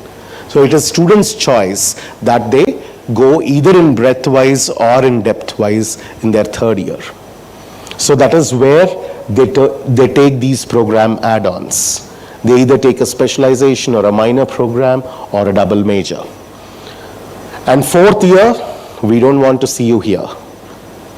We want you to be in the industry. Get out of the campus. Be in the industry, right? That is what I tell my students in the third year. I'm like, next year I'm not seeing you. You better get out of the campus. I don't want you to be here. After 1 year you come back, then I want to see you. But I don't want you to see, I don't want you to be here in this fourth year. Fourth year is meant for industry. You have to be in the industry. Put your knowledge to use in the industry. Learn industry practices, right? That's the entire 4 years journey in engineering. And with all these flexibilities, you will graduate with a degree which looks like this. B.Tech, honors through research, CSC, with a specialization in blockchain technologies. B.Tech, honors through experiential learning, CSC, with a minor in corporate law. B.Tech, honors through innovation, CSC, with a minor in psychology. B.Tech, honors through ECE, with a minor in interior design. B.Tech Honors through Research ECE with a specialization in VLSI. B.Tech Honors through Research AIDS with a specialization in autonomous systems. Right? So these are all the degrees that usually students go out with. So we call this entire journey as you designing your own degree. For each program that you get into, you have almost 20 different choices of degrees that you can graduate with. And we introduced this from 2022 batch. Though we introduced honors in 2020, we gave this 20 versions of degrees starting from 2022 batch. Yours will be the third batch of students taking these degrees. And these degrees will tell the industry, will tell the institutions that what are you efficient in. There will be some sense that comes out of the degree when you speak to others. Today, a lot of students join colleges really not knowing why they have taken a particular program. If I ask that student, why did you choose ECE? She probably would say that my friends have chosen ECE, or my parents want me to do ECE. Or this student will say that all my friends in school, all my friends in college, they joined CSE and that's why I joined CSE, right? Is that the answer? He happily nods. And when I ask him second time, he says, no, that's not the reason, right? So that's the reason why a lot of people join in certain programs. There's nothing wrong in that, right? India is a country where there's a lot of peer pressure. There's a lot of societal pressure. So getting into such programs is nothing wrong. But what we do is, we also take care of their interests, their passions, their hobbies, and we try to blend these two. And when we blend these two in the form of a degree, tomorrow when they go out, they can explain to people why they have done this degree. What did they achieve in this degree? Otherwise, even after 4 years, when they go out, when they show the degree, when someone asks, what did you learn in this degree? Why did you do this degree? They'll say that, oh, my friends did it, that's why I also did it. Right? We don't want that to be the answer. We want them to clearly explain why they have done that degree. We want them to clearly explain what was their passion, what were they passionate towards, and why did they now come up with this degree. Right? So with that, that's the program flexibilities. Students in particular, I'll keep in touch with you every semester to make you understand how do we take them, what choices are there, what credits are, how do you make all these choices. Okay? So don't worry if this is too brief. A program is a combination of courses, right? When you say a program, it is a series of courses that you take up. So when you take courses, we have numerous flexibilities with courses also. A student gets to choose to study a course in a regular mode or an advanced mode or an experiential learning mode. So we gave flexibilities to students on how do they wish to, what kind of course they wish to take up. So if some student is studying database management systems, then a friend of theirs may study the same database management systems with different flavors, with different modes of learning. Right? So you'll understand this more in detail, but what I want to show from this slide is usually normal universities, colleges, they offer electives only in the professional electives. But for our programs, except for 10 courses, which are the core courses, for all other courses, you have multiple choices that you can pick from. Registration flexibilities. Usually when you get into your +2, the normal practice is you pay the year fee and then you get into the college and then you have a list of courses, you have a timetable, you get into the class, right? But here in engineering, there's a process called registration before you get into the class.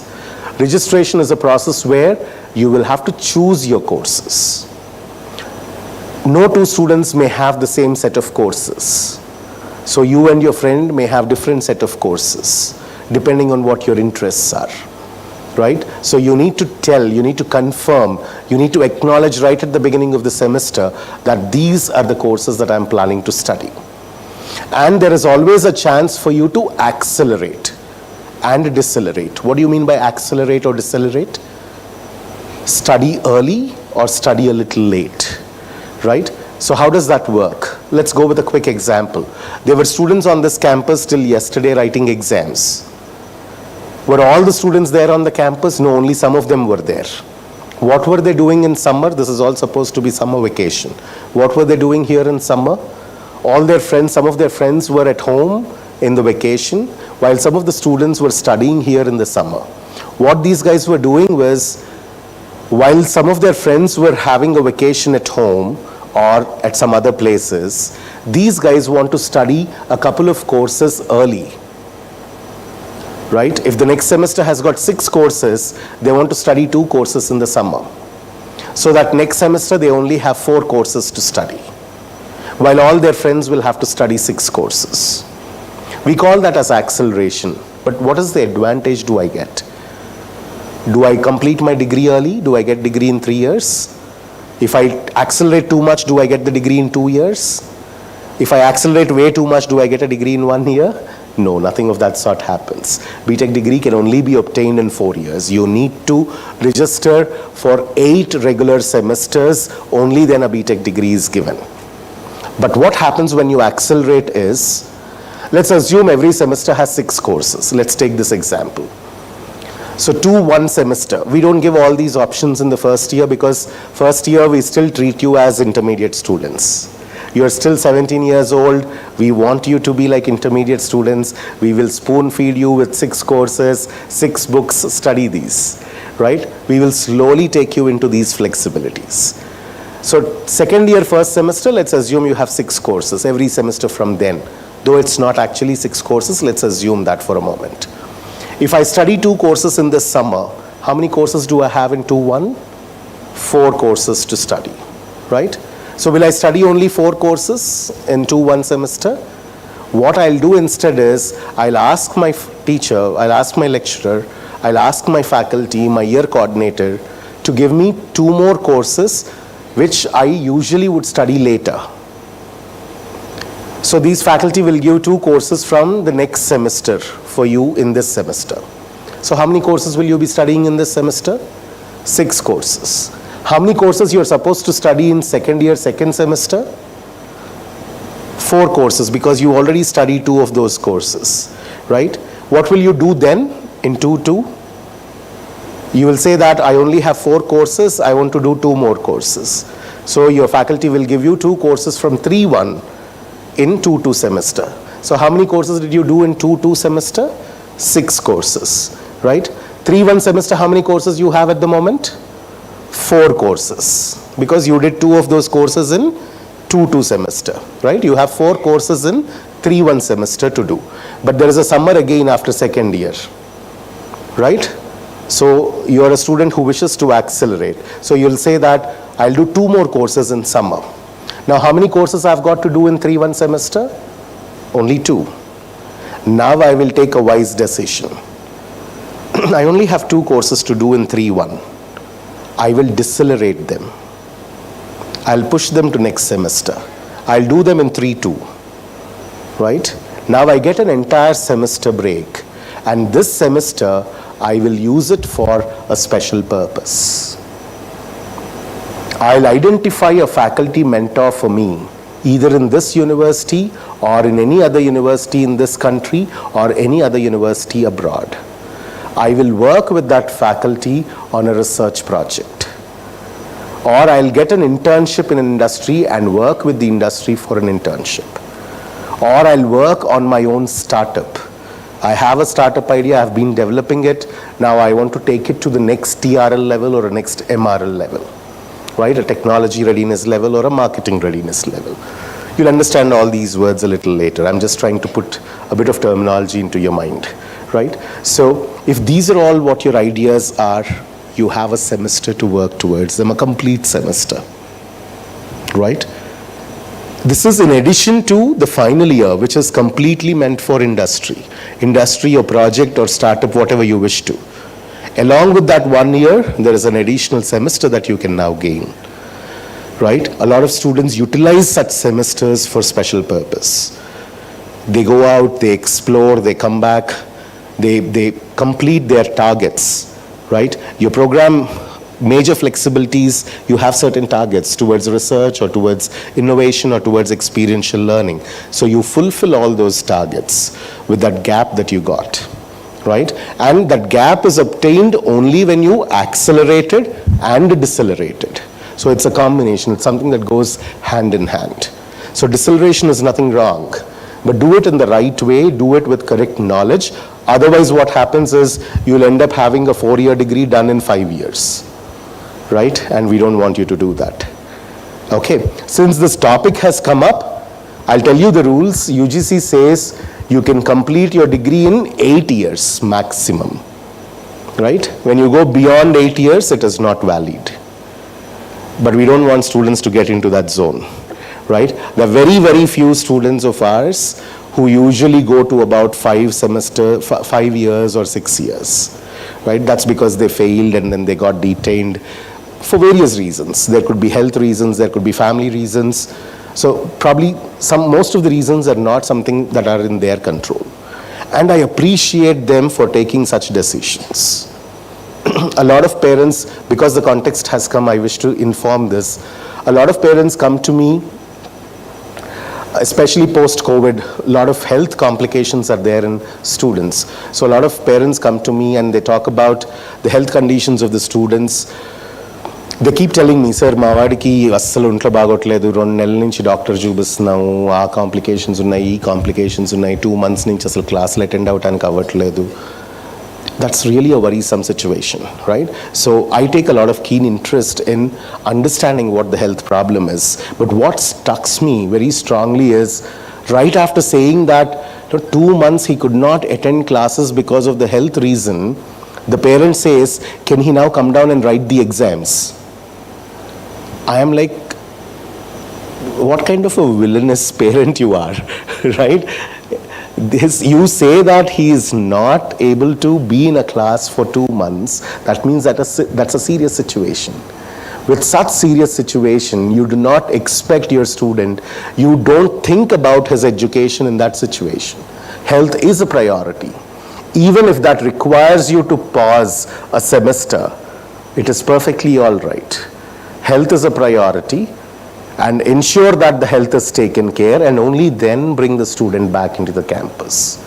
We look at 85% attendance on campus. If a student is not able to fulfill that, they are going to get detained in those courses. Getting detained in a course requires you to redo that course for the entire semester duration, right? And if that detention is happening because of a health reason, it is okay. I mean, it is something that you have to live with. You should not push the student way beyond certain limits, where irrespective of the health, irrespective of his state of mind, you force him to complete everything in that given span. If the student is accurate in his learning, tomorrow he can defend why he has gone beyond those 8 semesters. If something miserably goes wrong and if it has to extend beyond 8 semesters, the student can defend to an organization or to a higher studies institution. They can defend why they could not complete that 1 semester in between. And you should be okay with it, right? So ensure that the student's health is standing on priority 1. That's because post-COVID, we could see a lot of health complications in students. Right? When we organize events, pre-COVID, let me tell you, this is a very clear mark of differentiation. Pre-COVID, when we organize events, students used to take a lot of active role in organizing events. Just like how you see students today anchoring for this event, running here and there for the chief guest, for felicitating the chief guest, right? That requires a lot of energy. And when we conduct bigger festivals, students play the crucial role. They work round the clock on several activities. Pre-COVID, we never used to come across students who were tired doing all this. But post-COVID, Out of 10 students who work on these activities, 8 of them collapse. 8 of them collapse because they get tired easily. Right? That's a very clear difference in the health. And same is the case not just with physical health, with mental health issues also. A lot of students stay to themselves very calm. They do not speak out much. And parents think that, oh, my student is really, studious. A lot of parents come to me and say that, sir, మా వాడు అసలు రాత్రి 2 దాకా చదువుతాడండి కానీ ఏమీ అసలు ఏంటో ముందుకెళ్ళట్లేదు సరిగ్గా జాబ్ రావట్లేదు. When I look at the student, I clearly understand that this student needs help. He's all alone, and this parent is not allowing that student to mingle with the society. Right? And the parent doesn't understand that calmness is not because he wants to stay calm. Calmness is something which is eating up his mind. So in such cases, take the student to a psychologist. We have in-house psychologists, but when we talk to those people, when those people talk to the students, when they recommend you to take the student to a external psychologist, do that without a second doubt. Today, mental health has become as normal as any physical health issue. Right? So take your students. If you see anything different, if they are not very active, if they are not talking to people, if they are being to themselves completely, you better talk to a psychologist, see what has to be done. Mental health is sometimes much more a priority than physical health. Sometimes if a student has an accident, they can sit in a wheelchair, come to the campus, we can arrange a class in the ground floor, they can take an exam. If they have a problem with the hand, they can use a scribe and take the exam. But that's physical health. But for mental health, that's much more dangerous.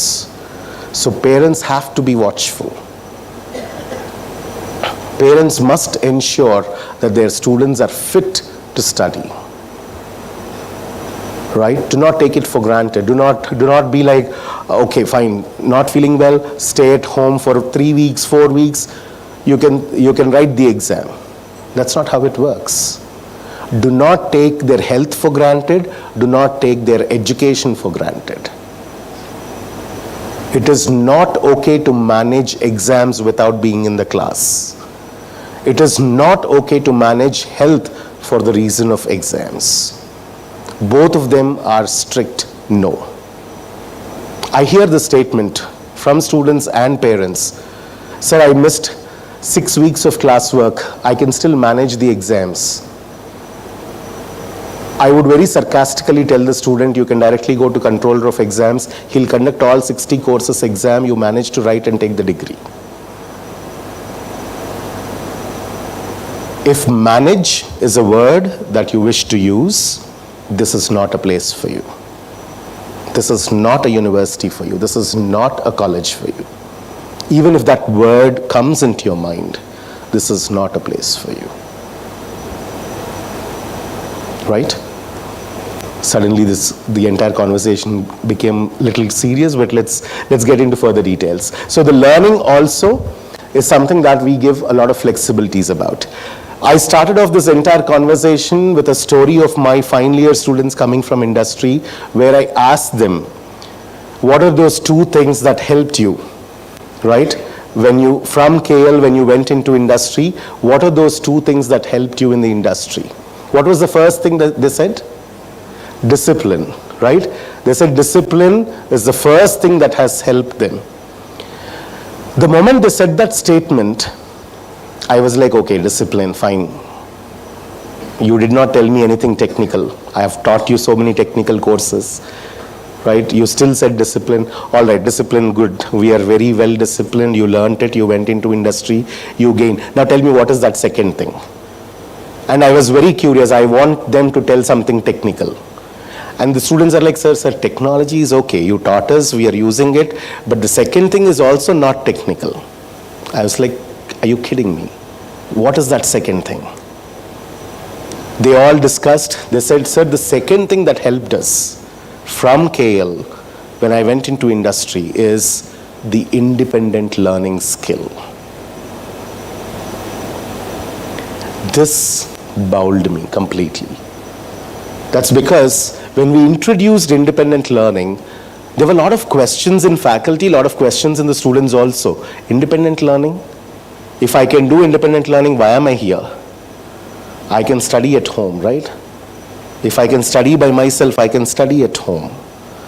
Then why is there a university required? Why do you insist on 85% attendance? Why do you say that you cannot use the word manage? Right?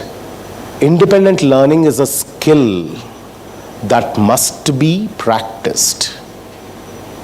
And only when you give that opportunity to students to practice that skill, they can use it in the industry.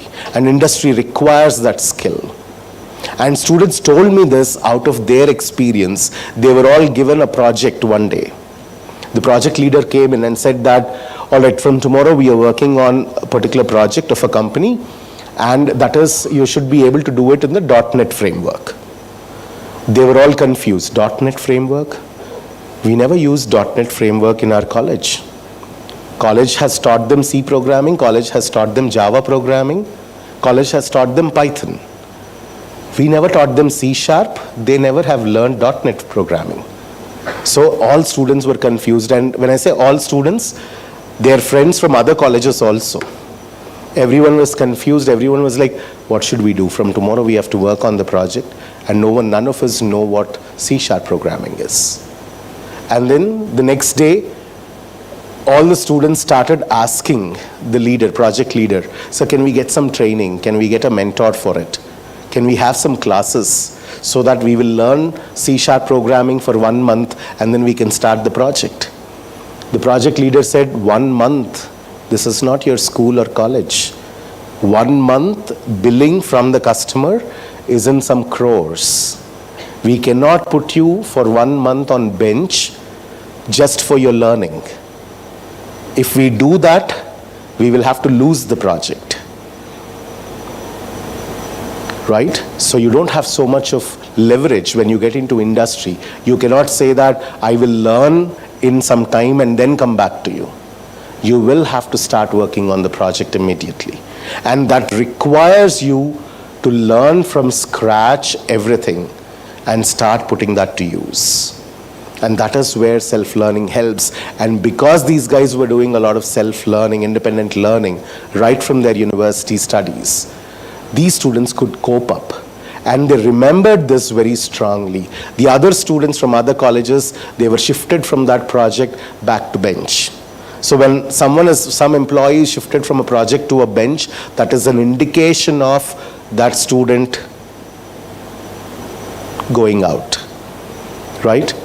So this stayed in their minds very strongly. If not for independent learning, we couldn't have sustained. So that was the second important thing, that they felt that KL has helped them to be in the industry, to sustain in the industry. So when KL does a lot of trainings, KL takes care of placements of students, we don't just look at they getting into industry. We also look at how do they sustain in the industry. Today it is not just important to get a job, it is important to sustain that job over the years. I wish to tell here a little story about my students who got into Motorola. This was the story of students from Aziznagar campus. We had about 6 students who got into Motorola. That was the first time Motorola was visiting our campuses. Till then we didn't have a physical visit from Motorola, but that was the first time Motorola visited our campuses. 6 students got selected. It was then a pay package of about 8 lakhs or so. 8 lakhs pay package was a decent pay package then. It was not a low pay package. So 8 lakhs pay package, Motorola, first time we were all very happy. 6 students were picked up, we were extremely happy. So students got into internship, and then one day I was there in the campus and a couple of students came to visit us. And they spoke to me. They said that, sir, we are very happy we are working in Motorola. The internship experience is awesome. And then I started interacting with them. I started asking them what are they working on, what technologies are they working on, and so on. And after some point, these students told me, sir, you know why we are here in the campus today? I said, why would you be on campus today? You are not graduated yet. You have to be on campus once in a while. Right? What is the stupid question that you're asking me? They said, sir, you don't know why we are there on the campus. We are there on campus for a special purpose. I was like, what is that special purpose? Are we having a festival today? Do we celebrate anything today? They said, no, sir. We actually didn't come to the campus. We actually came to a other college nearby, and because of that, we now wanted to visit our campus. I said, why were you going to other colleges nearby? What is this new practice? Why would you not come to the campus, go to other colleges nearby? This is very weird, right? When I was very curious. Why were these students, they were supposed to be in Motorola working on their internship. They say that, no, we are visiting other colleges nearby. I said, what is the problem? What is happening? They said, sir, we came to that other college nearby to recruit those students in Motorola. I was like, come again? What were you doing in that other college? They said, we came to recruit students from that other college. I said, you are still final year students, right? You're still not full time. You went there as an intern, in an intern role. And you now say that you're recruiting. They said, yes, sir, that is what is happening. We are already now project leaders in our project. We wanted to have a few interns, so the company has given us the opportunity to recruit students. Now that KL University recruitment is already done with these students, we had to look at other opportunities, other colleges to hire interns. All right. I said, good. That's quite a achievement.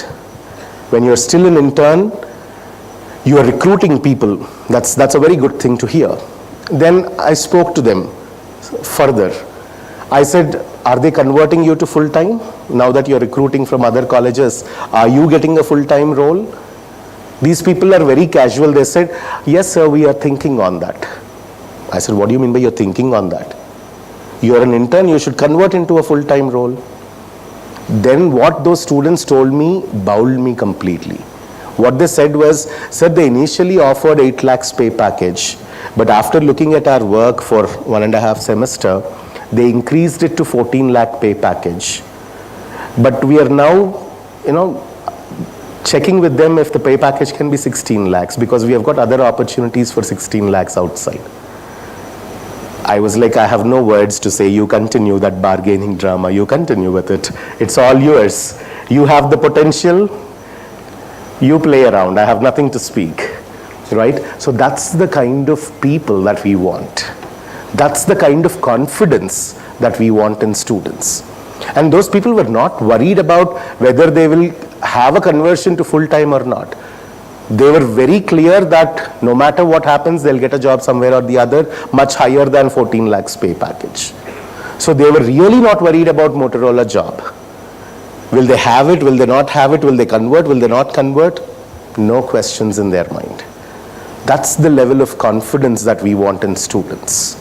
A lot of people today think that there is a lot of recession outside. A lot of parents come to me and they ask me, sir, US lo edo bold job తీసేస్తున్నారంట, US లో అసలు మార్కెటే లేదంట, ఇప్పుడు ఏంటి చదివించాలా వద్దా, CSE చదివించాలా వద్దా, ECE చదివించాలా వద్దా. These are all some common questions that parents have. What everyone has to understand is recession is about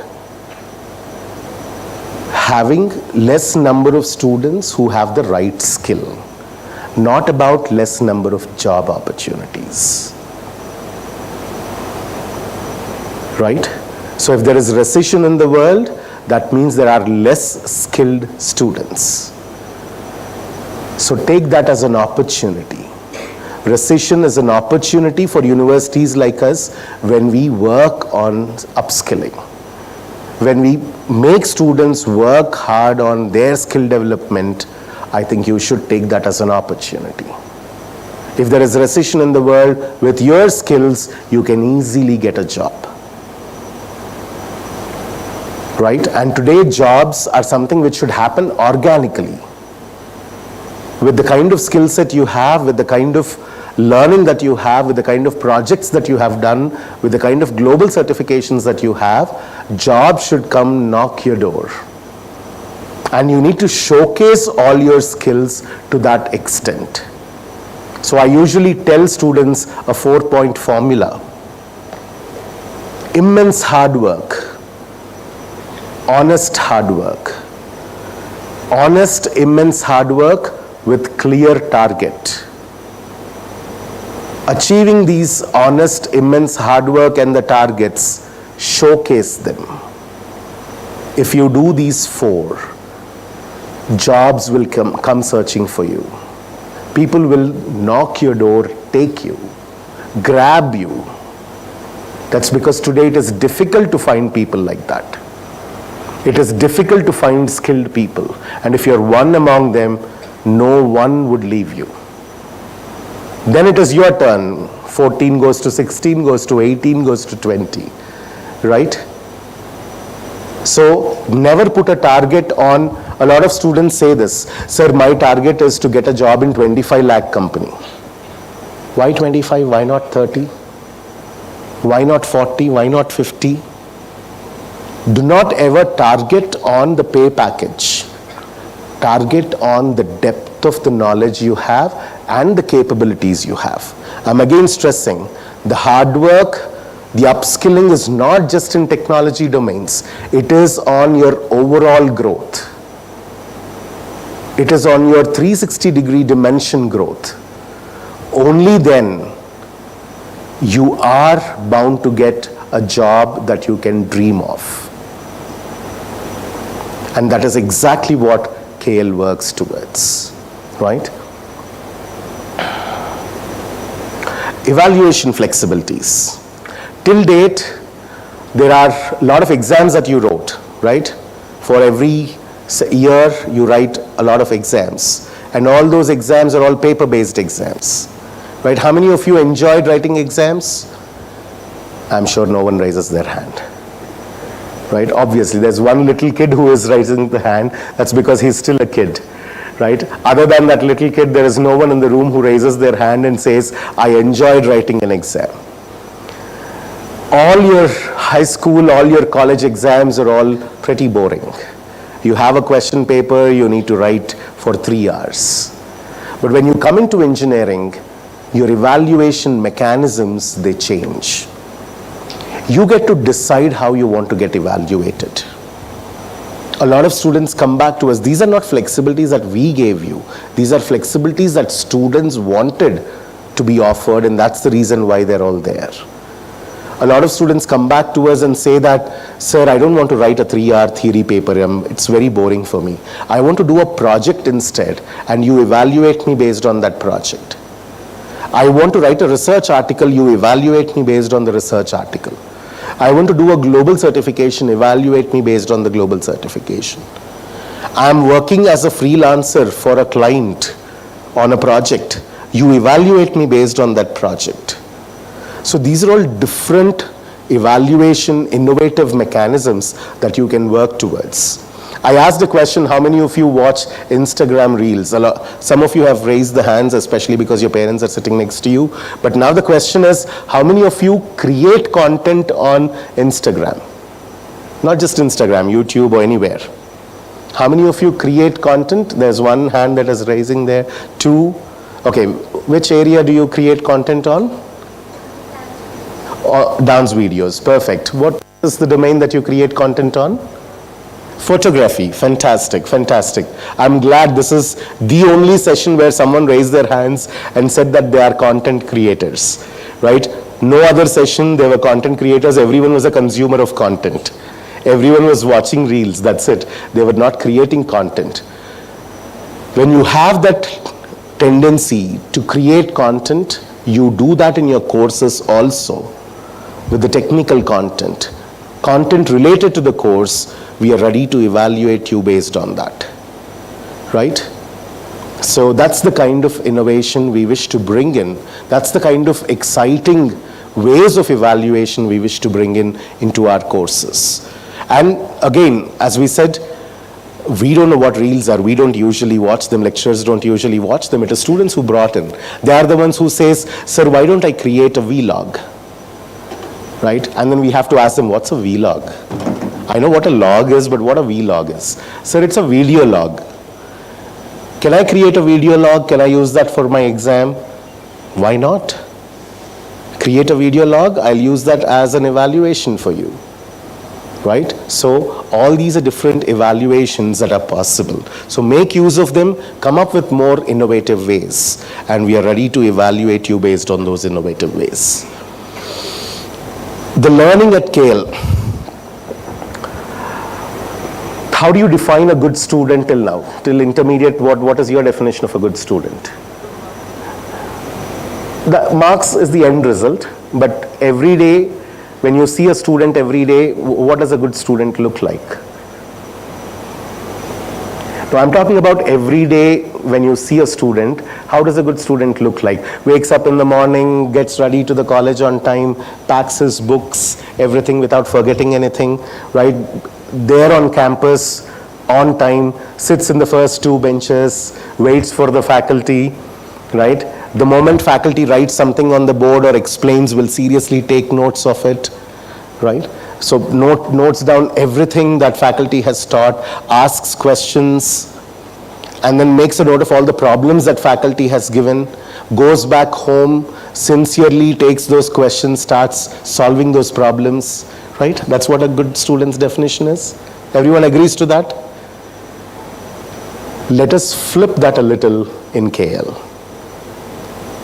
Recall what that good student was. What was he doing? What is that definition of good student that we just spoke about? What was that student doing? He gets ready every day, goes to the college, waits eagerly for the teacher. All right, what does my teacher teach me now? And the teacher teaches and he listens, he makes a note of it. The teacher keeps teaching, he listens, makes a note of it. The teacher keeps teaching, he listens, makes a note of it. And then he goes back home, solves all the problems. Right? What was he doing in the class? Listen. Listen. Can't that be done at home? If a video of the lecture is sent home, can't you listen to the lecture at home? You can. Then what happens in the class? If you listen to all the lecture at home, what happens in the class? What were you doing earlier in the class? At home? You were solving problems at home. So now what happens in the class? You will solve problems in the class. Earlier, when you were solving problems, who were there with you? No one, none. You were all alone. Were you able to get rid of your doubts? Were you able to clarify your questions? No, you were all alone. What happens if you start solving these problems on campus? You get to talk to your friends. You get to take help from your faculty. You can solve complex problems. You can start working on projects. So wherever that one direction learning is there, take it home. Whether that could be a video or that could be a textbook. Right? Whatever you learn through a textbook, you do it at home. You come to a class prepared. When you come to a class prepared, you can take the class more effectively. You can consume the class more effectively. You can solve bigger problems, complex problems in the class. That is how you take the help of engineering faculty. Engineering faculty do not have to teach well in the class. Engineering faculty, when you have a doubt, should clarify that doubt well for you. That is what a definition of a good engineering lecturer is. Engineering lecturer doesn't have to be an extremely good teacher who engages everyone in the class. That's not their purpose. Their purpose is when you come to a class prepared, when you ask a doubt, when you say that, sir, how do I get a better solution than this? They should be able to explain you. If not on the board, on your paper.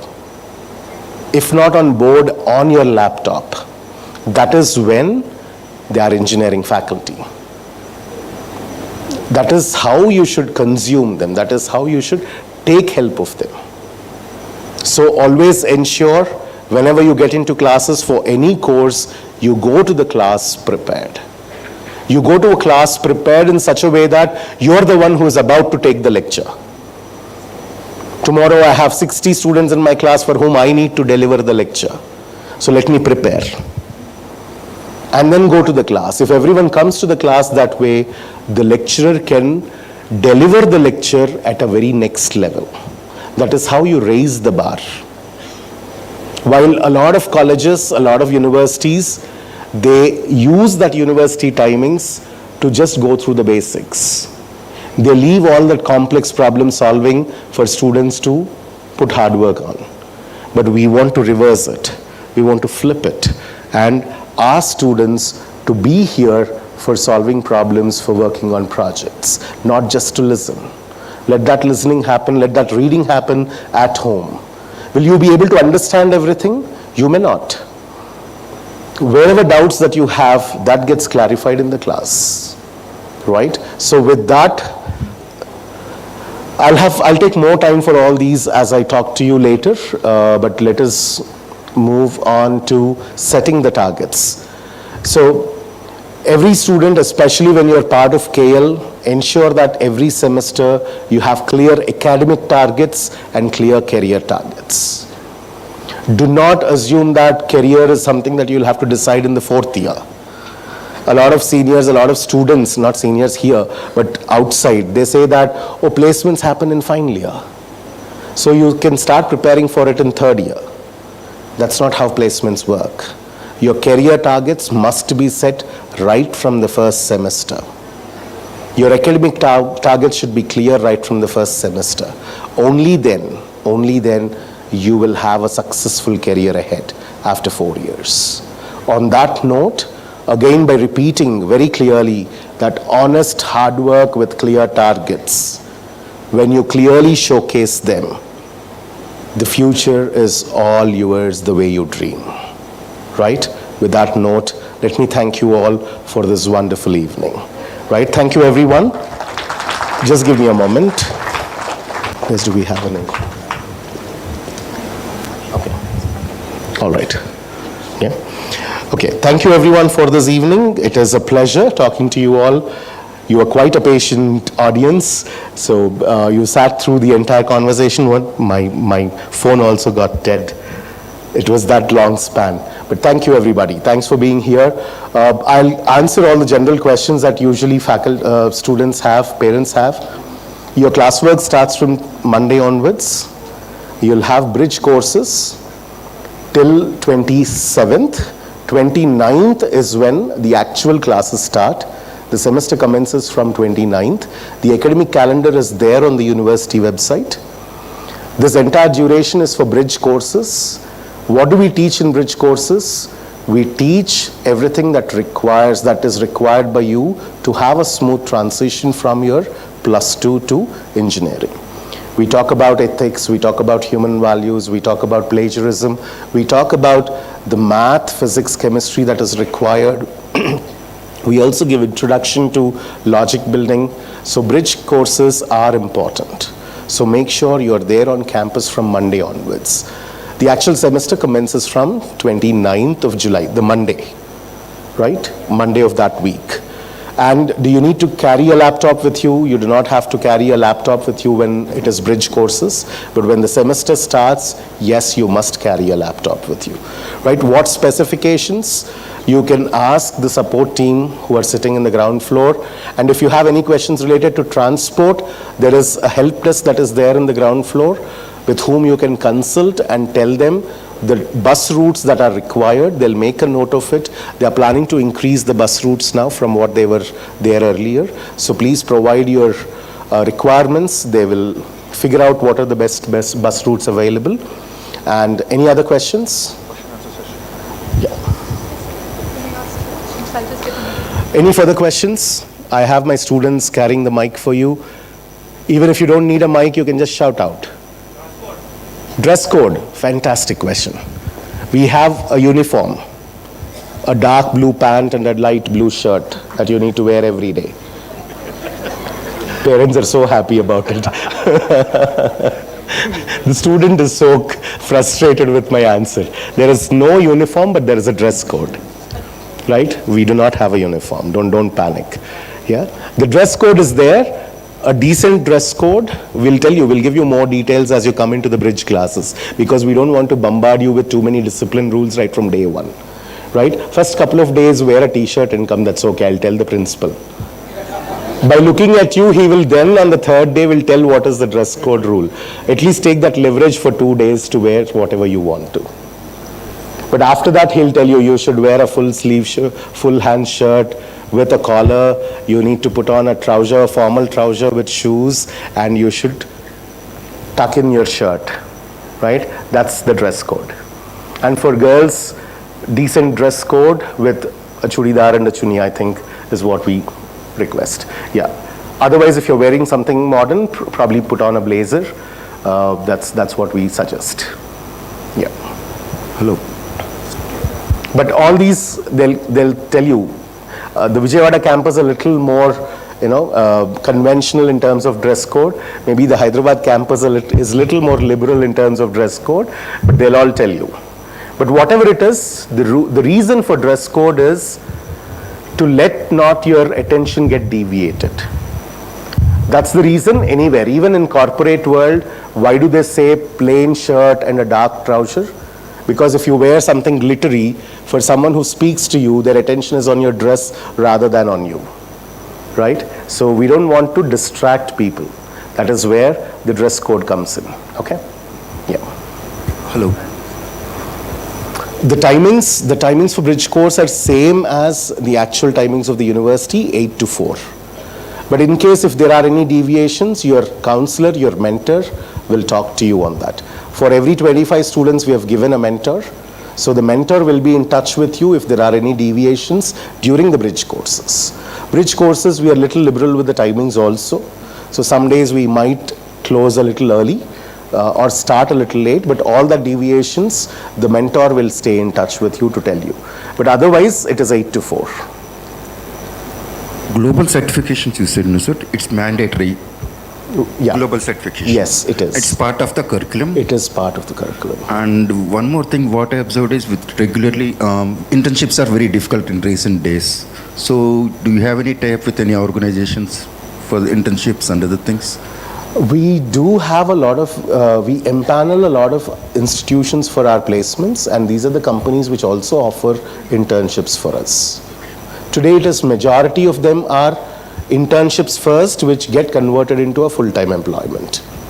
But I see nowadays it's very difficult to get internships. Yes, it is. Yes, it is. But a lot of our students still get them. Okay. The final year internships are something that we already have nailed the strategy for it. Okay. Yeah. And with the advent of Chat GPT and other things, the curriculum is very dynamic in my view. Sorry? Chat GPT and other things. So academic-wise also it's very difficult for dynamic. What I mean to say is curriculum should be dynamic. So what's the planning? I have a course on large language models, right? So if you know what large language models in AI are, I already have a course as a professional elective for my students where we teach them how to build such systems. Yeah. Thank you. So we are very particular on being contemporary. Yeah, we revise our curriculum every year. We ensure that everything that is needed for a student. I wish to add a point here. See, a lot of colleges today, it has become a fashion for them to say that we are industry ready. But as an academician, with the experience that we have, we do not want to be industry ready. The reason I say that is because when you're industry ready, when you get into the industry, you have to do what they say. But that's not what you are. You should give a value addition to them. And if you have to give a value addition to them, you need to be a little ahead of what the industry is, right? Why do people recruit IIT students in larger numbers? Is because they have a vision for the future. And that vision for the future overtakes the need for today's industry. So when our students go into industry, they should be in a position to add value, to do something better than what the industry is doing it today, right? So we look at, that is our philosophy behind how we design our curriculum, how we train our students. Yeah. So if industry is using a certain tool today, we want our students to be one step ahead. Yeah. Any other questions? Don't worry about the mic, just shout out the question. Students, any questions other than dress code?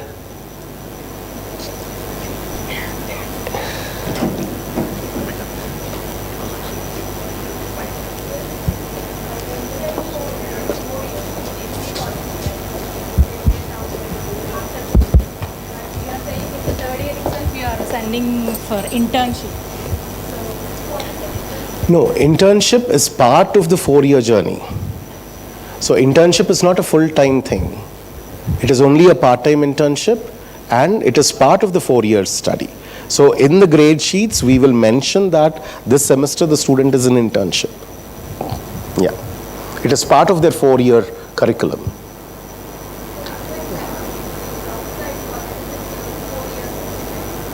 No, outside colleges also have a provision to send students for one semester internship. What we did was we extended that 1 semester internship to almost 3 semesters. The 3rd semester is using the flexibilities. Yeah.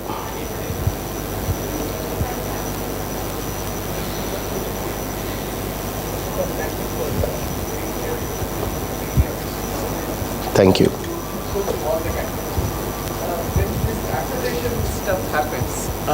You said that the students can use for 6 months for doing any kind of a project. Special purpose semesters. And you also said that they can work with some universities where they can, universities or, outside India.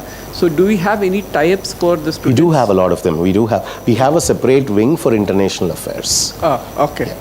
Okay, probably the student will get to know when... Yeah, I mean, all these deans will interact with the students and the opportunities are centralized. We don't confine the opportunities to a particular campus. Okay. So when there is an opportunity, say suppose University of Macau is offering certain, 1 semester abroad program with scholarship, we open it for every students in the university and depending on their interests, they will apply for it. Okay, and that usually happens at 3. Because depending upon the student able to accelerate. I wouldn't say 3. There are students who go in 2nd year also. Okay. Yeah, I had a student last year who went in the 2nd year also. But when they go in 2nd year, what we do is we take equivalents of the courses from there. Okay. So they don't go for research project, they go for studying there. Oh. So they get that semester grade sheet from that university. We give equivalents for those courses. Okay, and that will be considered. So that will be considered. That will be for a semester period or it is a year kind Such things are either for a semester or can be extended for a year also. Okay. Okay, thank you.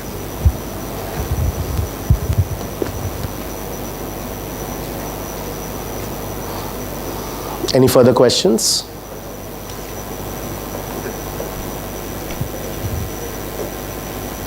నేనేదో జోక్గా చెప్పాను light sky blue shirt dark blue pant అని రేపు నుంచి వేసుకురామాకండి that is not the uniform or dress code that we wanted you to wear I'm little worried now Hi all. Everything seems picture perfect here. I could feel that we are also in the same arena of education. But when it was, when you were explaining it, everything looks perfect. But we'll be happy if everything is executed the way you have explained, right? So in the beginning, everything works better, but slowly things may go wrong. We would request, maybe this is from all the parents, we would request to keep it in mind because they are just in teens. So you are the guidelines for them. So please make sure that they follow your footsteps. Without a doubt. Thank you. Without a doubt. Yeah. Some of the questions from students, parents who were sitting in the other rooms. What specializations in each year to be taken and its perspective? First of all, don't worry about specializations now. The first year you need to focus on your logic building abilities. Second year you must focus on your core engineering, right? When you focus on these as we go semester after semester, we will take the ownership of explaining you all the flexibilities that are there in the third year, and we will ensure that you choose them appropriately, right? If I start talking about them now, again, as I said, you get overwhelmed about it. So do not get distracted. There are around 47 different specializations, about 120 minor programs. But do all of them excite us? Yes, all of them excite us. But we should ensure that we take them with caution. So we'll elaborate all of those to you as we go forward. Is there any feasibility of change of group from ECE to others during first year of beginning of second year? Usually there is a policy that talks about branch transfer after first year. The branch transfer depends on several parameters, depends on the vacancy available in the other branches. So if there are vacancies available, there are certain rules. Like if you're among the top 1% in the entire university, you have a flexibility to move from any branch to any branch, except for a few conditions in terms of BPC background students, which is not applicable to this campus anyways, right? So other than that, it completely depends on the vacancies that are available. I would say 99.99% it is tough for a transfer because we are all full, right? We are completely full with students in all branches. We do not have much vacancy in any of our branches, so it is 99.99% not something that is feasible. What is the pass percentage of this group? Of which group? Pass percentage of which group? Pass percentages, we have enormously good pass percentages. By the time our graduation happens, we usually conduct our graduation ceremony in December every year. So the batch that graduates in May of that year, the convocation is held in December. So by the time of graduation, by the time of convocation, our pass percentages are almost 95%. There's a lot of effort that goes in. That doesn't anywhere mean all these 95% students pass outrightly, but there's a lot of effort that we put in every year, every semester to track students who had failures, who had backlogs, to make them sit in extra classes, to make them undergo extra training to clear those backlogs. That's the reason why there is a separate division, a separate dean that is available for progression, how students progress from one year to the other year. So that division takes care of how students are progressing forward and how the pass percentages are. So that's something that we are very proud of. Is that exactly what the question was? If I did not answer it right, you probably can send the question again, whoever is sitting in those other rooms. If I did not answer it right, if that is not what you expected, please send back the question more elaborately so that I can answer. How student can select his own lecturer? Is there a criteria on that? What we usually do is when we create a timetable, we usually keep it open for students to select their sections depending on which faculty is teaching which courses, right? And then when at the time of registration, students have that leverage of choosing their sections. They can select a faculty and choose that particular section for each course. We go to an extent where they can choose a different faculty for lecture, different faculty for practical, different faculty for skilling. They can choose, we give all these options, right? So you can go ahead, of course, with some limitations because of the timetabling logistics. With some limitations, we do give these flexibilities and they can use them. So if you have doubt on what are those limitations, what we do is we provide a cluster-based timetable. And when we say cluster, cluster is a group of sections which have the same timetable. So a student chooses a cluster first, and within that cluster, they have the flexibility to choose any section that they like. So first step is choose the cluster, second step is choose the section. All right. Any further questions?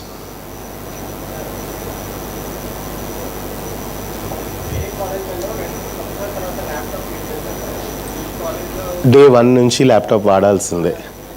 ఎందుకంటే coding మీద ఎక్కువ focus పెడతాం మేము. Coding మీద focus పెట్టినప్పుడు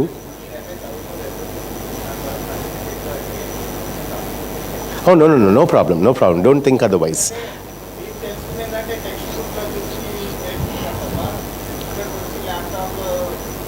నేను చదువుకున్నప్పుడు కూడా అన్ని టెక్స్ట్ బుక్లోనే ఉండేవి.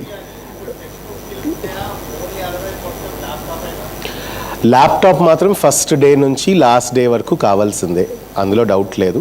టెక్స్ట్ బుక్స్ ఉంటాయా? కొన్ని టెక్స్ట్ బుక్స్ ఆన్లైన్లో ఉంటాయి, కొన్ని కొనుక్కోవాలి. అవి ఏం కొనుక్కోవాలి, ఏం ఆన్లైన్లో ఉంటాయి, will tell the students, right? But laptop మాత్రం డే 1 నుంచి వాడాల్సిందే. ఎందుకు వాడాలి అంటే there is a lot of practice that they have to do when they go back home, right? క్లాస్లో కూడా, లెక్చర్లో కూర్చున్నప్పుడు కూడా ల్యాప్టాప్ ఓపెన్ చేసి చేయాల్సిన వర్క్ ఉంటుంది. ప్రాక్టికల్లో ఎట్లాగో ల్యాబ్స్లోకి వెళ్తారు, ల్యాబ్స్లో కంప్యూటర్స్ ఉంటాయి. బట్ అదర్ దాన్ ప్రాక్టికల్స్, లెక్చర్లో కూర్చున్నప్పుడు, తర్వాత ఇంట్లో ఉన్నప్పుడు కూడా they have to work on laptops. ఆ ల్యాప్టాప్ వల్ల ఏంటంటే కంటిన్యూటీ ఉంటుంది వర్క్లో. నేను క్లాస్లో చేసింది నేను ఇంటికి తీసుకెళ్ళి దాన్ని కంటిన్యూ చేయాలంటే ల్యాప్టాప్లో అయితే ఈజీగా ఉంటుంది, కంటిన్యూటీ ఉంటుంది. That is the reason why we insist every student to carry a laptop with them right from day 1.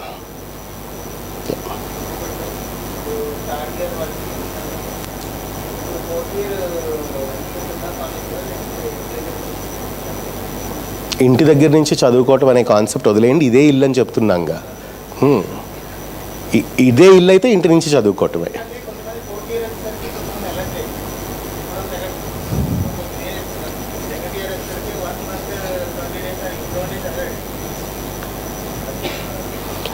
KL యూనివర్సిటీలో అట్లా ఒప్పుకోము మేము. మా పిల్లలు ఎప్పుడు మా దగ్గరే ఉండాలి, అస్సలు వదిలే క్వశ్చనే లేదు. కేఎల్ యూనివర్సిటీలో అట్లా there is no such practice. వాళ్ళు ఇండస్ట్రీకి వెళ్తే అక్కడ ఇండస్ట్రీకి వెళ్ళటమే తప్ప, ఇండస్ట్రీకి వెళ్ళని స్టూడెంట్స్ యూనివర్సిటీలోనే ప్రాజెక్ట్ చేస్తారు. సో యూనివర్సిటీకి వచ్చి చేయాల్సిందే.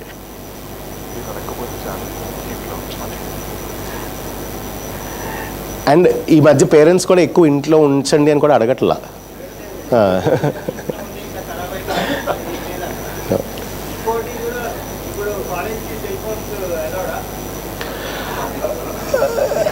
రైట్, అంటే ఎలా చేయమని మీ ఉద్దేశమా, చేయొద్దని మీ ఉద్దేశమా?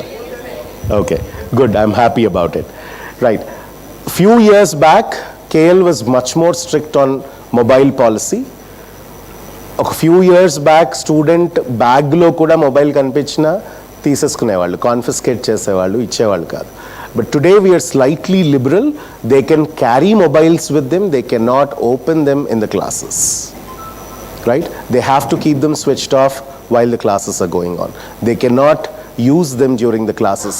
క్యారీ చేయడానికి పర్మిషన్స్ ఎందుకు ఇస్తున్నాం అంటే ఒక్కొక్కసారి స్టూడెంట్స్ ప్రాజెక్ట్స్ కోసం ఎక్కువసేపు ఉండి వాళ్ళ పేరెంట్స్కి ఇన్ఫార్మ్ చేయాలన్నా లేకపోతే కమ్యూనికేట్ చేయాలన్నా these days it has become so much needed. Especially different campuses, different లొకేషన్స్లో ఉండి, ఇప్పుడు అజీజ్నగర్ campus, it is in a remote location. So if someone has to communicate, there has to be a mechanism. So అందుకని that is the reason why we allow them to carry it in their bags but not use it during the classes. Everything that they can do is there on laptops. I mean, Telegram use chesina, mail use chesina, ఒక్కొక్కసారి mail use చేసినప్పుడు we use Gmail here for KL University. KLH official domain is on Gmail. So a two-step verification ఒక్కొక్కసారి మొబైల్కి code రావచ్చు. So email access చేస్తున్నప్పుడు మొబైల్కి code వచ్చే chances ఉన్నాయి. Such cases we are okay with it. Otherwise we do not, we are very particular about the misuse of mobiles on campus. ఒక్కొక్కసారి long queues ఉంటాయి మా స్టూడెంట్ అఫైర్స్ దగ్గర. పట్టుకున్న మొబైల్స్ అన్నిటికీ పేరెంట్స్ని తీసుకొచ్చి ఎక్స్ప్లెనేషన్ ఇవ్వమని హడావుడి చేసే చాలా సందర్భాలు ఉంటాయి, రైట్? సో అందుకని we are very particular on it. అది ఎంత ఇబ్బంది అయినా సరే పర్వాలేదు. We take every step to ensure students do not misuse. Any other questions?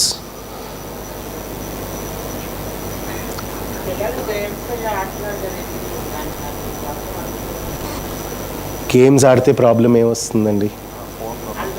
మొబైల్లో అంటారా? మొబైల్లో అంటారా? అందుకే మొబైల్లో గేమ్స్ క్యాంపస్లో ఆడొద్దనే కదా. ఇంటి దగ్గర ఆడతాను అంటే కాసేపు ఆడుకునేవ్వండి, మరీ పూర్తిగా ఆపేయమాకండి వాళ్ళని, రైట్? లేకపోతే వాళ్ళు ఏం చేస్తారంటే మీకు తెలియకుండా ఎక్కడికో తీసుకెళ్ళి వాడుతూ ఉంటారు. కాసేపు ఆడుకునివ్వండి, కాసేపు ఆడుకున్న తర్వాత చదువుకోమనండి. కాలేజీలోనూ ఆపేసి ఇంట్లోనూ ఆపేసావు అనుకోండి, ఎక్కడికో వెళ్ళిపోయి అక్కడ కూర్చుని ఆడుతూ ఉంటాడు, మన ఇద్దరికీ దొరకడు.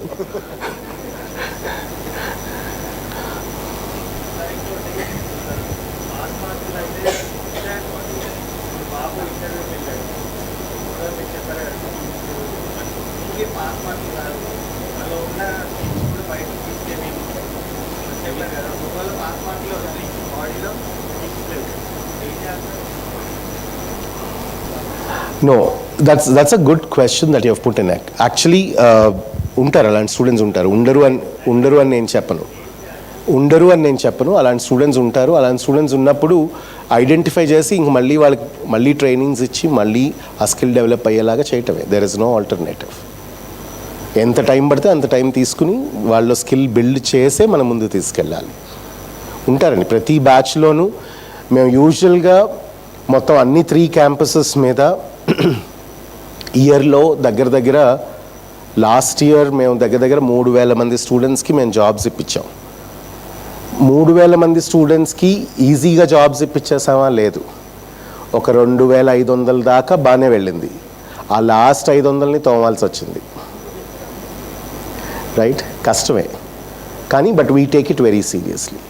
లాస్ట్ 2 స్టూడెంట్స్ మిగిలిపోయినా మేము ఫస్ట్లో ఎంతైతే ఎనర్జెటిక్గా ఉంటామో అంతే ఎనర్జెటిక్గా అంతే మీటింగ్ పెట్టుకుని అంతమంది కలిసి వీళ్ళిద్దరికి ఏం చేయాలి అనేది ఆలోచించి వాళ్ళని ఇక్కడ కూర్చోబెట్టి తోమి ముందుకు పంపిస్తాం. That is a process we have to follow. అవసరమైతే హాస్టల్లో ఉండమని చెప్తాము, ఎక్కువ అవర్స్ ఉంచుతాము.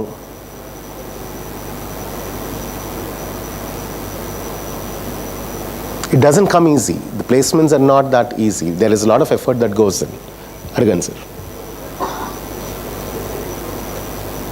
Can someone pass on the mic for them? Semester personally.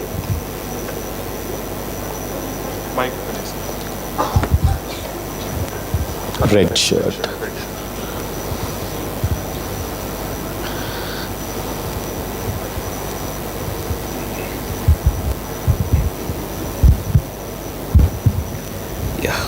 ఇప్పుడు మీరు సెమిస్టర్ ఫస్ట్ నుంచే కోడింగ్ స్టార్ట్ చేస్తున్నారు, రైట్? ఇప్పుడు ఫస్ట్ నుంచి 4 ఇయర్స్కి 8 సెమిస్టర్స్. ఇక్కడ మీరు నేర్పించే coding first semester to ending coding మీద ఫోకస్ చేసినప్పుడు ఈ ఫస్ట్ ఇయర్ నుంచి 4th ఇయర్ వెళ్ళేటప్పటికి బయట అప్లికేషన్ చాలా కొత్త అప్డేట్ అవుతున్నాయి. Number 2, let me complete, sorry. And my cousins working in USA. Okay, he since 20 years నుంచి అక్కడ ఉంటున్నాడు. Still he is learning. ఇంకా కొత్త కోర్స్ నేర్చుకొని మళ్ళీ దాన్ని అప్డేట్ చేస్తూనే ఉన్నాడు. అర్థమైంది కదా సార్ చెప్పింది? అంటే ఇక్కడ మీరు ఫస్ట్ సెమిస్టర్లో చెప్పిన కోడింగ్కి 4th ఇయర్ వచ్చేటప్పటికి మీరు అప్డేట్ చేస్తున్నప్పుడు వీళ్ళకి లైవ్ ప్రాజెక్ట్స్ అనేది మీరు ప్రొవైడ్ చేస్తుంటారు live. Okay, they should get some experience. మీరు అడగాల్సిందంతా ఒకసారి అడిగేయండి, నేను మళ్ళీ అంత కలిపి ఒకసారి ఆన్సర్ చేస్తాను. మెయిన్ పాయింట్స్ నాది ఏం లేదండి. ఓకే, ఈ జనరేషన్ చేంజ్ అయ్యే కొద్దీ మీరు ఒక 100 నెంబర్స్ రెడీ చేసేటప్పటికి ఏది ఆ కోడింగ్ మీద కొత్త అప్లికేషన్ రిలీజ్ అవుతుంది. మళ్ళీ వాళ్ళు ఈ 100 మెంబర్స్ ఏ కోడింగ్ మీద ప్రిపేర్ అయ్యారో వాళ్ళు బయటకు వచ్చినప్పుడు కొత్త అప్లికేషన్ మళ్ళీ నేర్చుకోవాల్సి వస్తుంది. అది నా డౌట్, అంతే, ఇంకేం లేదు. రైట్. ఈ రోజుకి నేను కేఎల్లో జాయిన్ అయ్యి 8 ఏళ్ళు. నా కెరియర్ మొదలుపెట్టి టీచింగ్లో ఇండస్ట్రీలో అంతా కలిపి 22 ఏళ్ళు. వీళ్ళు తప్పుగా చదివారు 13 అని. 22 ఏళ్ళు. ఈ రోజుకి రోజు కనీసం 2 గంటలు నేను నా చదువు మీద టైం పెడతాను. అది రాత్రి ఎంతైనా అవ్వనివ్వండి, కాలేజ్ వర్క్ చాలానే ఉంటుంది, అది ఒక్కొక్కసారి అర్ధరాత్రి అయిపోతుంది. అయినా కూడా 1 గంటకి కాలేజ్ వర్క్ అయినా రాత్రి ఒక 2 గంటలన్నా కూర్చుని నా చదువు నేను చదువుకుంటేనే నేను మనశ్శాంతిగా పడుకుంటా. అలా చదవని రోజు నాకు తెలిసిపోతుంది మనశ్శాంతి లేకుండా, right? That is needed for everybody. And first ఇయర్లో నేర్పించింది ఫైనల్ ఇయర్లో ఉపయోగపడుతుందా? ఫస్ట్ ఇయర్లో నేర్పించేది లాజికల్ థింకింగ్, లాజిక్ బిల్డింగ్కి సంవత్సరాలతో పని లేదు. అది ఇంకో 10 ఏళ్ళైనా నేను ఎప్పుడైతే బీటెక్లో లాజిక్ బిల్డింగ్ నేర్చుకున్నానో ఈ రోజుకి లాజిక్ బిల్డింగ్ అదే నేర్చుకుంటున్నారు పిల్లలు. So logic building doesn't change, that ability to build logic doesn't change. ఏం మారుతుందంటే కొత్త టూల్స్ వస్తాయి ఇండస్ట్రీకి. ఆ టూల్స్ కొత్త వచ్చినప్పుడు కొత్తవి నేర్చుకుంటూ ఉండాలి. మన బేసిక్ లాజిక్ బిల్డింగ్ ఎబిలిటీ అదే ఉంటుంది. సో అది ఫస్ట్ ఇయర్లో స్టార్ట్ చేస్తే దాని మీద ఎందుకు ఫస్ట్ ఇయర్లో స్టార్ట్ చేస్తాం? ఇప్పుడు ఆయన అడిగినట్టు చాలామంది థర్డ్ ఇయర్లో ల్యాప్టాప్ వాడటం మొదలు పెడతారు కదా అంటారు. చాలా కాలేజెస్లో ఈ కోడింగ్ కోర్సెస్ ఫస్ట్ ఇయర్లోనే ఉండవు. ఫస్ట్ ఇయర్లో ఇంజనీరింగ్ ఫిజిక్స్ అని, ఇంజనీరింగ్ కెమిస్ట్రీ అని, మ్యాథ్స్ అని, సెకండ్ ఇయర్లోకి వెళ్ళాక సి ప్రోగ్రామింగ్, సెకండ్ సెమిస్టర్లోకి వెళ్ళాక డేటా స్ట్రక్చర్స్, థర్డ్ ఇయర్లోకి వెళ్ళాక జావా అట్లా ఉంటాయి. మా దగ్గర ఫస్ట్ ఇయర్లోనే కోడింగ్ స్టార్ట్ చేస్తాం. ఎందుకంటే that 4 years student can practice it to build their logic building ability. So first ఇయర్లో చెప్పాం కదా అని మేము సెకండ్ ఇయర్లో వదిలేసి, థర్డ్ ఇయర్లో వదిలేసి ఫైనల్ ఇయర్ ప్లేస్మెంట్కి తీసుకెళ్ళాం. ఆ ఫస్ట్ ఇయర్లో చెప్పిన logic building it continues for their practice through out the 4 years. Right.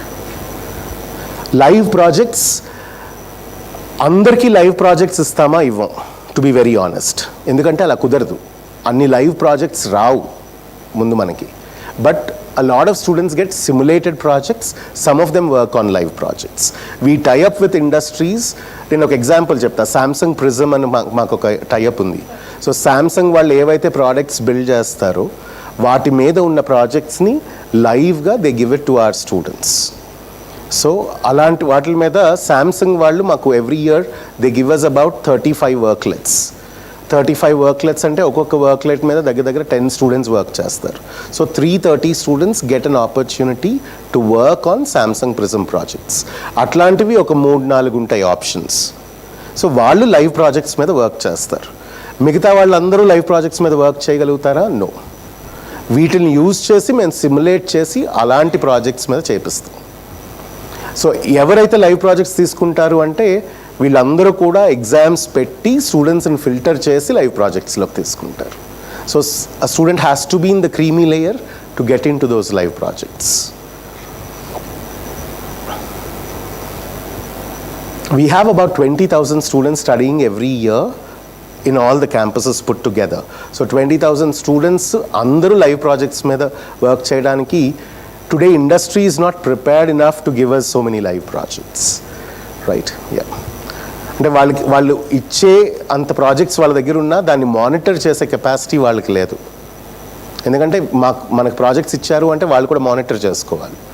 ఎవరు ఎలా చేస్తున్నారు అనేది వాళ్ళు మానిటర్ చేసుకోవాలి. So today industry doesn't have so much of man power to monitor the projects that they have given to the university. ఈ Samsung prism కూడా ఇదివరకు 50 projects ఇచ్చేవాళ్ళు.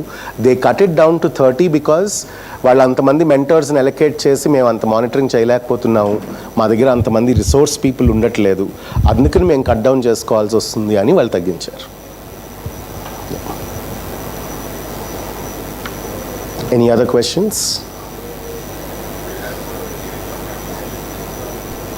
It is mostly 99.99% it is done centralized.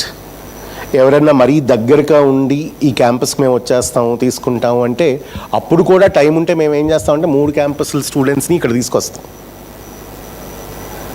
కానీ కొంతమంది companies ఇదిగో ఈరోజు చెప్పి రేపు వచ్చేస్తామంటారు, అప్పుడు పిల్లల్ని తీసుకురాలేము. రైట్. సో అలాంటి సందర్భాల్లో తప్ప 99.99% it is done centralized. So opportunities we give students is all uniform ekkadaina sare, but the efforts put in, every campus has its own strategy to put in efforts. So వీళ్ళు training ఇవ్వడానికి వీళ్ళ own strategies వీళ్ళు use చేస్తారు, వీళ్ళ own వెండర్స్ని వీళ్ళు use చేస్తారు. అజీజ్ నగరాలు వాళ్ళ ఓన్ స్ట్రాటజీస్ వాళ్ళు వాడతారు. వాళ్ళు మార్నింగ్ ఎర్లీగా స్టార్ట్ చేసి లేట్గా ఉంచేటట్టు వాళ్ళు ప్లాన్ చేస్తే వీళ్ళు సండేస్ కూడా పిలిచి చేసేటట్టు ప్లాన్ చేయటం ఎగ్జాంపుల్గా చెప్తున్నా. రైట్. సో విజయవాడ క్యాంపస్ వాళ్ళు వాళ్ళ స్ట్రాటజీస్ వాళ్ళకు ఉంటాయి. సో ఎవ్రీ వన్ మాకు మేమే competitors, we don't look at any other colleges. Right.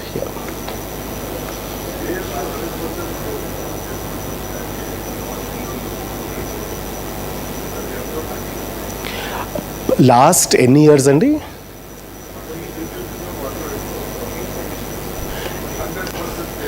This is the 15th year of 100% placements, right? Subjects ఎన్ని ఉంటాయి? సబ్జెక్ట్స్ ఎన్ని ఉంటాయి 4 yearsలో? This varies from student to student. సెమిస్టర్కి ఒక 7 subjects అనుకోండి. 6 to 7 subjects, all 8 semesters.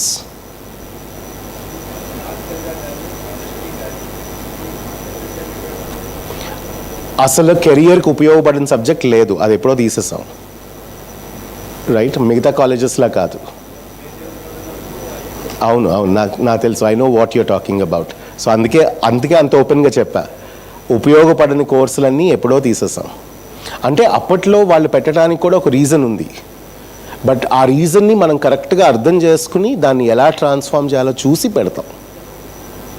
ఇప్పుడు ఫిజిక్స్ కోర్స్ ఉందనుకోండి, యూజువల్గా మనం చదివినప్పుడు ఫస్ట్ ఇయర్లో ఉండేది, కానీ ఇప్పుడు పిల్లలకి ఫిజిక్స్ కోర్స్ ఉంది కానీ ఫస్ట్ ఇయర్లో లేదు. We usually give it in third or final year. ఎందుకంటే we believe in a bottom up approach లర్నింగ్లో. సో ఆ బాటమ్ అప్ అప్రోచ్లో ఇదివరకు మేము చదివేటప్పుడు అందరికీ కామన్గా ఇంజనీరింగ్ ఫిజిక్స్ ఉండేది. ఇప్పుడు వీ హ్యావ్ గివెన్ చాయిసెస్, ఆ స్టూడెంట్కి ఏది ఉపయోగపడుతుందో అది సెలెక్ట్ చేసుకునేలాగా ఫిజిక్స్ సబ్జెక్ట్స్ పెట్టాం.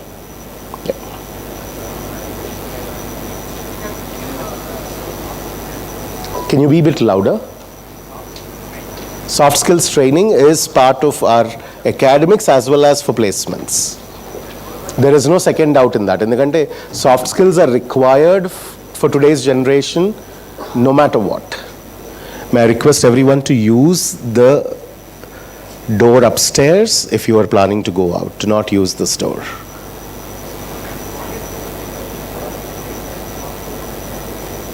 All right, we'll do one thing. That's the end of the session. I'll be here for all your questions for next half an hour. So feel free to come down, talk to us in person. We can wind up the session. People who do not have questions, you may leave. But if you want to stay back, listen to our question and answer session. All right, before everyone leaves, may I request everyone to one stand up for the national anthem.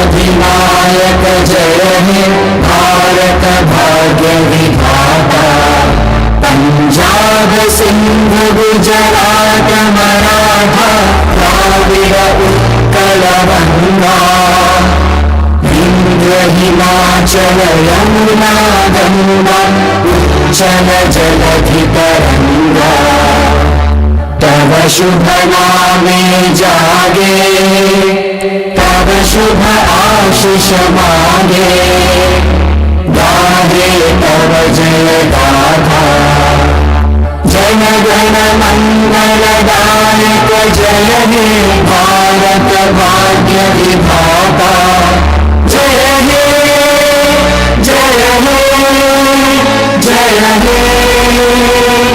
जय जय जय जय हे.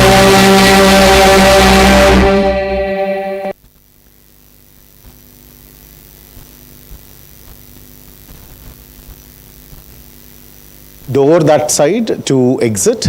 Snacks are being served there in the 4th floor. So please take the snacks. Use the door that is there upstairs.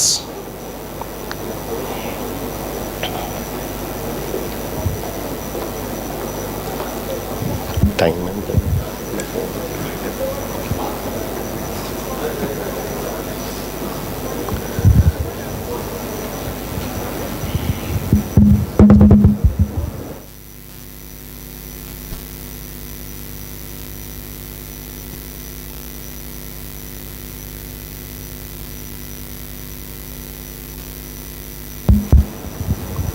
Faculty only academicians or they are from the industry? We have a combination. Yeah. See, we have also a policy called professors of practice where we take them exclusively from industry.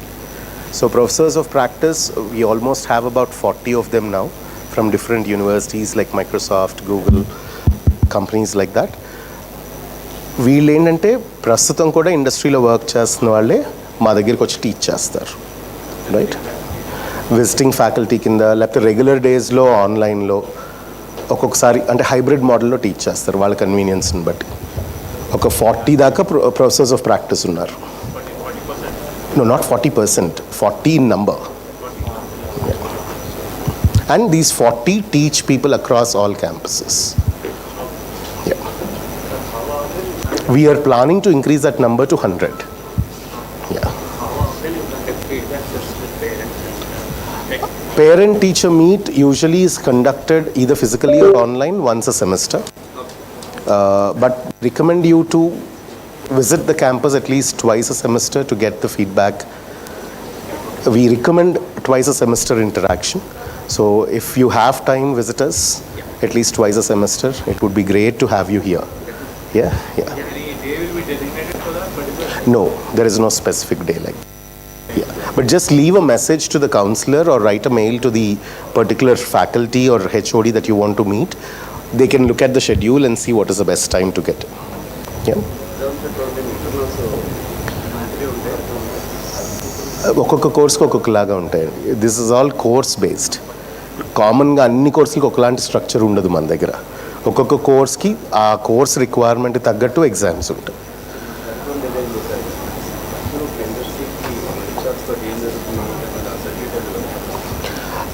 Course design చేసిన ప్రతి కోర్స్కి మా దగ్గర ఎక్స్పర్ట్తో పాటు industry expert కూడా wet చేస్తారు. There is an industry expert who completely audits the course and then approves it. ఉంటాయండి daily అంటే ఉంటాయి. It depends, varies course to course vary అవుతుంది. కొన్ని కోర్సెస్లో చాలా ఉంటాయి, కొన్ని కోర్సుల్లో తక్కువ ఉంటాయి.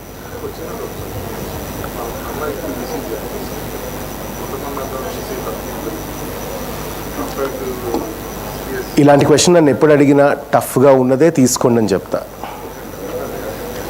ఎందుకంటే ఇంత ఖర్చు పెట్టి చదివిస్తున్నప్పుడు కష్టంగా ఉన్నదే చదవాలి. లేకపోతే అదే ఇంటర్మీడియట్ సిలబస్ మళ్ళీ చదువుకోవచ్చు కదా ఈజీగా ఉండాలంటే. So let it be tough, let her work hard. Today the industry needs a combination of software and hardware. So ఈసీఈలో ఉన్న స్టూడెంట్స్కి కూడా మేము చాలా సాఫ్ట్వేర్ కోర్సెస్ పెడతాం. అలాగే సిఎస్సిలో పిల్లలకు కూడా ఈ మధ్య చాలా హార్డ్వేర్ కోర్సెస్ తీసుకొస్తాం. ఎందుకంటే future is not just in software or just in hardware. The future is in a combination, right? కామన్గా ఉంచాలి అనే ఉద్దేశంతో పెట్టింది కాదు, బట్ ఇక్కడున్న బ్రాంచెస్ అన్నిటికీ కామన్గానే ఉంటుంది. మెకానికల్ అలాంటి బ్రాంచెస్కి కొంచెం డిఫర్ అవుతుంది మిగతా క్యాంపసెస్లో, బట్ ఇక్కడున్న బ్రాంచెస్ అన్నిటికీ కామన్గానే ఉంటుంది. ఏఐడిఎస్కి మాత్రం ఈసారి పైథాన్తో స్టార్ట్ చేస్తున్నాం ఫస్ట్, మిగతా వాళ్ళకి సితో స్టార్ట్ చేస్తున్నాం. We do not have an intention to keep it common, ఎందుకంటే అది ట్రెడిషనల్ అప్రోచ్. ఇప్పుడున్న అప్రోచ్లో ప్రతి బ్రాంచ్కి అవే సెట్ ఆఫ్ సబ్జెక్ట్స్ ఉండాలని రూల్ ఏం లేదు. ఉంటాయి కామన్గా, యాజ్ ఆఫ్ నౌ ఉన్నాయి అట్లా. బట్ మా ఉద్దేశం అట్లా ఉంచాలి అని కాదు అట్లా పెట్టింది. వీళ్ళందరికీ కూడా అవి అవసరం కాబట్టి పెట్టాం. నేను once in a semester visit చేస్తాను mostly. I visit all the campuses. నా కాంటాక్ట్ డీటెయిల్స్ ఇక్కడ ప్రజెంట్ చేసాం ఇందాక. Can someone present my contact details on the screen if that's possible? Vijayawada campus. My office is in Vijayawada campus, Vaddeswaram campus. But వీళ్ళందరితో మేము online టచ్లోనే ఉంటాం. పిల్లలు కూడా రాత్రి 2-3 దాకా మాకు ఏవో మెసేజ్లు పెడతానే ఉంటారు, ఇక్కడ వాళ్ళు అక్కడ వాళ్ళు అందరూ. So we keep talking to them.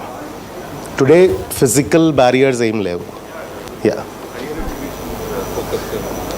డెఫినెట్గా నా ఎజెండాలో కెరియర్ అంటే it is not just placements, higher education కూడా. మా స్టూడెంట్స్ టాప్ యూనివర్సిటీస్లో ఉండాలి అనేది one of our targets.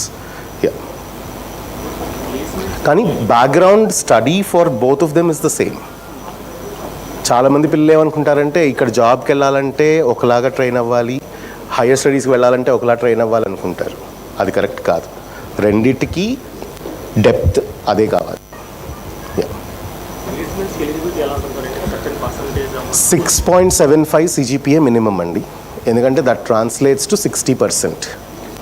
Right? So first class, or first class 6.75, minimum 6.75 ఉండాలి, బ్యాక్లాగ్స్ ఉండకూడదు, అంటే రన్నింగ్ కరెంట్ బ్యాక్లాగ్స్ ఉండకూడదు.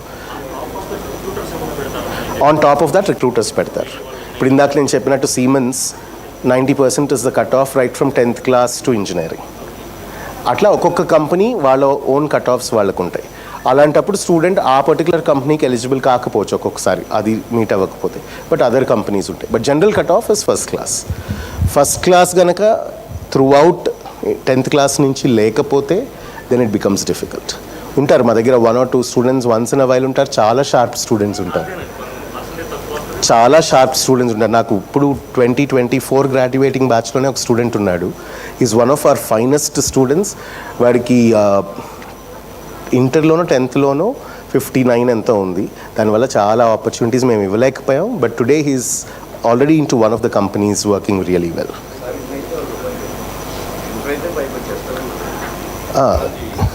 అవును, ఒకసారి ఎంటర్ అయితే they are smart students. Yes, ఖచ్చితంగా స్కానింగ్ ఉంటుంది. అంటే మేము బయటికి చెప్పం కానీ category A students, category B students, category C students అని చేసుకుని వీళ్ళు ఇందులోకి మూవ్ అవుతున్నారా అని చూసుకుంటూ ఉంటాం. అంటే ఇవన్నీ బయటికి చెప్తే అదేదో ఇంటర్వ్యూలో ఉంటుందని చెప్పాం అంతే. 60 అండి, ఇక్కడ దే ఫాలో 60, 64. ఆడమనే చెప్తాం, ఆడాలి. ఉంటాయి ఇక్కడ, వీళ్ళు బాగానే ఆడతారు, కోచెస్ కూడా ఉంటారు, ఆడతారు. ఖచ్చితంగా మీరు పిల్లలకి చెప్పండి రోజు వెళ్ళి ఆడమని. రైట్? చెప్పండి ఆడమనండి. కంప్యూటర్ సైన్స్లో కొంచెం వాలటైల్గానే ఉంది, I have to accept it. But our attrition rates are much better than many other colleges. Right? నేను ఇక్కడ 8 years నుంచి ఉన్నాను. నాలాగా ఆల్మోస్ట్ 30 years నుంచి వర్క్ చేసిన ఫ్యాకల్టీ చాలామంది ఉన్నారు మా వేరే క్యాంపసెస్లో. So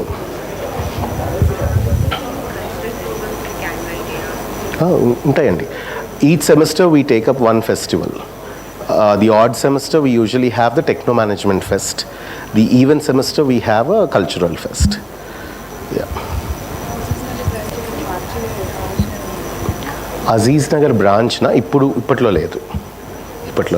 So we will run 2 campuses. Yeah.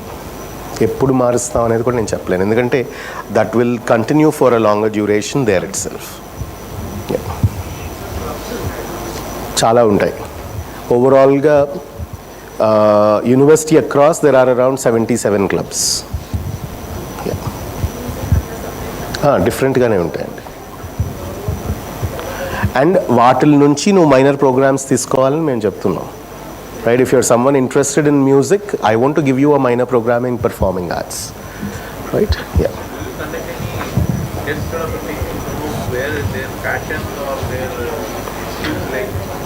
అంటే these are 2 different things. ఒకటి ప్యాషన్ అనే చోట యూజువల్గా ఫస్ట్ ఇయర్లో స్వేర్ అనాలిసిస్ అని వచ్చేస్తాం మేము. So to know psychologically what the student is. Right? But skills పరంగా ప్లేస్మెంట్స్కి రిక్వైర్డ్గా there are several test conducted throughout రిక్వైర్మెంట్ని బట్టి. అంటే మేము క్లాస్లో డివిజన్ చేయడానికి, మేము ఫ్లెక్సిబిలిటీస్ ఆఫర్ చేయడానికి, అట్లా ఎప్పటికప్పుడు నీడ్ని బట్టి అసెస్ చేస్తూనే ఉంటాం. Yeah we take their personal counselling very seriously. ఎందుకంటే I strongly believe every individual is very different. So even though there is lot of rush, even though there is lot of time that gets consumed, when I talk to students, I personally talk to them for an hour minimum. Right? ఇంకా stretch చేసి ఇంకేలా జరుగుతుంది, ఇంకేం చేస్తున్నావు, we keep asking, we keep digging in. Usually one-on-one.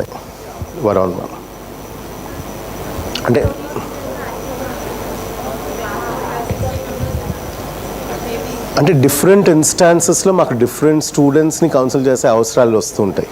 కొంతమంది discipline ఇష్యూస్లో we call them, కొంతమంది క్లాస్లో perform చేయనప్పుడు we call them, కొంతమంది బాగా పర్ఫామ్ చేస్తున్నప్పుడు వీ కాల్ దెమ్. ఎక్కడో కొంతమందిని మిస్ అవుతాం మేము, ఇండివిజువల్గా మాట్లాడకుండా ఉండేవాళ్ళని ఎక్కడో కొంతమందిని మిస్ అవుతాం. బట్ అదర్స్ అందరినీ కవర్ చేస్తూనే ఉంటాం ఎక్కడో చోట. అట్లీస్ట్ 1-on-1 కాకపోయినా 2-3 members గ్రూప్లో అన్నా కవర్ చేస్తాం.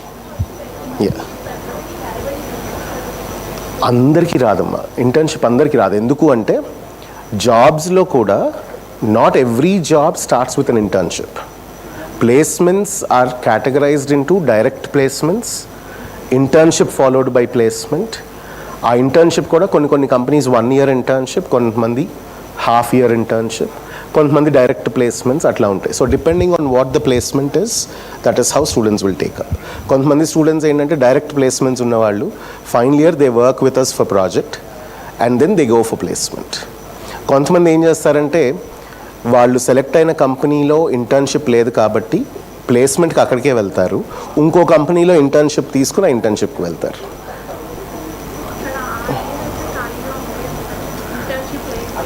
ఇంటర్న్షిప్ లేకపోయినా బయట ట్రై చేయొచ్చు, మా దగ్గర ప్రాజెక్ట్స్ చేయొచ్చు, చెయ్యాలి. There is no alternative. They can not be free. That year is not meant to be free. ఇందాక ఎవరో అడిగినట్టు ఇంట్లో ఉండొచ్చా? నో, అసలు ఇంట్లో ఉంచే ఆలోచన కేఎల్కి ఎప్పుడు ఉండదు. రైట్. మా పిల్లల్ని అడగండి, ఉన్నారా ఇక్కడ?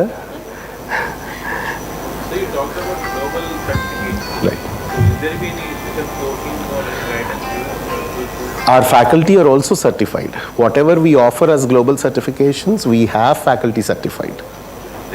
They will be guiding. They will be guiding. So guidance paranga, there is nothing that we want from outside. Only thing is the global certifications and exams రాయటానికి బయట vouchers అవన్నీ కొనుక్కోవాలి. ఎందుకంటే these are all external exams. So yeah. వాటికి కూడా we tie up with industries, we talk to them and we get those prices reduced. So actual prices అంటే పిల్లలు రాయలేరు.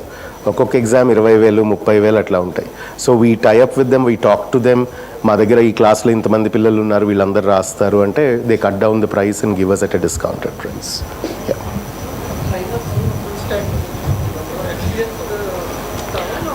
We have got some of the finest full stack faculty. We have got some of the finest full stack faculty who are certified at various levels. వాళ్ళకి ఇండస్ట్రీలో experience ఉందో అందరికీ లేదు. వాళ్ళు ఇక్కడికి వచ్చి నేర్చుకున్న వాళ్ళే. ఎందుకంటే వాళ్ళు ఎప్పుడో మా దగ్గర జాయిన్ అయ్యి ఉంటారు, అప్పుడు ఫుల్ స్టాక్ లేదు. చాలా టెక్నాలజీస్ అంతే. మా దగ్గర ఉన్న ఫ్యాకల్టీ ఇండస్ట్రీలో ఎక్స్పీరియన్స్ ఉన్న వాళ్ళని ఇప్పుడు తీసుకుంటున్నాము. కానీ ఎప్పటి నుంచో ఉన్నాళ్ళు కూడా వాళ్ళు ట్రైన్ అయ్యి వాటిల్లో రెడీగా ఉంటారు. సో వాళ్ళకి ఇండస్ట్రీ ఎక్స్పీరియన్స్ ఉండదు. అప్పుడు ఏం చేస్తామంటే వీళ్ళ చేత చెప్పిస్తా బయట నుంచి ఇండస్ట్రీ ఎక్స్పీరియన్స్ వాళ్ళని తీసుకొస్తాం. హ్యాకథాన్స్ కండక్ట్ చేసినప్పుడు ఇట్లాంటి కోర్సెస్, ఎస్పెషలీ ఫుల్ స్టాక్ కోర్సెస్కి we conduct hackathons. Overnight hackathons conduct చేస్తాం. 24 hours కంటిన్యూస్గా క్యాంపస్లో ఉండే హ్యాకథాన్స్. అలాంటప్పుడు బయట ఇండస్ట్రీ వాళ్ళని తీసుకొచ్చి కూర్చోబెట్టి ఇవాల్యుయేట్ చేయించడం, గైడెన్స్ ఇవ్వటం అవన్నీ చేస్తాం. No. Whatever whoever faculty we have, వాళ్ళకి థియరిటికల్ నాలెడ్జ్ ఉందని నేను అన్ను. వాళ్ళకి కూడా చాలా ప్రాక్టికల్ నాలెడ్జ్ ఉంటుంది. కాకపోతే ఇండస్ట్రీ ప్రాక్టీసెస్ వీళ్ళకి తెలియవు. అంటే ఇదే ప్రాక్టీస్ని ఇండస్ట్రీలో ఇంకోలాగా కనుక ప్రాక్టీస్ చేస్తూ ఉంటే that these people may not know. అది తెలియటం కోసం we interact. But otherwise our faculty have a lot of hands on exposure. వాళ్ళు they build projects for us. Right.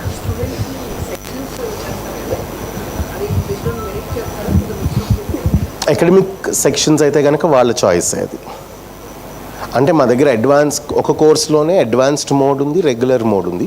యూజువల్గా బాగా చదివే పిల్లలందరూ ఎక్కువ అడ్వాన్స్డ్ మోడ్ తీసుకోవాలనుకుంటారు. ఆ అడ్వాన్స్డ్ మోడ్లో వాళ్ళ ఇష్టం, రెగ్యులర్ మోడ్లో వాళ్ళ ఇష్టం. అలానే అన్ని కోర్సులు అడ్వాన్స్లో చదవాలని లేదు. సో ఇప్పుడు ఒక బాగా అడ్వాన్స్ లెర్నర్ స్టూడెంట్ ఉన్నాడు, ఒక 4 సబ్జెక్టులు ఉన్నాయి. He may choose 2 courses to study in advanced mode, 2 courses to study in regular mode. So whatever sections are available, they can register into them. మేము పర్టికులర్గా వాళ్ళని నువ్వు బాగా చదివేవాడు కాబట్టి ఈ సెక్షన్లో కూర్చో అని చెప్పి రెస్ట్రిక్ట్ చేయం. రైట్. బట్ వాళ్ళకి తెలియకుండా గ్రూప్ చేయటం అనేది జరుగుతుంది, టార్గెట్స్ ఇవ్వటం అనేది జరుగుతుంది, వాళ్ళ మీద ఫోకస్ పెట్టడం అనేది జరుగుతుంది. ఫిజికల్గా అవును, ఫిజికల్గా వాళ్ళకి తెలిసేలాగా నువ్వు ఈ కేటగిరీ స్టూడెంట్ అని ఒక చోట కూర్చోపెట్టి చేయించడం అనేది కొంచెం తక్కువే. మరి ఆ ఇంటర్మీడియట్ ఫీలింగ్ రాకుండా ఉండాలి అని చెప్పి. అదర్వైజ్ ప్యూర్ లెర్నింగ్ కూడా జరగదు అట్లా చేస్తే. All right. Thank you so much. Thank you అండి. ఓ ఓహ్ ఓకే. ఏ బ్యాచ్ అమ్మా? 1999-2003. ఓ ఆల్ రైట్. యా, నేను 2016లో జాయిన్ అయ్యాను కేఎల్లో. యా, అవునవును, కేఎల్సి కింద. అవును, రైట్. ఓ ఓకే. నువ్వు ఇప్పుడు ఏ బ్రాంచ్ చదువుతున్నావు? సిఎస్సి చదువుతున్నావా?